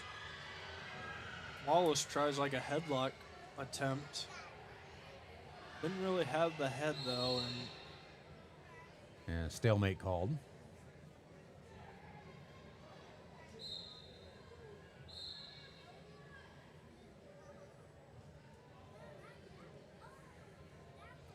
You start neutral for the second period in the championship between Gilbert and Styles.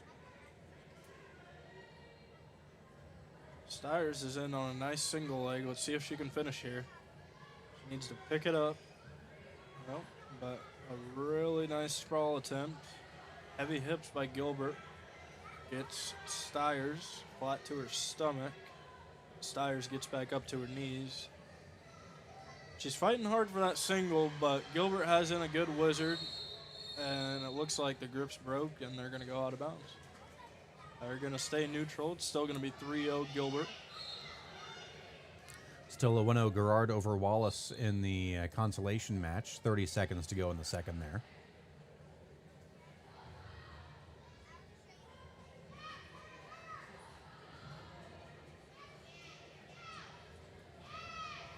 Nice snap down by Gilbert there. Styers is doing a nice job staying on the elbows.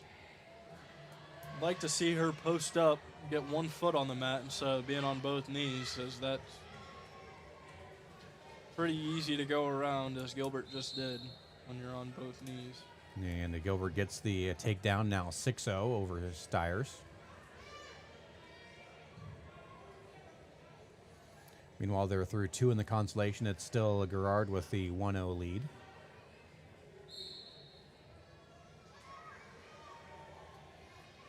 Oh, and Gilbert locks up a quick crossface cradle. Styers got to a set out, and Gilbert was even quicker to that cradle.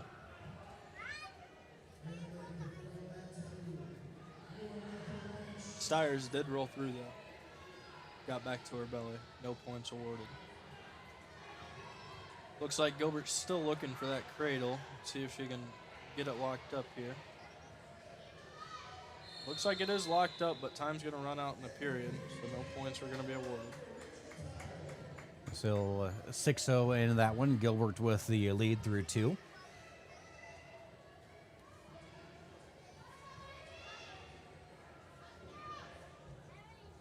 Meanwhile, stalling was called on Wallace. Gets a point to Gerard. It's now 2-0 with a minute to go.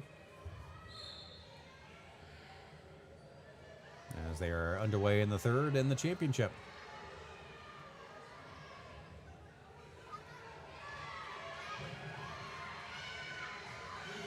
And looks like we have a reversal by Gilbert. Makes it 8-0. She's working that wing in her wrist as well. And getting near fall. Yep, getting some swipes. Looks like has the 4 in the pocket. Lost the wrist. She's still on that body wrap, kind of shoulder type of deal. She's looking for the fall. She's real close there. She needs to sink her hips and get that left shoulder of Styers pinned down to the mat. Needs to pull her out of that bridge now. Yep, she does a good job. Oh, that's a odd-looking fold there of Styers. And there's the 4 near fall. Makes it 12-0. Ooh, and Styers looked like she was trying to Granby and kind of got caught on her back and gets pinned as Gilbert claims first. Meanwhile, still 2-0, and that's how it will end in the consolations. Gerard will finish third over Wallace of Lawrence Central. We'll be back with the 135s after this. You're listening to the Girls Wrestling Regional Championships on WZBD. Soul Pig Barbecue on 2nd Street in Decatur, across from the courthouse, features traditional and not so traditional barbecue, brisket, smoked meats, pulled pork, wings, burgers, soul food, steaks, fish, seafood, and a full bar service. Bring the spouse and the young ones to Soul Pig and enjoy the family side or dine on the bar side. Large portions ensure no one will go home hungry after a Soul Pig meal. Follow Soul Pig on Facebook for the daily, weekend, and entertainment specials. Back at Muncie Central, the awards given out for 125. Your champion, Kayla Roll of Milan. Grace Vandergrift of Lawrence North will place second. Ariana Cazada of Plainfield third. Chloe Bills of Franklin County will place in fourth. We get set for the matchups at 135. It'll be number 6, that being Dayana Dyson, Franklin Central, 32-4, a junior. Taking on number 5, June Wagner Gilbert Jr., 32-3 from New Pal. The consolation match was Clara Bowman, number 16 from Pendleton Heights, taking on Grace Carpenter of Marion. Yeah, number 5 versus number 6 in the finals. This again should be a pretty good preview of possibly a match next week, or if not, what kind of placements they may get next week. And a point was just awarded, I do believe, to Wagner Gilbert. Dyson gets a nice duck under takedown there.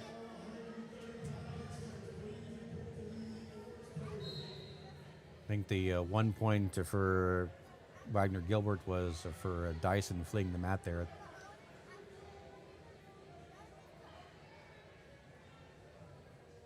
See, I don't know. I've just never really been a huge fan of that. If they have an attack, like in that. Gilbert gets the escape, makes it 3-2. Bowman gets a nice takedown on mat 2. Had a single leg sort of thing with a front headlock. Tried to turn it into a side cradle, but couldn't quite get it. But she does get her 3. Or maybe not. I guess they may not have awarded her. Oh, there it is. Yep. I think they had put it on the wrong side. They're Gotcha. fixing that. So. Gotcha. So Bowman with the 3-0 lead over Carpenter.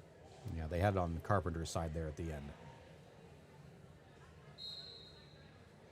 Final 15 seconds in the first in the championship. Dyson with the 3-2 lead over Wagner Gilbert as they're on their feet.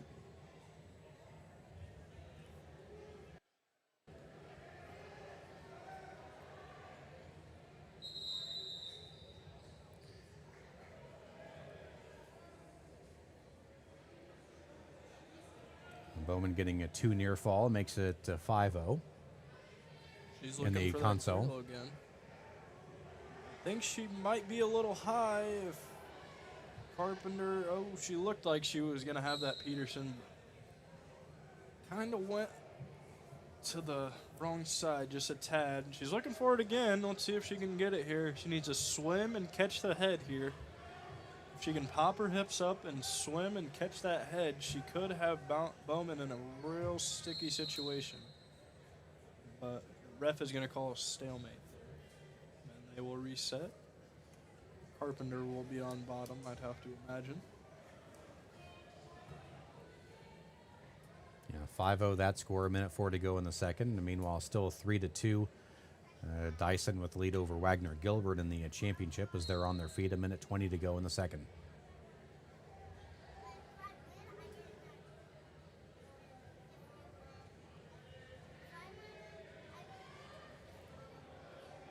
They fight for hand control.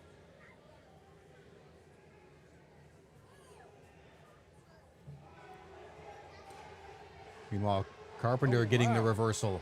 Makes it 5-2 on the consoles. Gets near fall. And looks like, yes, Carpenter coming from behind to get the pin in the consolation match in the second period. And Carpenter defeating a Bowman. That's a nice come from behind win. And you wouldn't think it, but that will really, really help her out next week, as a 3 is a lot better than a 4 seed. Yeah, as a 4 seed, you'll be facing a different regional champion. Final 20 seconds to go here in the second.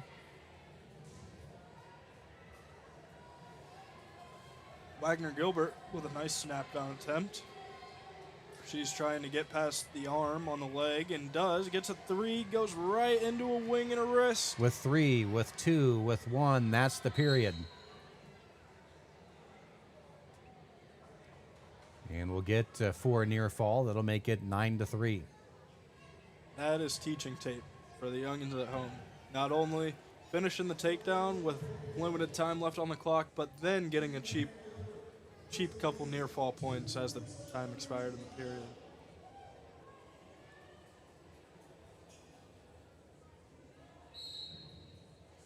It's going to be Wagner Gilbert starting on top here. She's going to go to a chop, trying to break Dyson down. Dyson doing a good job of getting wide, staying sturdy here. She's on her base. Wagner Gilbert goes for a crossface attempt, thwarted by Dyson. And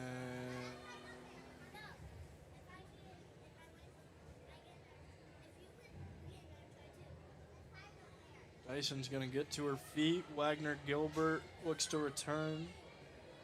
Gets her back down to the mat. Dyson's still in pretty good position to get 1 here. See what she can do. Score is 9-3 with about a minute left in this third period here. Wagner Gilbert on top.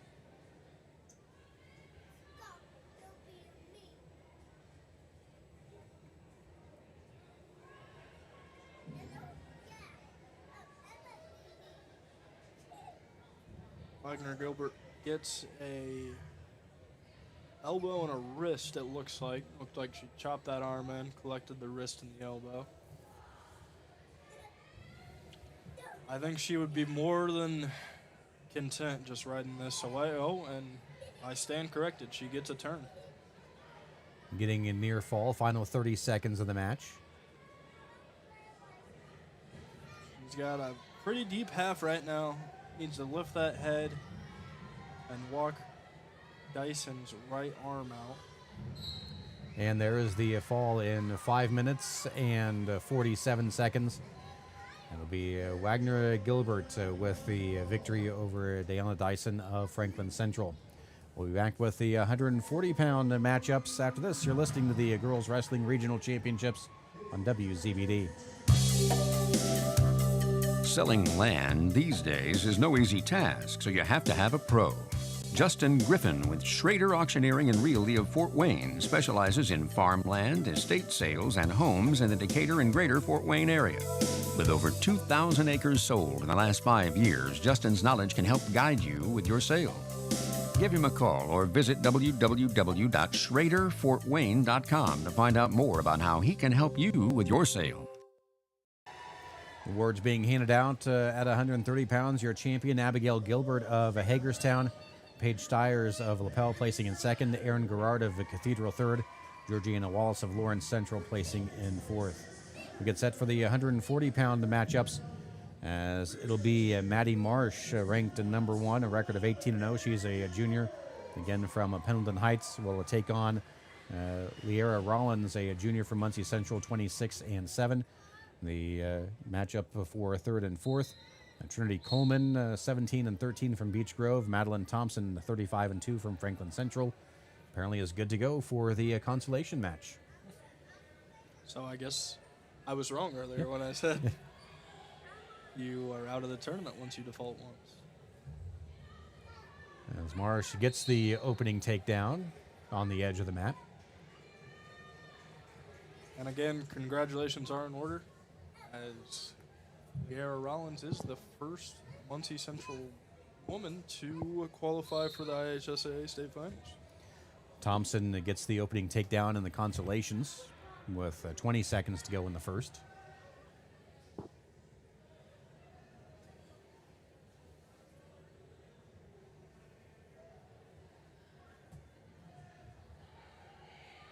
Yeah, Rollins has had a great tournament so far, but she ran into a hammer. Marsh is real good, and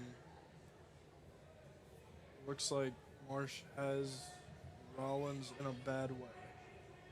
No, maybe not. Rollins gets her head out.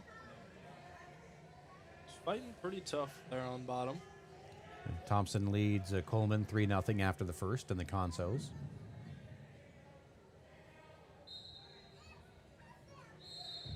And there is the pin for Marsh in 1 minute and 15 seconds over Rollins of Muncie Central. Meanwhile, over in the consolations, looking to roll over, getting a near fall. And getting the pin victory was Thompson of Franklin Central over Coleman of Beech Grove. So that finishes up the 140s real quickly. We'll move on to 145 after this. You're listening to the Girls Regional Wrestling Championships on WZBD. You hear it all the time. Do you have the right insurance coverage? But are you really taking that question seriously? Josh Book may be stationed in his home office in Noble County, but he's ready to serve you if you're listening to this broadcast, no matter what county you're in, and help you get the best insurance for your farm, business, or home. A proud insurance agent with Farm Bureau Insurance, Josh is ready to have a conversation with you about the rates you're paying and the coverage you're getting. Give him a call and have that important conversation with an experienced Farm Bureau agent today. Find out more at infarmbureau.com. Awards being handed out at 135. Your champion, June Wagner Gilbert of New Pal. Dayana Dyson of Franklin Central second. Grace Carpenter of Marion third. Claire Bowman of Pendleton Heights placing in fourth. That'll set up our matchups here at 145. Your championship, the 9-ranked Daniela Ramirez-Zarate from Carmel, a senior, 21-1. And she will be taking on number 3, Caitlin Dibburn of Beech Grove, a sophomore with a record of 31-1. In the consoles, it is Riley Thomas of Alexandria. She's ranked 11th, 19-5. She is a junior, and taking on Addison Flores, a senior from Blackford, 22-13. We are underway at 145. Right away, Ramirez Zarate in on a deep double leg. Dibburn with some nice hips gets Ramirez Zarate off to her side. Has a deep whizzer. Zarate had a seatbelt position, and the ref's going to call a stalemate there. We will reset. As it looks like Thomas has a deep bulldog on Flores. Got the takedown, has some near fall. She has short time. There is time for Flores to get out of this, but that looks pretty darn deep.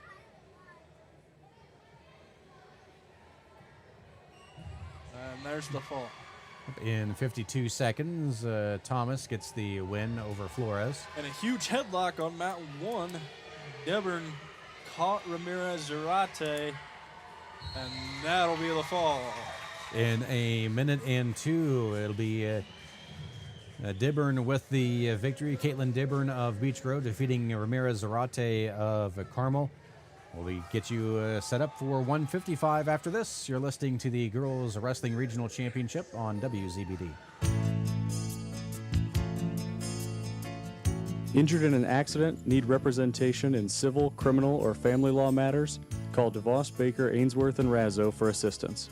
Our office has experienced trial lawyers who can guide you through the litigation process and provide you with quality legal service at competitive rates.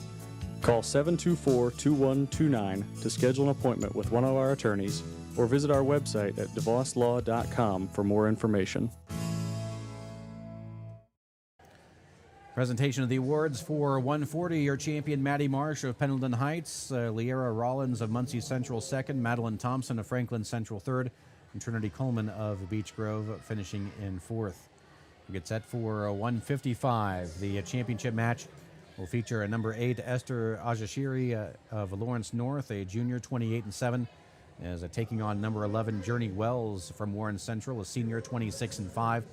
The consolations, it'll be Elizabeth Fish from Eastern Hancock, 23-8, a junior, taking on the number 16 Sophia Gropp from Westdell, 27-5. She is a junior. As apparently we're a little slow this go around on the awards for 140. And there should be a nice matchup here between Ajashiri and Wells for the championship here at 155. I agree. Number 8 and number 11. Ajashiri is the 8. Wells is the 11. I think this should be a good match. Ajashiri has looked really good so far this tournament. I think every win she has come by fall. It could be wrong. I'm not sure, but Wells has also had a good tournament. She beat number 16 Grop from Westell in the semis to get to this point. So we should be in store for a pretty good championship bout here at 155. Yep, Ajashiri winning all of hers by pinfall, and so has Wells as we are underway. Looks like we got some pinners in the final, huh?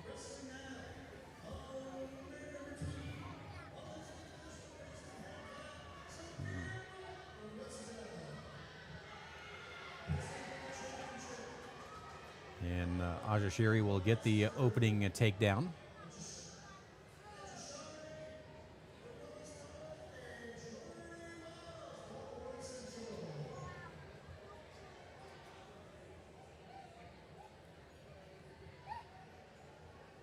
And Ajashiri still on the ride, 40 seconds into the period. And all the consolation between Fish and Grop scoreless halfway through the first.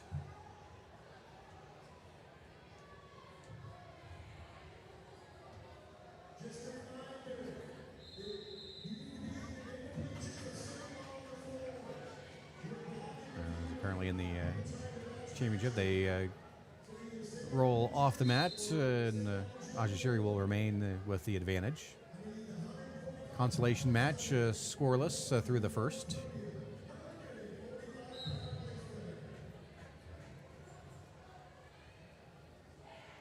Ajashiri looked for that tight waist far ankle, but Wells just powered through it and got to her feet to get her one. Make it 3-1 here.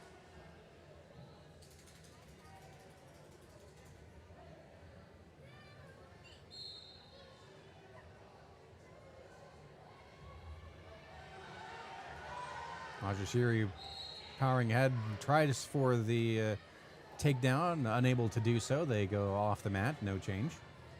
Yeah, nice sprawl there by Wells. Ajashiri, it looked like she was in pretty deep on that single leg, but Wells with a good sprawl and nice hips to fight off that takedown attempt.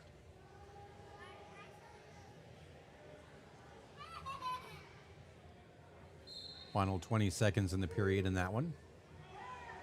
Ajashiri cuts the corner and gets a takedown. It's going to make it 6-1 here at the end, or nearing the end of the first period.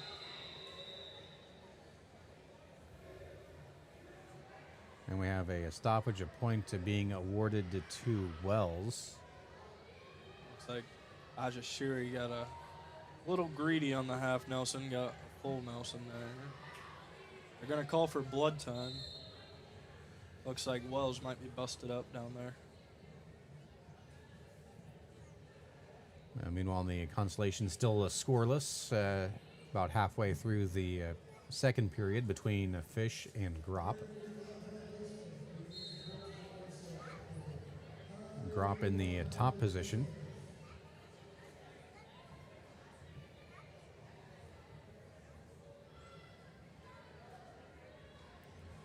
Looks like Wells is shaken up a little bit, shaking out the knee.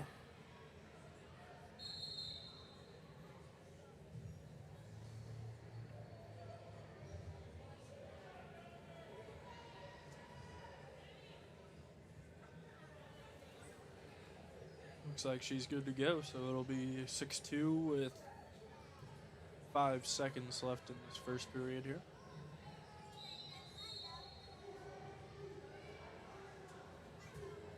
As they will ride out the final 5 seconds.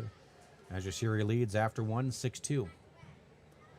Consos is still scoreless at 0 with 35 seconds to go in the second. Fish is trying to, or Grop, excuse me, is trying to pull that bundle in. Oh, she's going to get taken over top of Fish's head, and almost a fireman like position, and Fish is going to get the reversal off of it. Make it 2-0 as we're nearing the end of the second period. Meanwhile, a takedown for Wells on the edge of the mat makes it 6-5. And Ajashiri will get the escape, makes it 7-5.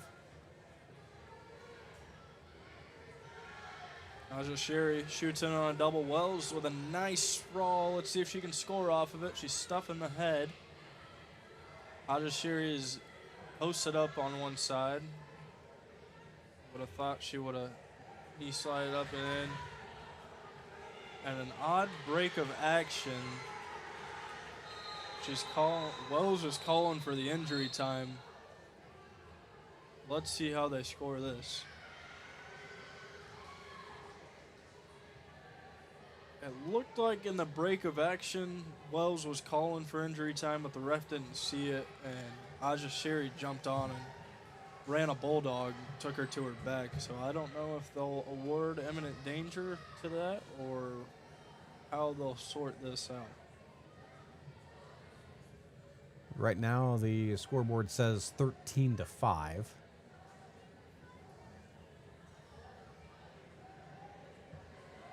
As Wells is slowly back up to her feet. Meanwhile, still 2-0 Fish over Gropp in the consolations. Final minute in the third. Gropp's in a sticky position here. Yep. Fish pops her head out. Fish got some near fall.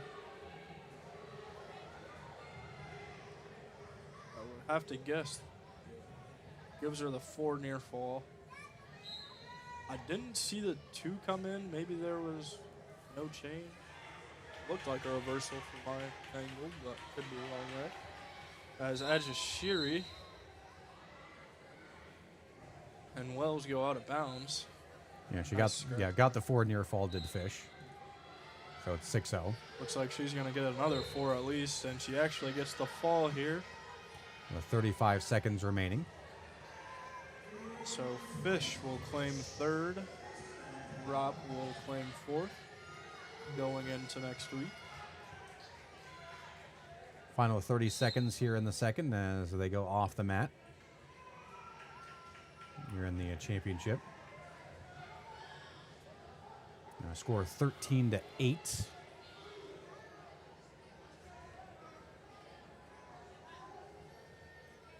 As Wells got the takedown. Looks like Wells is going to put Ajashiri up and go neutral. Try and get a takedown before the end of the period. Makes it 14-6. Or 8, excuse me. Final 20 seconds of the second. Wells is going to look for that headlock. Oh, she has it. If she can step. Oh, she got it. But no points. And a whistle for stoppage. Awkward stoppage. I'm not sure what happened. I don't think they're going to give her... they're going to call her for an illegal headlock. It looked like she had the arm from up here, but that is probably why I'm not reffing the match. That's why we're 150 feet up here in the bleachers and the boxes up here at Muncie Central. Right. Yes, wrestling is not one of my sports that I forte officiating, so... Hey, you're doing a fine job today. You're catching some calls that I missed. And so the scoreboard wrong again right now, saying 15-5, even though Wells had 8.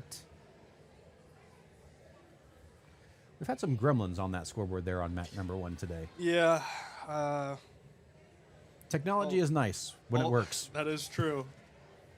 I'm guessing it's probably a user error rather than a computer, because it's the wrestlers on our boys team, so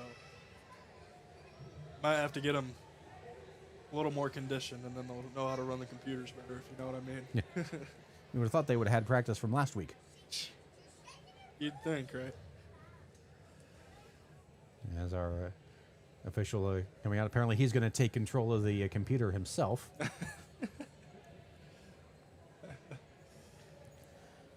We'll say it's all a learning curve. Of course, everyone is switching basically to the USA bracketing software from track wrestling that everyone is used to. Right. Oh, I guess. I know Dane is still flummoxed by it half the time. So. I've been having my fair share of troubles this season too, so I get where he's coming from.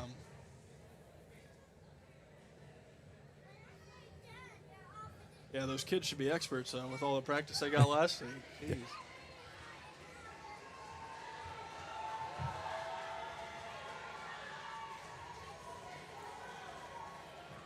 Well, something good must have just happened. Got a random assortment of cheering. Or maybe it was just cheering of boredom. I don't know. That could be too.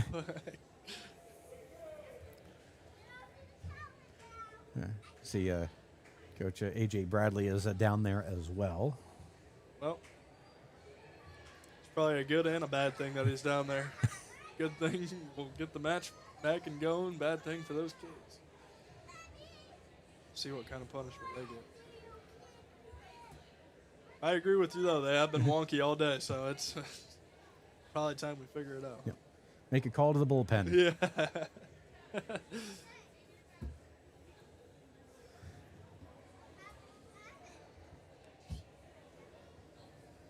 Yeah, because I know this is the mat that has had issues with the clock not starting on time. or through the entire period. There's been a multitude of issues on that mat.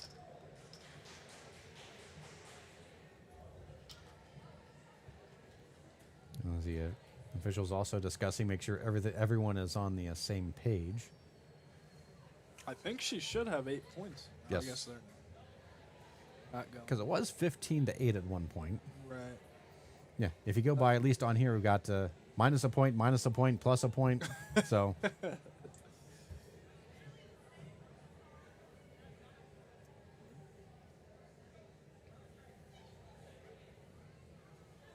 We believe the 15 is right for IHSAA. It's just the issues for Wells.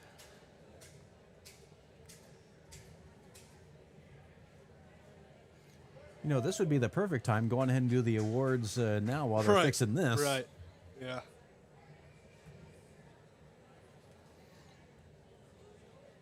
Which, like we said, barring something stupid happening, Franklin Central will get the championship in the team score.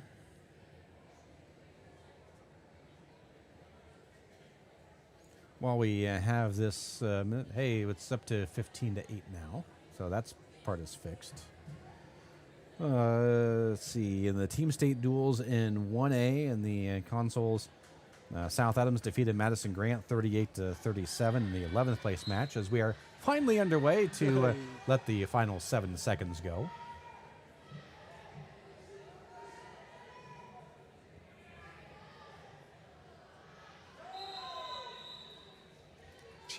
And there it is.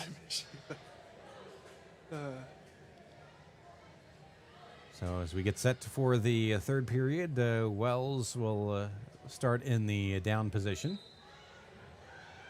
And IHSAA leading 15-8. Wells on her feet.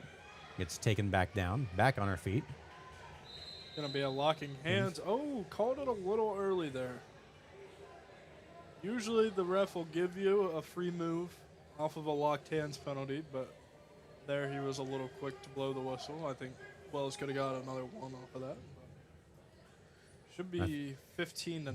Yeah, they put it on the wrong side. He awarded it to the wrong side. I may have to go down there and do the scoreboard before long here. 15-9 our score. By the way, also in the 9th place match in 1A, Milan defeating Rossville 45-34. In the 2A, Hanover Central beat Belmont 35-28 in the semifinals. So Belmont will take on Heritage Hills for third.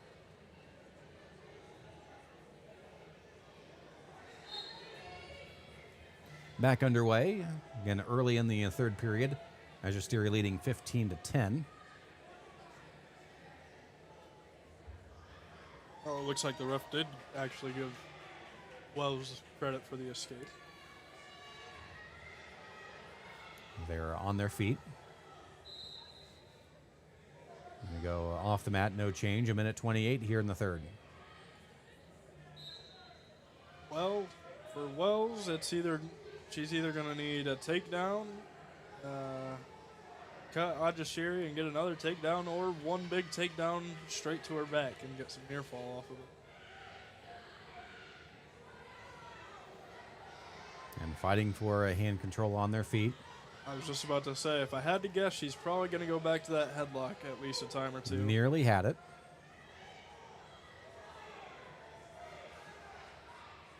Ajashiri trying to get Wells with some level changes there. Tries a slide by, doesn't quite get it. Wells did a nice job. We have 50 seconds left here. See if Wells can work something to close the gap here. Stalling on red. That being Ajashiri. If I had to guess, she'll probably get another one here shortly. Goes for the headlock again, doesn't get it. She's probably going to go again. There's the stall. So a point for Wells, makes it 15-11. Now, if you're Wells, maybe try and... Oh, wow, gets a quick takedown. It's going to make it 15-14, but she Maybe just a bit of a heel pick. She should probably cut her. She's wasting a lot of time, but she's looking for a corkscrew. She needs to go around the head. 10 seconds. Oh, she's going to cut her, but I doubt she has enough time. She gets the one. Oh, 16-14. She's got a body lock. We'll see how it goes. With 2, with 1. Time is out. She doesn't get it. She doesn't get it. Had a body lock, got her on the side. All she needed was the return, but just can't quite get it. Ajashiri hangs on, 16-14. And Ajashiri will win it at 155. We'll get you set for 170 after this. You're listening to the Girls Wrestling Regional Championships on WZBD. This is Dustin Cressman of Bixler Insurance. Some commercials make it tempting to buy cheap insurance. Is price really the only thing that's important to you? Bixler Insurance believes cost is important, but asset protection and quality claim service are what you're really paying for. We partner with great companies like Buckeye Insurance Group, striving to have high standards of expertise and professionalism to serve our communities. Give yourself peace of mind. Contact Bixler Insurance today to build a plan that protects your family, farm, or business. Your winner at 145, Caitlin Dibburn of Beech Grove, Daniela Ramirez-Zarate of Carmel second, Riley Thomas of Alexandria third, Addison Flores of Blackbird placing in fourth. As we get you set at 170, your championship match will be number 13, Paisley Chambers, 27-2. She's a junior from Westdell. He is taking on Anna Sigladney, 25-9, a sophomore from Indianapolis Cathedral. The consolations, it'll be number 14, Jocelyn Stinson, a junior, 26-9 from Beech Grove, taking on Reagan Fortier of New Pal, 23-12, and a senior. From what I know about this finals matchup, Chambers likes the upper body. She likes to throw, and Gladney puts up a lot of points in her matches. And we're already upper body less than 7 seconds here in the first, so if I had to guess, there's going to be a lot of points in this finals match. We'll just see who can edge it out and walk home with the regional championship. As they go off the mat, no change. Nice snap down there from Stinson on mat 2. And she's looking for a chin rip. Stinson is, as 48 got behind. No points awarded yet. There's going to be 3 to 48. No, still fighting for hand control are Chambers and Gladney. Gladney with a nice double. Cutting the corner and scoring on that. Chambers tried a little chin rip, but was not successful. And Gladney shoots a half.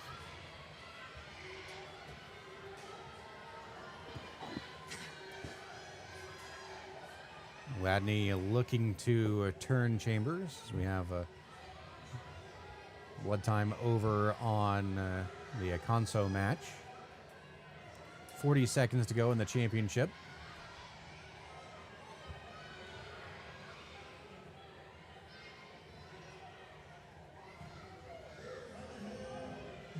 But there's the roll, there's the pin. Ball.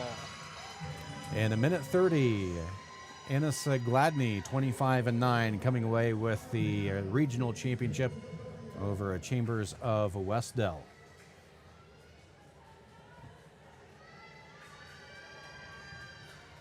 been a really nice tournament for Gladney, honestly. She's taken out some ranked girls along her way and just took out the number 13 ranked girl in Chambers there. So a really good tournament so far, capped off with a regional championship. Can't draw it up much better than that. Just underway here in the second in the consolations. Reagan Fortier a 3-0 lead over Jocelyn Stinson. They are on their feet. They started neutral this period.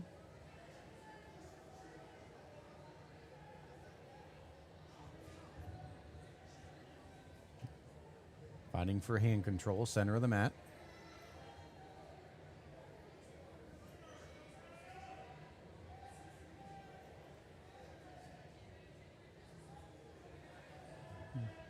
Got a stall warning on 48 there. That's going to be her first.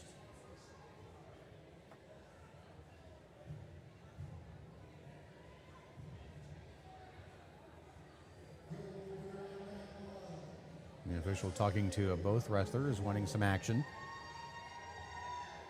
Stinson definitely forcing the issue right now. She's got a front headlock, trying to snap it down to the mat. Oh, she's going to go a back trip on it. Takes 48 right to her back and gets there's the the pin. fall. In Nice 2 sequence minutes of- and 10 seconds. Real nice sequence of moves there for Stinson. We'll get you set for 190. You're listening to the Girls Regional Championships from Muncie Central here on WZBD. Looking for unbeatable deals? Head to Kelly Auto Mall of Decatur. With over 70 years of trusted service, we offer Ford, Chevy, Chrysler, Dodge, Jeep, and Ram all in one location. Enjoy free car washes for life, a huge selection of new and pre-owned vehicles, and limited time offers on our remaining 2024 inventory. Deals this good won't last. Hurry in today. Your awards at 155. Your champion Esther Ajashiri of Lawrence North, Journey Wells of Warren Central second, Elizabeth Fish of Eastern Hancock third, and Sophia Gropp of Westdale placing in fourth.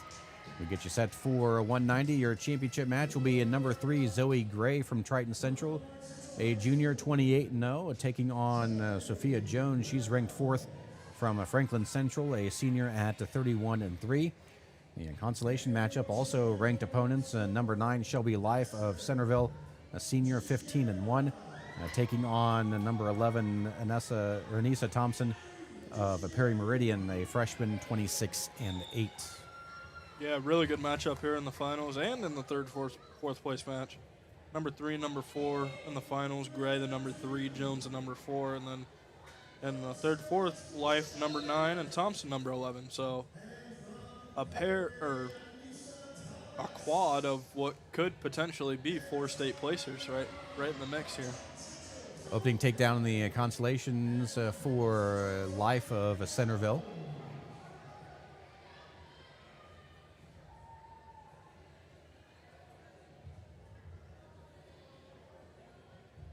Yeah, you know, Gray and Jones have just both had outstanding tournaments. I'm pretty sure both wrestlers have pinned their way through the tournaments here. Pinfall for Life there in the consolations in 45 seconds, defeating Thompson of Perry Meridian.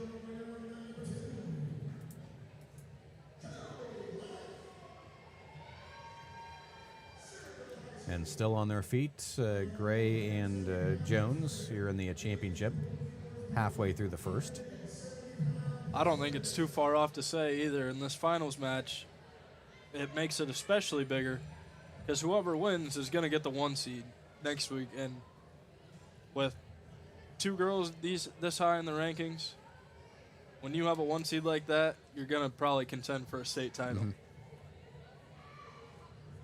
When you have the 2 seed, it makes it a tad bit tougher. Not to say it can't be done. Stalling on Jones. Yeah, so we go both fighting for hand control.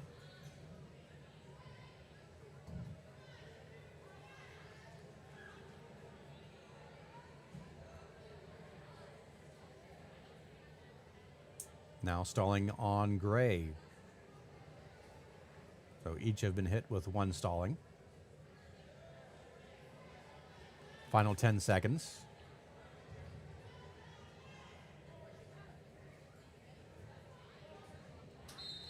and will remain scoreless through one.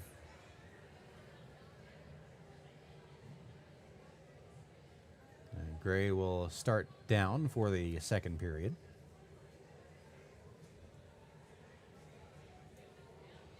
And then just this and the heavyweights to go here.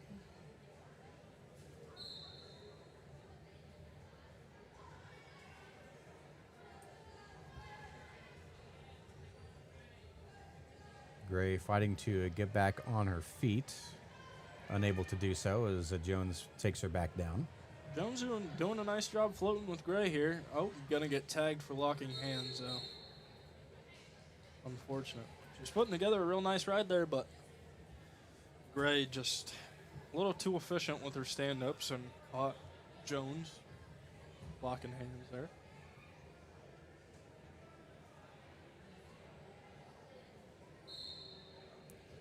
So Gray with the 1-0 lead following the technical violation. Now here's the escape, makes it 2-0.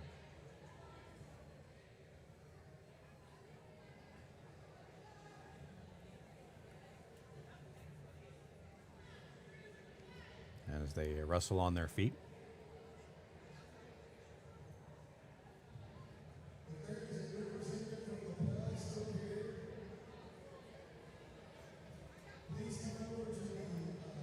Minute gone by here in the second. Again, 2-0 our score. Gray over Jones.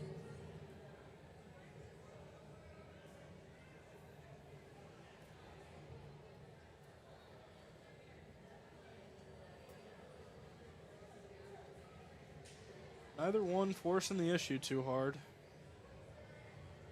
think they're both kind of content with taking this to the third period.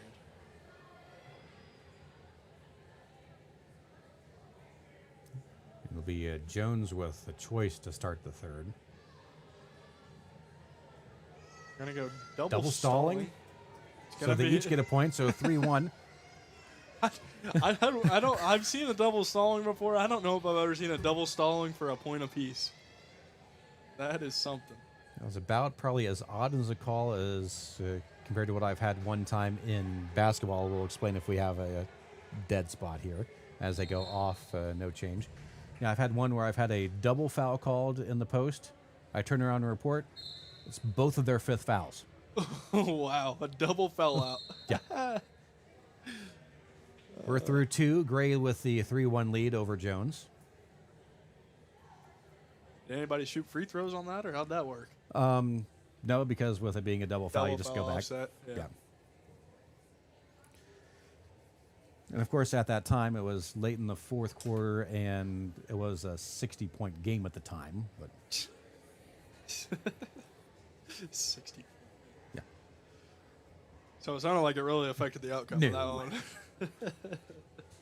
No, the hilarious part, though, the coach was like, yeah, well, she kind of started the whole thing. So I'm like, so what you want me to do is call the foul against her, but then since your girl made contact, we'd have a dead ball technical foul, which would be considered a technical foul. That's right. He's like, no, No, we're it's okay. good. Yeah. You called it right. Don't Yeah. worry. I literally almost said, you're up by 60. Sit down and shut up. Who gives a crap?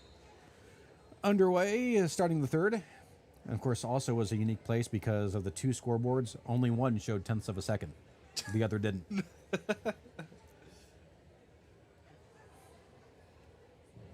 So you could literally have 0.9 second And 1 second. And one had, yeah.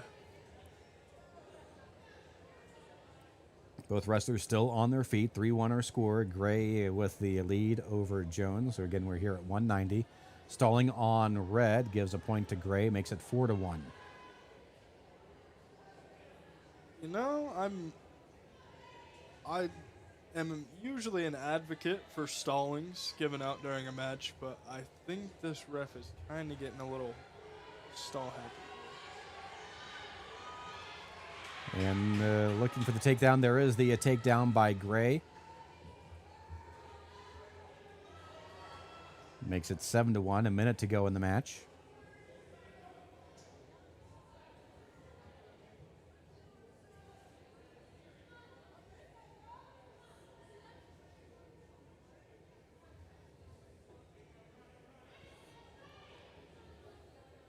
And this is one of those where you'll have to help me on that. Is there a limit to the number of stallings that you can get in a match?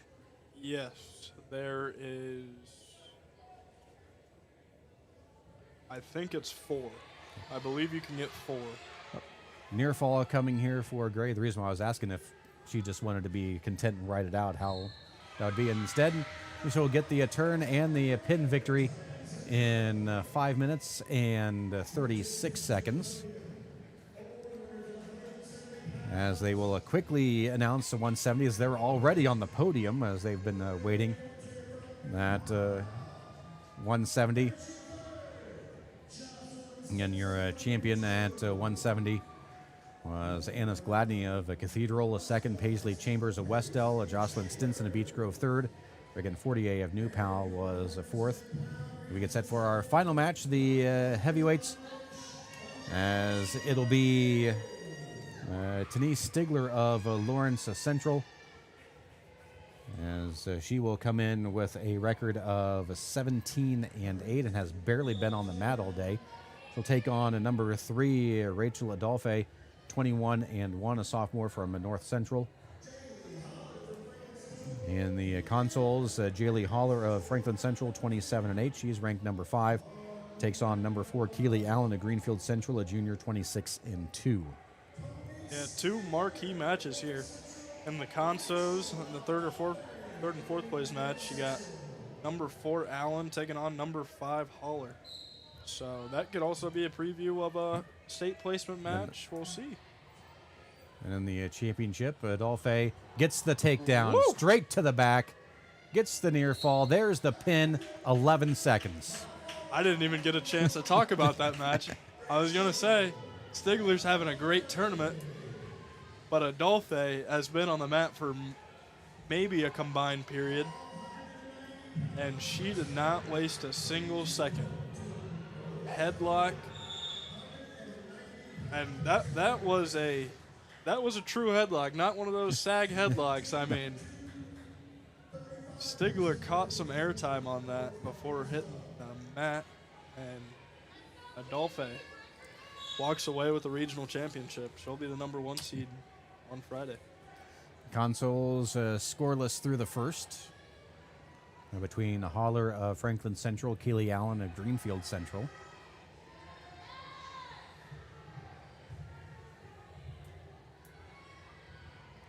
Again, this is another match to keep a close eye on.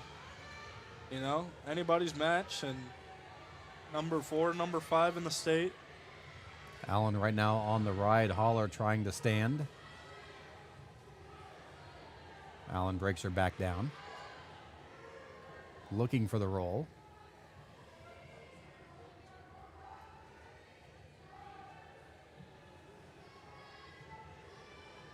A minute 12 to go here in the second.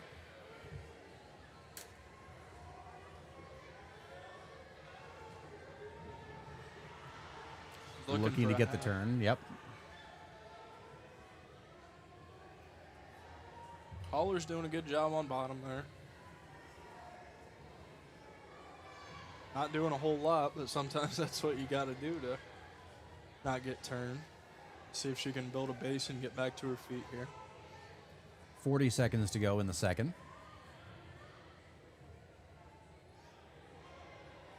Gets to a quad pod position. I think she's close to her 1.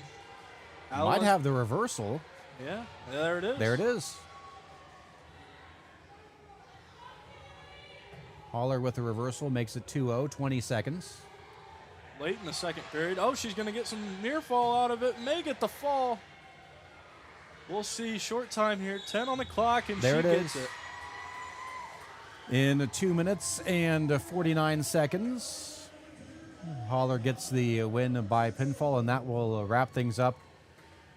As we'll take a quick break and give you a full rundown on all the results and more as you're listening to the Girls Wrestling Regionals from Muncie Central here on WZBD. Most of us take clean water for granted, but the plain truth is cities work hard to keep our waterways and stormwater sewers as clean as possible. In the field and around the neighborhood, you are the city's eyes. What you casually observe can make a difference. So if you see signs of trouble, including odd odors, unnatural water color, or signs of dumping or spills, please notify the city immediately. Be proactive. Choose to make a difference. Get more ideas on the web at decatorin.org. At Jackson Associates Financial Services in Portland, we are committed to maintaining the highest standards of integrity and professionalism in our relationship with you, our client. We endeavor to know and understand your financial situation and provide you with only the highest quality information, services, and products to help you reach your goals. Give Troy a call for the latest rates on CDs and learn about the advantages in today's financial climate to invest in your hard-earned dollar. That's Jackson Associates in Portland. Indiana Physical Therapy is your independent local choice for physical therapy. There's no referral needed to come see us, and we accept all insurance. With direct access, you can just walk in and request an appointment at any of our 18 convenient locations. Our team of expert therapists are here to help you recover and get you back to doing what you love. Visit us online at indianapt.com to request your appointment. Indiana Physical Therapy, where people go to get better. Back for one final time here at Muncie Central. The final awards being presented at 190. Your champion Zoe Gray of Triton Central, Sophia Jones of Franklin Central second, Shelby Life of Centerville third, and that's Anissa Thompson of Perry Meridian in fourth. And shortly the awards here for heavyweight. Rachel Adolphe of North Central, your champion. Denise Stigler of Lawrence Central second, and Jaylee Holler of Franklin Central third, and Keely Allen of Greenfield Central placing in fourth. So again, congrats to the regional champions today. Aaliyah Brown of Center Grove at 100. Jadis Sordelay of Franklin Central at 105. Haley Corporal of Eastbrook at 110. Kendall Moe of Cathedral at 115. Claire Abbott of Richmond at 120. And Kayla Roll of Milan at 125. Abigail Gilbert of Hagerstown at 130. And June Wagner Gilbert of New Pal at 135. Maddie Marsh of Pendleton Heights at 140. Caitlin Dibburn of Beech Grove at 145. Esther Ajasiri of Lawrence North at 155. Anais Gladney of Cathedral at 170. As we just mentioned, Zoe Gray of Triton Central at 190. Rachel Adolphe of North Central at 235. Final team standings. No surprise, Franklin Central easily cruising away. Of course, they had actually 12 wrestlers in the regionals today. They finished with 160.5 points. Beech Grove ended up second, 80.5 points. North Central, 79.5. Cathedral fourth with 74. And New Pal was fifth with 56.5 points. And that will wrap things up. An outstanding day of wrestling here at Muncie Central. Yeah, absolutely. Yeah, a lot of good wrestling here today. A lot of ranked matchups, a lot of good matchups, a lot of fun matches. And yeah, congratulations to all the girls that got through. Congratulations to Leah Rollins, as I've said a couple times. She's Muncie Central's first girl to qualify for the IHSAA state tournament, so congratulations to her. And yeah, overall a great day for wrestling all around the state, and yeah, a great tournament here tonight. Busy day with all the girls regionals, the team states going on as well. You're going to catch those as well. They continue on our YouTube channel at WZB Radio. But that will wrap things up for us from here at Muncie Central. Thanks to all of our sponsors. Thanks to AJ Bradley helping us get all set up. Thanks to you, Cole Mendez, joining us up here in the box, bringing all the action. Yeah, thank you guys. I appreciate coming on. It was a real fun time. And we'll have the state finals for you next week from the Corteva Coliseum at the Fairgrounds in Indianapolis on Friday. Rex Brewer, Dane Filling will be down there. We'll start off with a special edition of High School Wrestling Weekly at 8. The wrestling action starts at 9 on Friday. You can catch it on our YouTube channel at WZBD Radio. I'm Dave Nathan saying have a good remainder of your day. You've been listening to the Girls Wrestling Regional from Muncie Central High School here on WZBD.